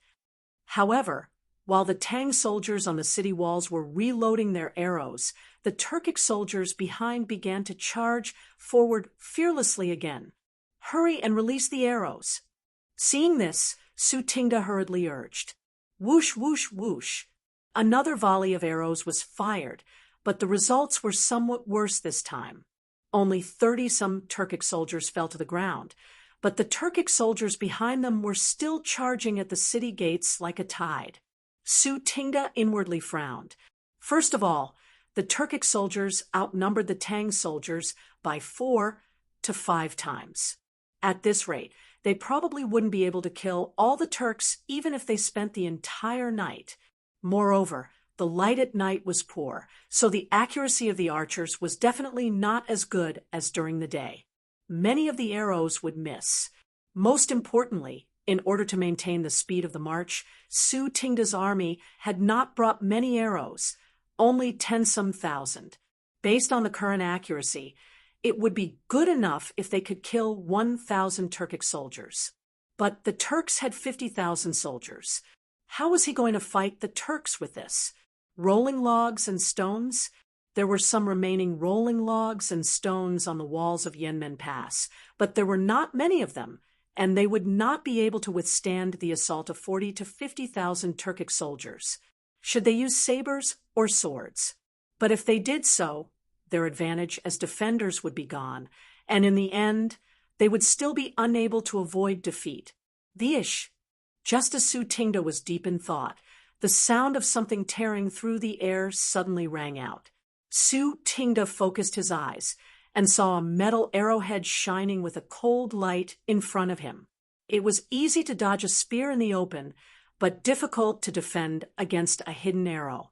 Su Tingda felt that he couldn't dodge this hidden arrow. "Commandant, watch out!" At this critical moment, a soldier at Su Tingda's side leaped up and tackled Su Tingda to the ground. The arrow brushed past Su Tingda's cheek and struck the soldier's shoulder. Squelch! This was the sound of an arrow piercing flesh. The arrow was heavy and powerful, and it did not stop at the soldier's shoulder. More than half of the arrow had pierced through the soldier's body. "Protect the commandant!" Someone shouted, and 4 or 5 soldiers immediately surrounded Su Tingda. What a pity! If we could kill the Tang commander directly, we might be able to take down Yanmen Pass effortlessly. In the Turkic army, Ashina Shi'er put away his longbow and lamented regretfully. Clearly, that arrow just now was shot by him. "General, there's no need to be regretful.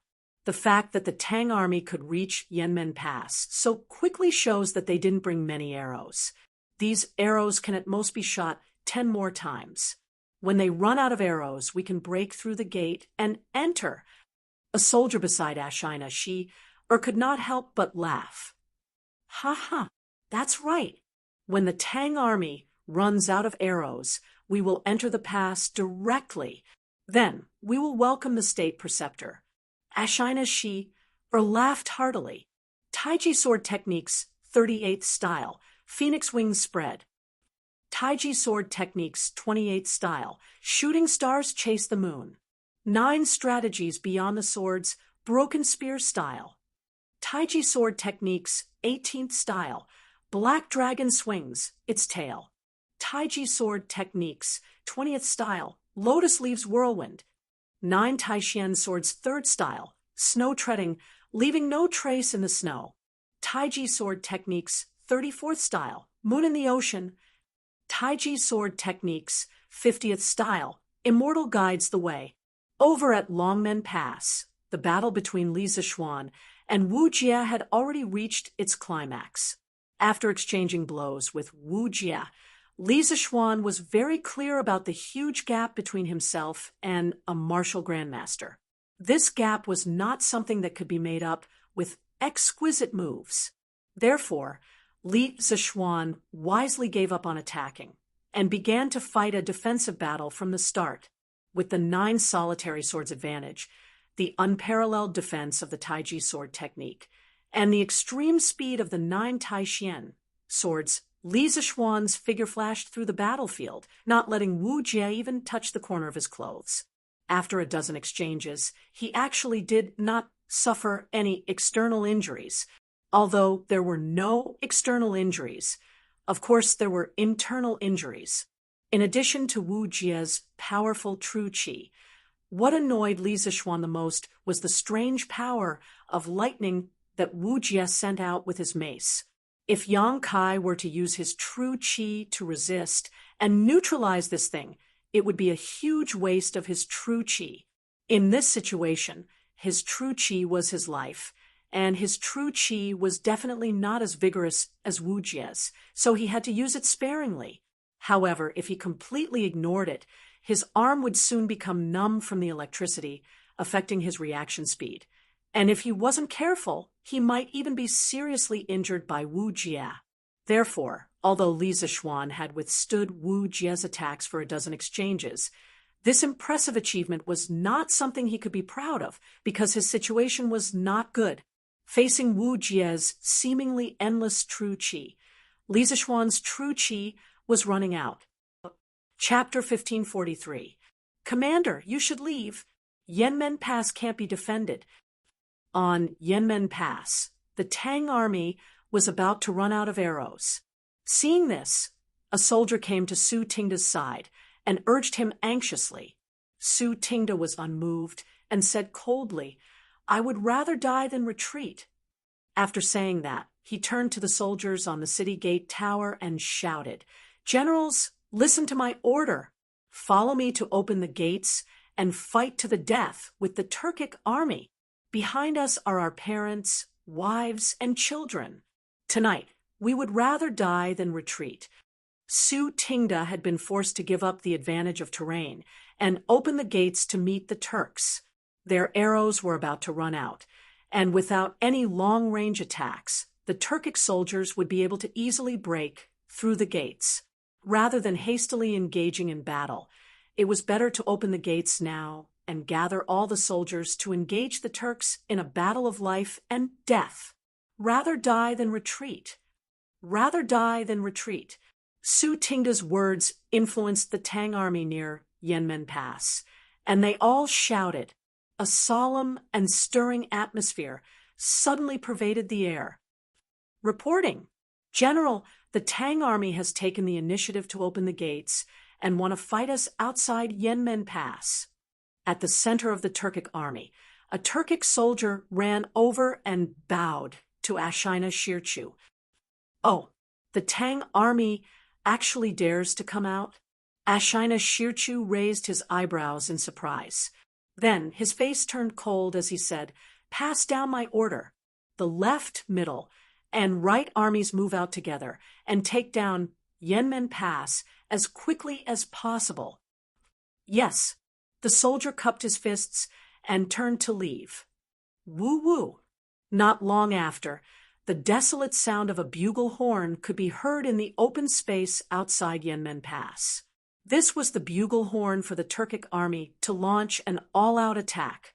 Thus, countless Turkic soldiers mounted their horses and brandished their scimitars as they galloped toward the Tang army that had just exited the city and gotten into formation.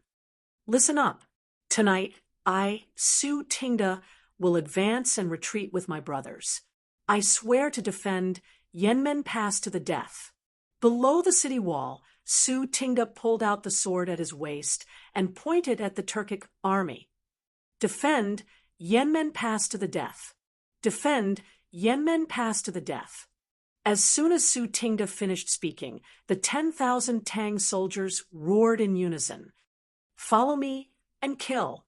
Su Tingda roared as he led the charge into the Turkic army. Seeing this, the Tang army at the back quickly urged their horses to catch up. A great battle had officially begun. Su Tingda had come from a poor family, and he had relied entirely on his own abilities to reach his current position. Thus, there was no need to doubt his personal strength. Under his command, the Tang army was able to break through the heart of the Turkic army like a hot knife through butter. But the disadvantage of this was obvious. They would be easily surrounded by the Turkic army. After all, the Turkic army outnumbered them by 4 to 5 times. Get out of the way. Wait for me to meet him. Seeing that Su Tingda was unstoppable in the army, taking down several dozen Turkic soldiers in just a few moments, Ashina Shirchu finally couldn't stand it any longer and roared. Hearing this, the Turkic soldiers around Su Tingda immediately scattered, creating an empty space. Su Tingda's eyes focused as he looked at Ashina Shirchu approaching on horseback. After a moment's hesitation, he raised his right palm to the Tang soldiers behind him and said, "All of you withdraw as well." A general duel. In the blink of an eye, a large-scale group battle had transformed into a one-on-one duel between generals. In ancient war dramas like the Romance of the Three Kingdoms, it was common to see the commanders of two sides fighting one-on-one, and the one with superior martial strength would emerge victorious. Many people would be confused. Was there really such a phenomenon in history of generals fighting generals? In truth, this sort of situation had happened before, but it was not a scene from the Romance of the Three Kingdoms, but there were many restrictions. First, generals fighting generals had already appeared in the spring and autumn period. At that time, it was called Ji Shi, and after the Han Dynasty, it was called Duan General. Both had the same meaning. In the middle of the spring and autumn period, there were records of the Great War between the Jin and Chu states. At that time, King Zhuang of Chu led an army to attack Handan and met the Jin general Zhao Cheng. Zhao Cheng was unable to resist and abandoned his carriage to escape. In the end, Zhao Cheng threw away his clothes and armor, as the armor would affect his speed. This was the first time in history that a general fought a general. This was because King Zhuang of Chu's physical strength was exceptional, and he was considered one of the strongest amongst all the emperors. During the Warring States period, such a phenomenon rarely occurred. At that time, the 7 kingdoms had already been perfected, and they relied on large-scale armies to fight. During the Han Dynasty, when Hua Zubing and Li Guang were repelling the Xiongnu, they also fought with enemy generals. However, this was a battle between the soldiers of the Central Plains and the nomadic enemies. It was somewhat similar to the current situation between Su Tingda and Ashina Shirchu. During the War of Chu and Han, Xiongnu and Liu Bang fought, and such a phenomenon also occurred. However, when Liu Bang sent his own general to challenge the overlord, he was defeated by Xiongnu in 3 moves. The end of the Eastern Han Dynasty was also the Three Kingdoms period. It was recorded that Sun Tzu and Taisher Si fought at Shinting Ridge, and Sun Tzu accepted Taisher Si as a fierce general. There was also a duel between Ma Chao and Chao Wei.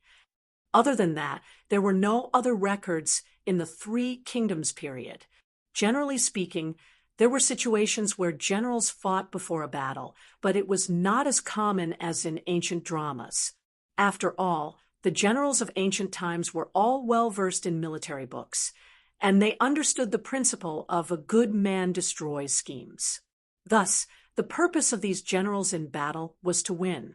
Unless they were at the end of their rope and wanted to fight to the death, they would not engage in a direct confrontation with the enemy generals.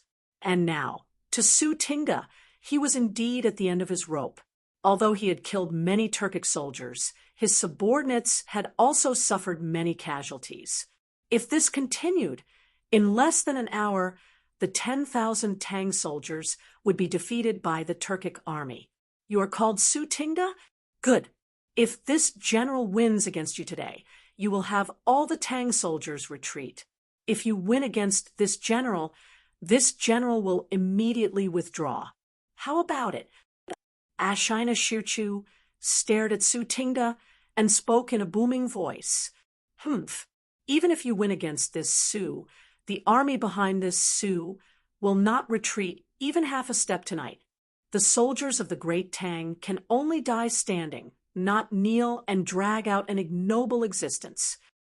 Su Tingda said with a cold expression. Hearing this, Ashina Shirchu's face sank. He had proposed a duel with Su Tingda partly because he wanted to reduce the number of casualties on his side, and partly because he wanted to save time. After all, Wu Jie was still waiting for them. Humph. Since that's the case, this general will kill you first. Let's see if these Tang soldiers will do as you say, and hold their ground. Ashina Shirchu coldly snorted. He knocked an arrow on his bow, and shot 3 arrows at Su Tingda's forehead, neck, and heart. General, be careful. Many soldiers in the Tang army cried out in alarm. Su Tingda was lying on his back. The 3 arrows missed his body and brushed past the bridge of his nose. But on the other side, Ashina Shirchu took advantage of the moment when Su Tingda was dodging the arrows to rush forward and slash at Su Tingda's neck with a slender sword. This person was actually proficient in both long-range and close combat. Moreover, the speed of these 2 attacks was as fast as lightning, making it impossible to guard against. For a moment, Su Tingda was caught off guard. He hurriedly brandished his sword to block Ashina Shirchu's killing blow. However, Ashina Shirchu was a grandmaster. The speed of his sword was astonishingly fast. How could Su Tingda's hasty sword block it? Kung! Pung! First, there was the sound of metal clashing. Then, Su Tingda was sent flying by the powerful internal energy attached to Ashina Shirchu's sword and fell to the ground. In just 1 round, the chief general of the Tang army was knocked off his horse. The surrounding soldiers were shocked and rushed to Su Tingda like a swarm of bees, trying to protect him. But someone was faster than them. After Ashina Shirchu knocked Su Tingda back, he dashed forward and stabbed his sword at Su Tingda's throat. Su Tingda was alarmed as he hurriedly raised his sword to block in front of him. Ashina, she sword stabbed into Su Tingda's sword. Su Tingda took advantage of the situation to retreat. With this force, he finally stood up from the ground. Under the illumination of the torches, the sword flashed, and the 2 of them fought again. However, although Su Tingda was not weak, he was still not a grandmaster. Ashina Shirchu was not only at a higher level than him, but he also fought in close combat, took 3 steps back, and drew his bow in one breath. With such a combination of long-range and close-range attacks, Su Tingda could not withstand it. After a few rounds, it was obvious that he was going to lose. Charge! Protect Commandant Su. When the surrounding soldiers saw this, they understood that Su Tingda wouldn't be able to hold on for much longer. Someone shouted, and immediately more than 10,000 soldiers rushed up to protect Su Tingda. Humph! It's time to end this. When Ashina Shirchu saw that the Tang army was rushing towards him, he raised his sword and slashed at Su Tingda. Su Tingda swung his sword to block, and then Ashina Shirchu used his left palm to hit Su Tingda's chest. Bam! Su Tingda was like a kite with a broken string after receiving Ashina Shirchu's palm strike that was filled with true qi. He fell heavily to the ground. Commandant! Commandant! The 10,000 soldiers were shocked. They hurried forward to help Su Tingda up. Kill! Flatten Yanmen Pass. Ashina Shirchu guessed that Su Tingda was not going to live. He waved his hand and ordered the Turkic soldiers beside him. Charge! Bam! Bam! Bam! Hearing the order, the 50,000 Turkic soldiers immediately charged at the Tang army. What was worse was that the Tang army's commander-in-chief had been severely injured by Ashina Shirchu, and the 10,000 soldiers were in a desperate situation without their commander-in-chief. Chapter 1544. Pu. Li Zishuan was heavily injured by Wu Jie and fell to the ground. Just now, Wu Jie's berserk true qi had been transmitted into his body through his sword, crazily wreaking havoc in his meridians, causing Li Zishuan, who was already in a weakened state, to the point where he couldn't help but spit out a mouthful of blood. The blood was also mixed with blood, clearly showing that Li Zixuan's internal organs had also been injured. But this wasn't the worst part. The worst part was that when Li Zixuan's sword had struck Wu Jie's chaotic thunder body had transmitted a considerable amount of lightning energy to Li Zixuan, causing Li Zixuan to feel as if he had been struck by lightning. His entire body was numb, and he couldn't even move a finger. This was because he didn't have any true qi in his body to neutralize this lightning. Pung, pung, pung. On the battlefield, seeing Li Zixuan heavily injured by Wu Jie, the 10,000 soldiers from Bing province charged towards Wu Jie without fear of death. But at this moment, Wu Jie was abnormally strong. None of the Tang army soldiers who got close to him could withstand a single blow from him. All of them were sent flying by his mace. In an instant, the Tang army's formation was in chaos. Seeing this, Wu Jie very wisely chose to fight while retreating. Because of the battle with Li Zixuan just now, although Li Zixuan hadn't been able to injure him, he had paid a heavy price. At this moment, he only had less than 40% of his true qi left. If he continued to fight with the Tang army, Wu Jie believed that there would only be one end for him, and that was death from exhaustion. As for the heavily injured Li Zixuan, Wu Jie didn't think of taking advantage of the situation to kill him, because he was very clear on his goal, which was to escape back to the Turks with the confidential information of Yanhuang College. As a result, under his brute force, the surrounding Tang army was quickly torn apart.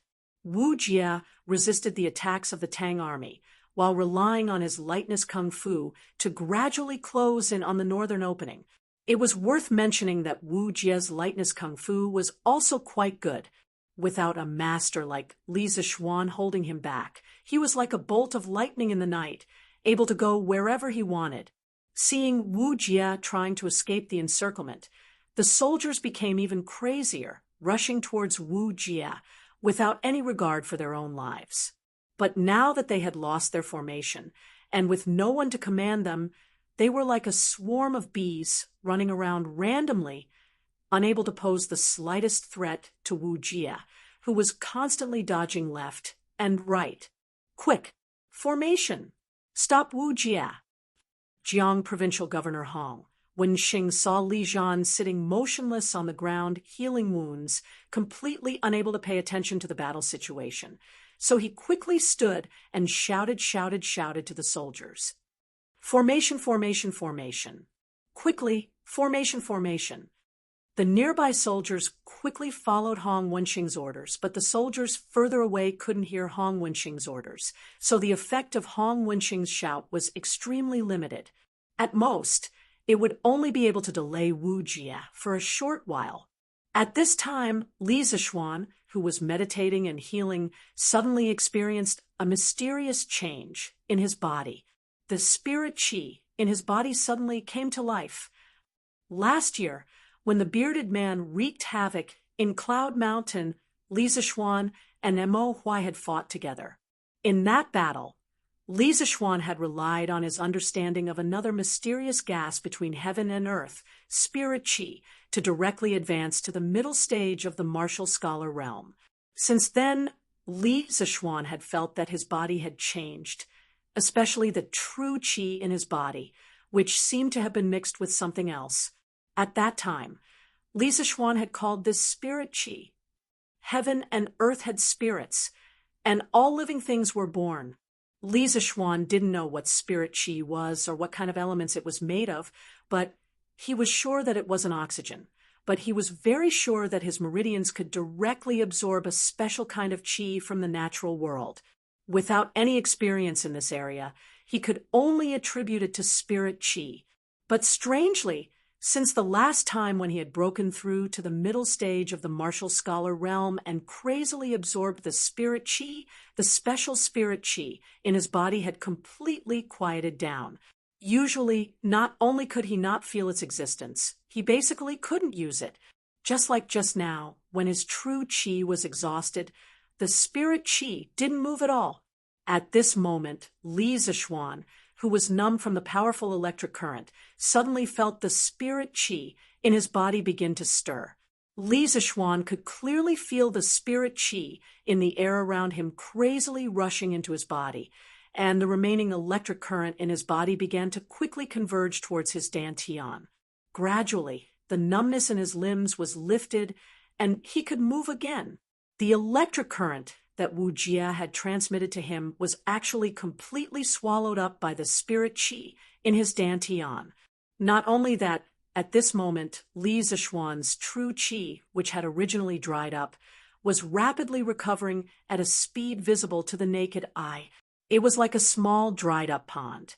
Originally, it could only rely on manpower to pour buckets of water into it, but now, with the addition of more than a dozen water pumps, the dried-up pond instantly became dry, and the water level began to rise.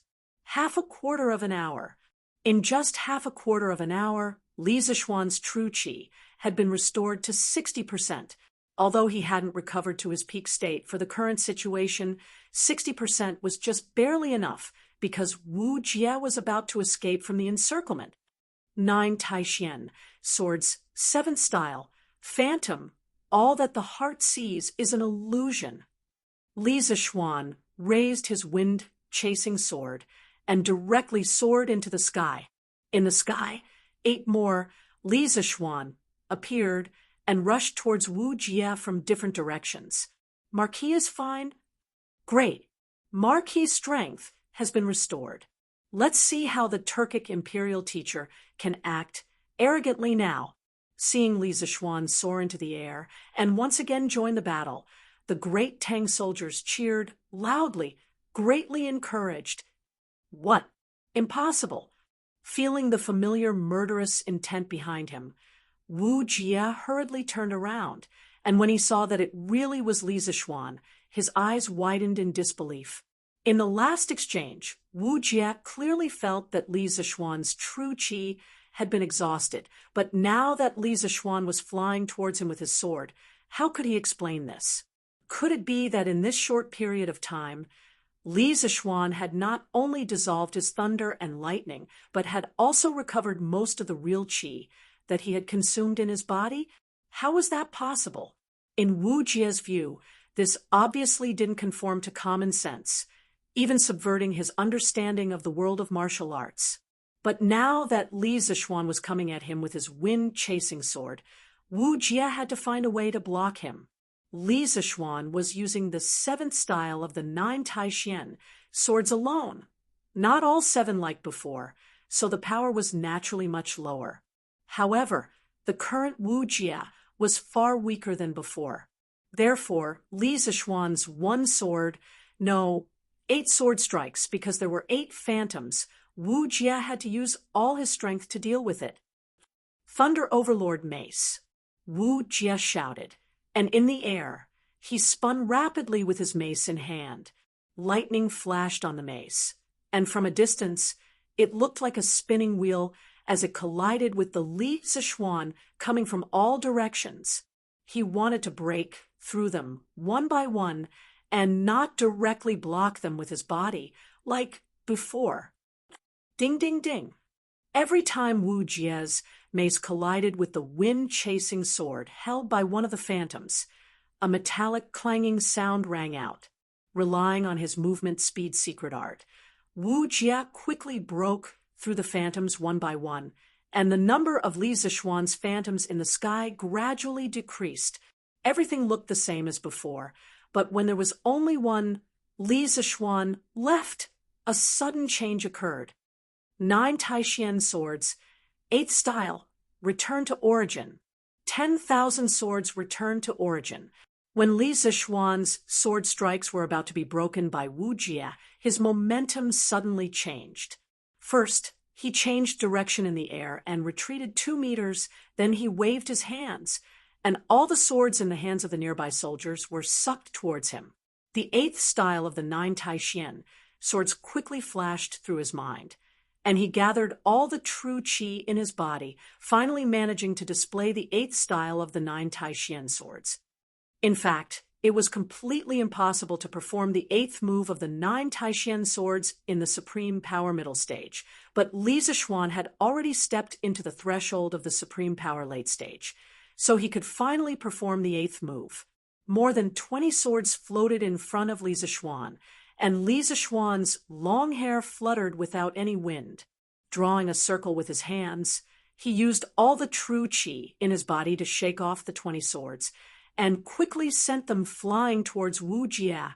Seeing this, Wu Jie was shocked and hurriedly waved his mace to defend himself. With a series of ding-ding-ding sounds, almost all of the swords were deflected by Wu Jie's mace, but this was only almost. There was still a fish that slipped through the net. Qi! One of the swords very luckily dodged Wu Jie's all-around attack, and with a qi sound, cut open the black package on Wu Jie's back. Suddenly, the white papers and books scattered all over the ground, and all the confidential information in the package fell to the ground. Wu Jie wanted to pick up the papers and books on the ground, but Li Zixuan didn't give him the chance. With a loud shout, Li Zixuan used the Tai Chi sword's Azure Dragon out at sea on Wu Jie's face. When the rest of the soldiers saw this, they knew that now was their best chance to kill Wu Jie, so without waiting for Li Zixuan's orders, they formed the Mo sword formation and rushed towards Wu Jie's position. Wu Jie dodged Li Zixuan's Azure Dragon out at sea, and then looked at the Yanhuang College's confidential information that was scattered all over the ground. He gritted his teeth, knowing that it was impossible for him to take all these things away today, because the Tang army had already formed the formation and was about to surround him again. Great Tang Marquis Yong, and you really are different from other cultivators. Today, this master has underestimated you. Wu Jie looked deeply at Li Zixuan, then his feet moved slightly, and in the blink of an eye, he retreated several dozen feet away. He was actually preparing to escape. Li Zixuan wanted to give chase, but suddenly felt a sense of exhaustion in his body. His physical strength had been completely overdrawn. Besides, if a martial grandmaster wanted to escape with his current strength, he wouldn't be able to catch him no matter what. Fortunately, the Academy's information was recovered. This was the last thought in Li Zixuan's mind before he fainted. Yanmen Pass. The battle here had already entered a white-hot stage, but the Tang army's defeat was becoming more and more obvious. The number of soldiers left on the battlefield was decreasing, and the Tang army's commander, Su Tingda, had already been seriously injured and was in a coma. Directly rush out. Don't care about these remnants. Rescue the imperial teacher is more important. Seeing that only a few of the 10,000 soldiers Su Tingda brought with him were left, and they were no longer a threat to him, Ashina Shirchu decisively gave the order. He didn't lead his troops to Great Tang to break through the pass, but to rescue the imperial teacher. As for how many Tang soldiers they defeated, it was completely meaningless to him. Yes, General. The messenger immediately passed down Ashina Shi'er's order. Immediately, the Turkic soldiers pushed their horses to the limit and charged straight for the city gate. The Tang army had rushed for several hundred li during the day, and not only were the men tired, the horses were also tired. Facing the Turkic army at full speed, how could they resist? Not long after, a torrent of soldiers passed through Yanmen Pass and headed south. Chapter 1545. Quick, let's go to Longmen County and get a doctor. Dragon Gate Pass, inside the tower. Li Zixuan had already been helped to his bed. Jiang Province's provincial governor Hong Wenqing hurriedly ordered the soldiers beside him. This time, Li Zixuan had borrowed troops from Bing Province. In order to ensure the speed of the march, there was no doctor accompanying him. Hong Wenqing could only send people to Longmen County to find a doctor. Yes. As soon as he finished speaking, a soldier immediately cupped his fists and replied. After the soldier left, Hong Wenqing turned to the soldiers in the room and said, "You guys stay here and take care of Marquis." This official will return to Zhengping province to mobilize troops to pursue Wu Jie. Zhengping province was the administrative center of Jiang province. The provincial governor's office and Jiang province's Zhechong House's camp were both located there. Hong Wenqing only brought a few dozen guards with him to Dragon Gate Pass and didn't bring many troops. Dragon Gate Pass was filled with Li Zishuan's troops from Bing province. Hong Wenqing didn't have the authority to mobilize them, so he could only go back and mobilize more troops. Wu Jie is alone, so his speed of escape must be very fast. The military situation is urgent. I'm afraid it's too late for Senior Hong to return to Zhengping province to mobilize troops. This general, Fang Gongteng, is willing to lead the troops here to follow Senior Hong north to pursue Wu Jie and avenge Marquis. After Hong Wenqing finished speaking, a young general stepped out and cupped his fists. During the day, Su Ting took 20,000 soldiers to Ma Do Pass, Yonghe Pass, and Yanmen Pass to set up defenses. At the same time, he left behind a few capable generals for Li Zishuan, and this Fang Gongteng was one of them. Hearing this, Hong Wenqing's eyes lit up. He nodded and praised. Good. Then I'll have to trouble Fang Gongteng to lead 8,000 soldiers to pursue Wu Jie with this official. Just now, during the battle between Li Zishuan and Wu Jie, because Hong Wenqing wasn't good at martial arts, he couldn't help much from the sidelines, which made him feel quite apologetic. What's more, Li Zishuan had been seriously injured by Wu Jie at the Dragon Gate, so if Hong Wenqing as the Jiang province's provincial governor didn't do anything, he would definitely be punished by Lier. Therefore, whether it was for public or private reasons, Hong Wenqing had no choice but to lead troops to pursue Wu Jie. Not long after, Hong Wenqing and Fang Gongteng led the 8,000 prefecture soldiers out of the Longmen Pass and headed north. The rest of them stayed at Longmen Pass to protect Li Zishuan. At the same time, the news that Yanmen Pass had been broken quickly began to spread. The governors of Yunzhou, Shua, Yuzhou, and Daizhou, the 4 prefectures of the Hedong circuit near the northern border, began to move. Overnight, they mobilized soldiers from their local prefectures to Medu Pass and Yonghe Pass, hoping to stop the Turkic army from advancing further south.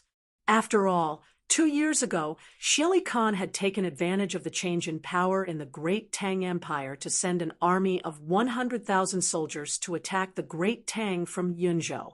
They had been unstoppable, first attacking Jing province, and then advancing all the way to the capital of the Great Tang, Chang.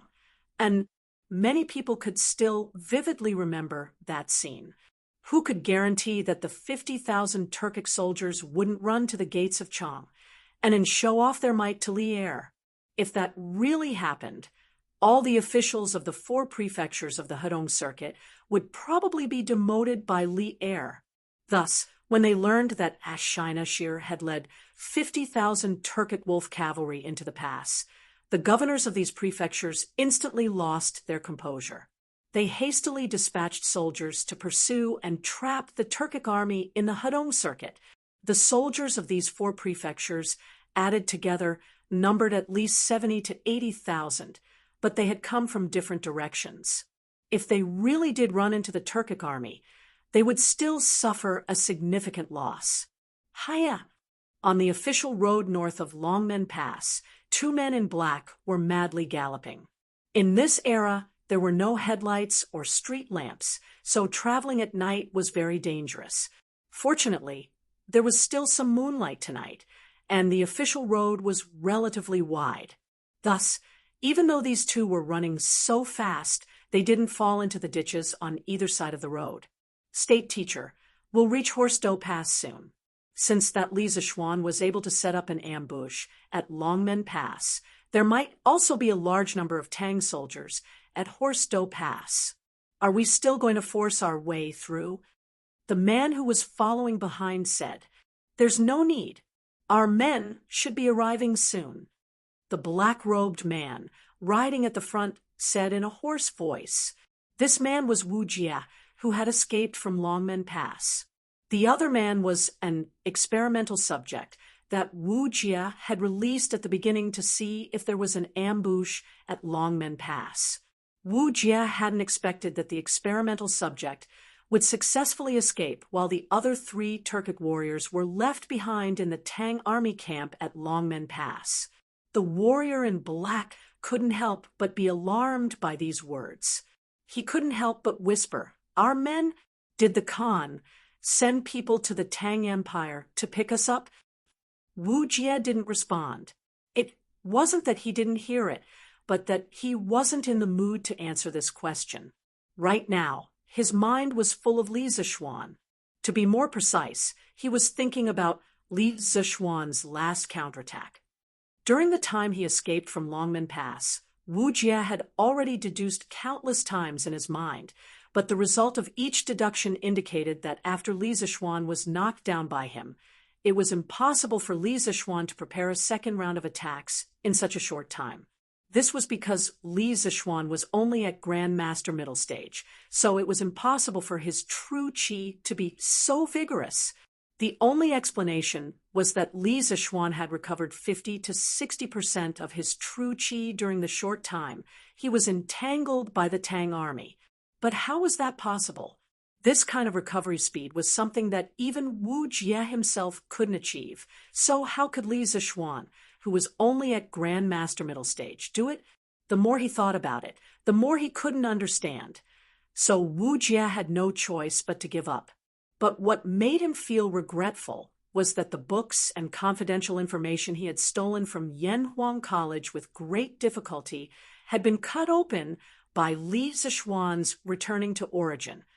This meant that his mission to infiltrate the Tang Empire had completely failed. This made Wu Jie very unwilling to accept. 10 days ago, Han Lijing had seen several Turkic warriors sneaking into the Tang Empire on Mount Baishan, and Wu Jie was among them. At the end of June, a locust plague had broken out in the Guangzhou region of the Tang Empire. Xieli Khan saw this as an opportunity, so he sent Wu Jie to infiltrate the Tang Empire to see if there were any good opportunities. After entering the Tang Empire, Wu Jie had originally planned to go straight to Chang and City, but along the way he had heard many people talking about how Li Zishuan had led the Sky Rooster Brigade to eliminate locusts in the northern provinces. In fact, the Turks had many spies in the Tang Empire, so Wu Jie naturally knew about Li Zishuan, a rising star in the Tang Empire. So when he heard that Li Zishuan had gone north to eliminate locusts, he immediately had an idea to weaken the Tang Empire's strength and strengthen the Turks' national strength. That was to sneak into Yanhuang College, steal all the engineering books and information, and bring them back to the Turks to slowly study.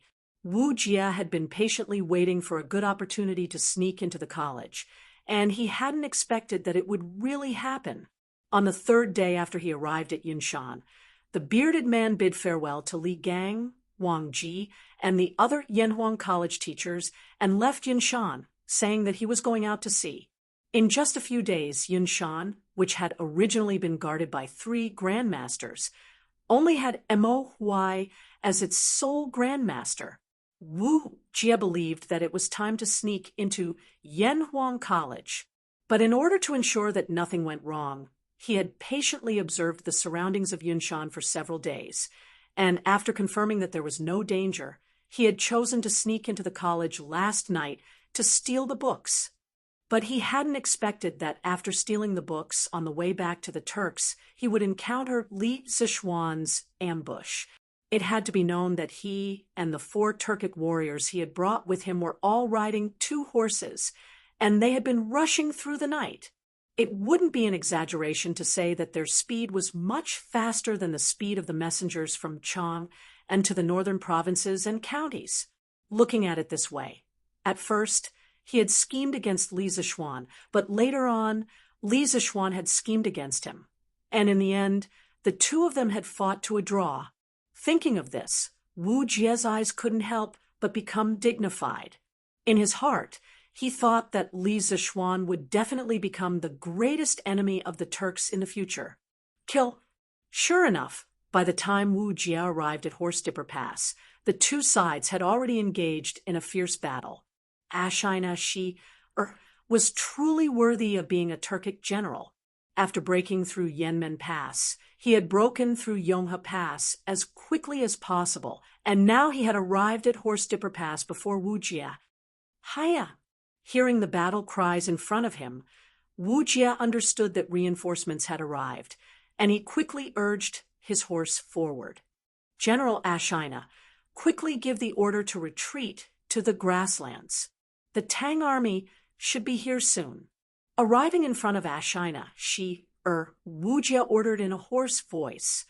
Ashina nodded subconsciously, but then he suddenly remembered something and hurriedly asked, Imperial teacher, I heard in the letter that you stole a lot of books from Yanhuang College. Where are those books now?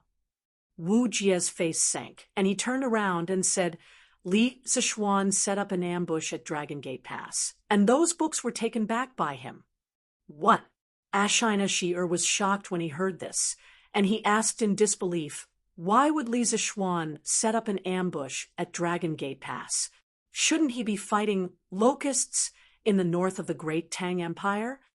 Wu Jia sullenly said, how did this king know about this? Losing the books was a very shameful matter for Wu Jia, and now he was being questioned by Ashina so how could he be happy? He was the imperial teacher of the Turks, second only to one person. Hearing the unfriendly tone in Wu Jia's voice, Ashina couldn't help but be startled, and then he wiped his nose and asked as calmly as possible, dare I ask, imperial teacher, how many people did Li Zishuan set up at Dragon Gate Pass? Wu Jia lightly said, about 10,000 people. Li Zishuan was seriously injured by this king, and the great Tang army should also have 700 to 800 people injured. Only 10,000 people? And Li Zishuan is seriously injured? Ashina's eyes lit up when he heard this, and after hesitating for a moment, he said, Imperial teacher, why don't we give Li Zishuan a surprise attack and take back those books from Li Zishuan?